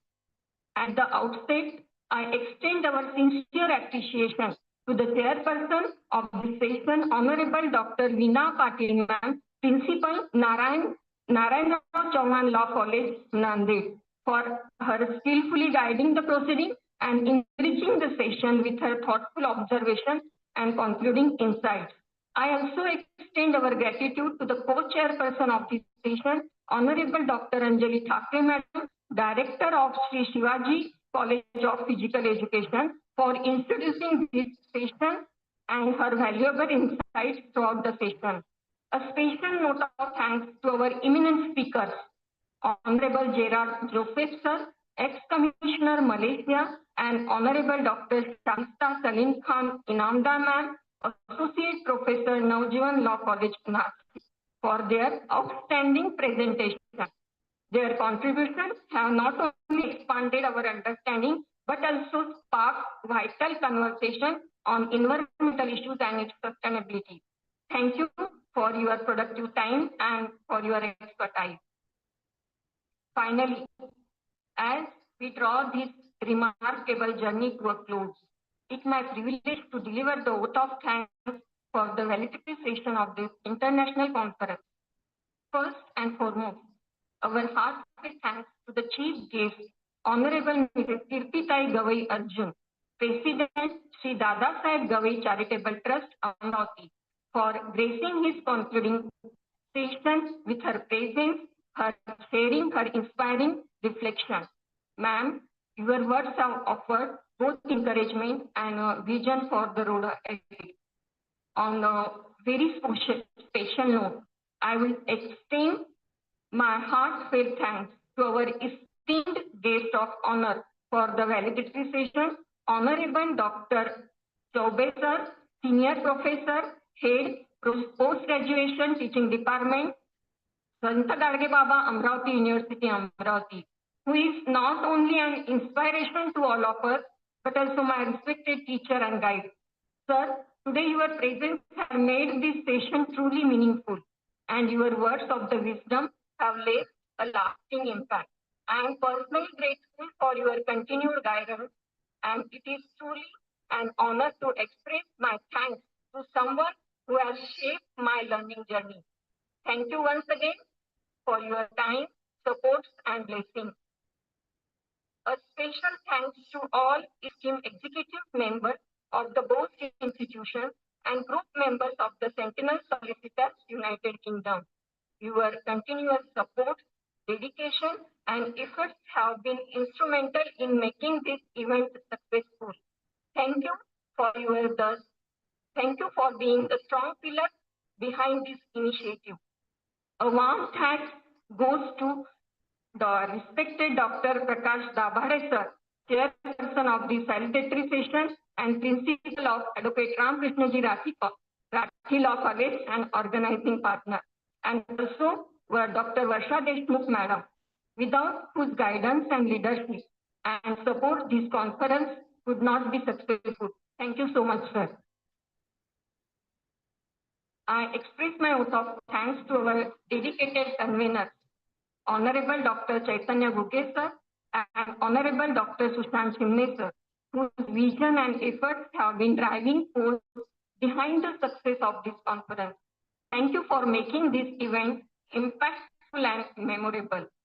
I also thankful to all teaching and non-teaching staff of both the colleges who have taken efforts to make this conference successful. Thank you for your commitment and professionalism. Further, I extend my vote of thanks to all national and international professors, PhD research scholars, participants, students who contributed their insights and made this conference a meaningful academic and intellectual endeavor.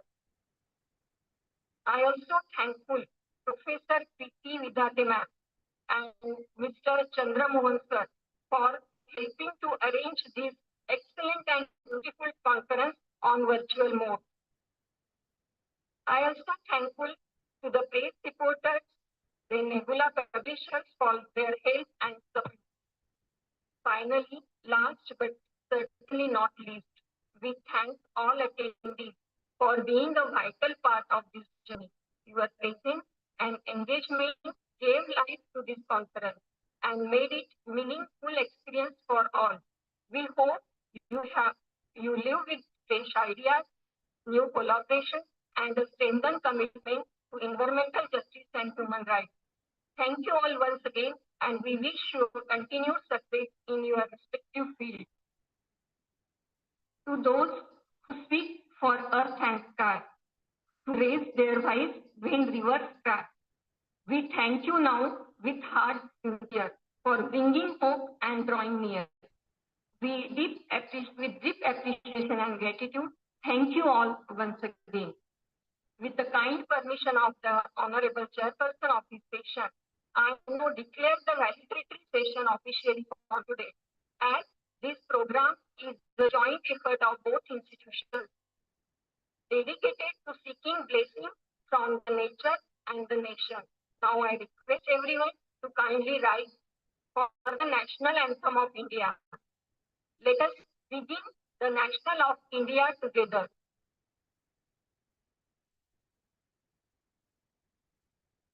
Jana Gana Mana Adinayaka Jaya He Punjab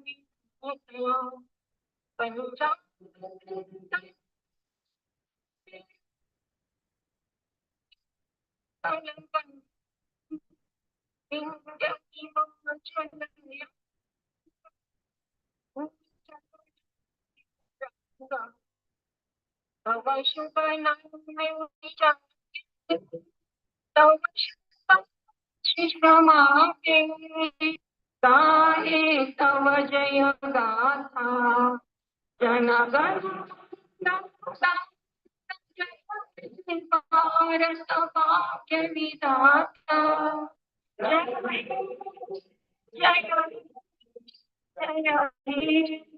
Jaya Jaya Jaya He Bharat Mata Ki Bharat Mata Ki Bharat Mata Ki. Thank you so much once again.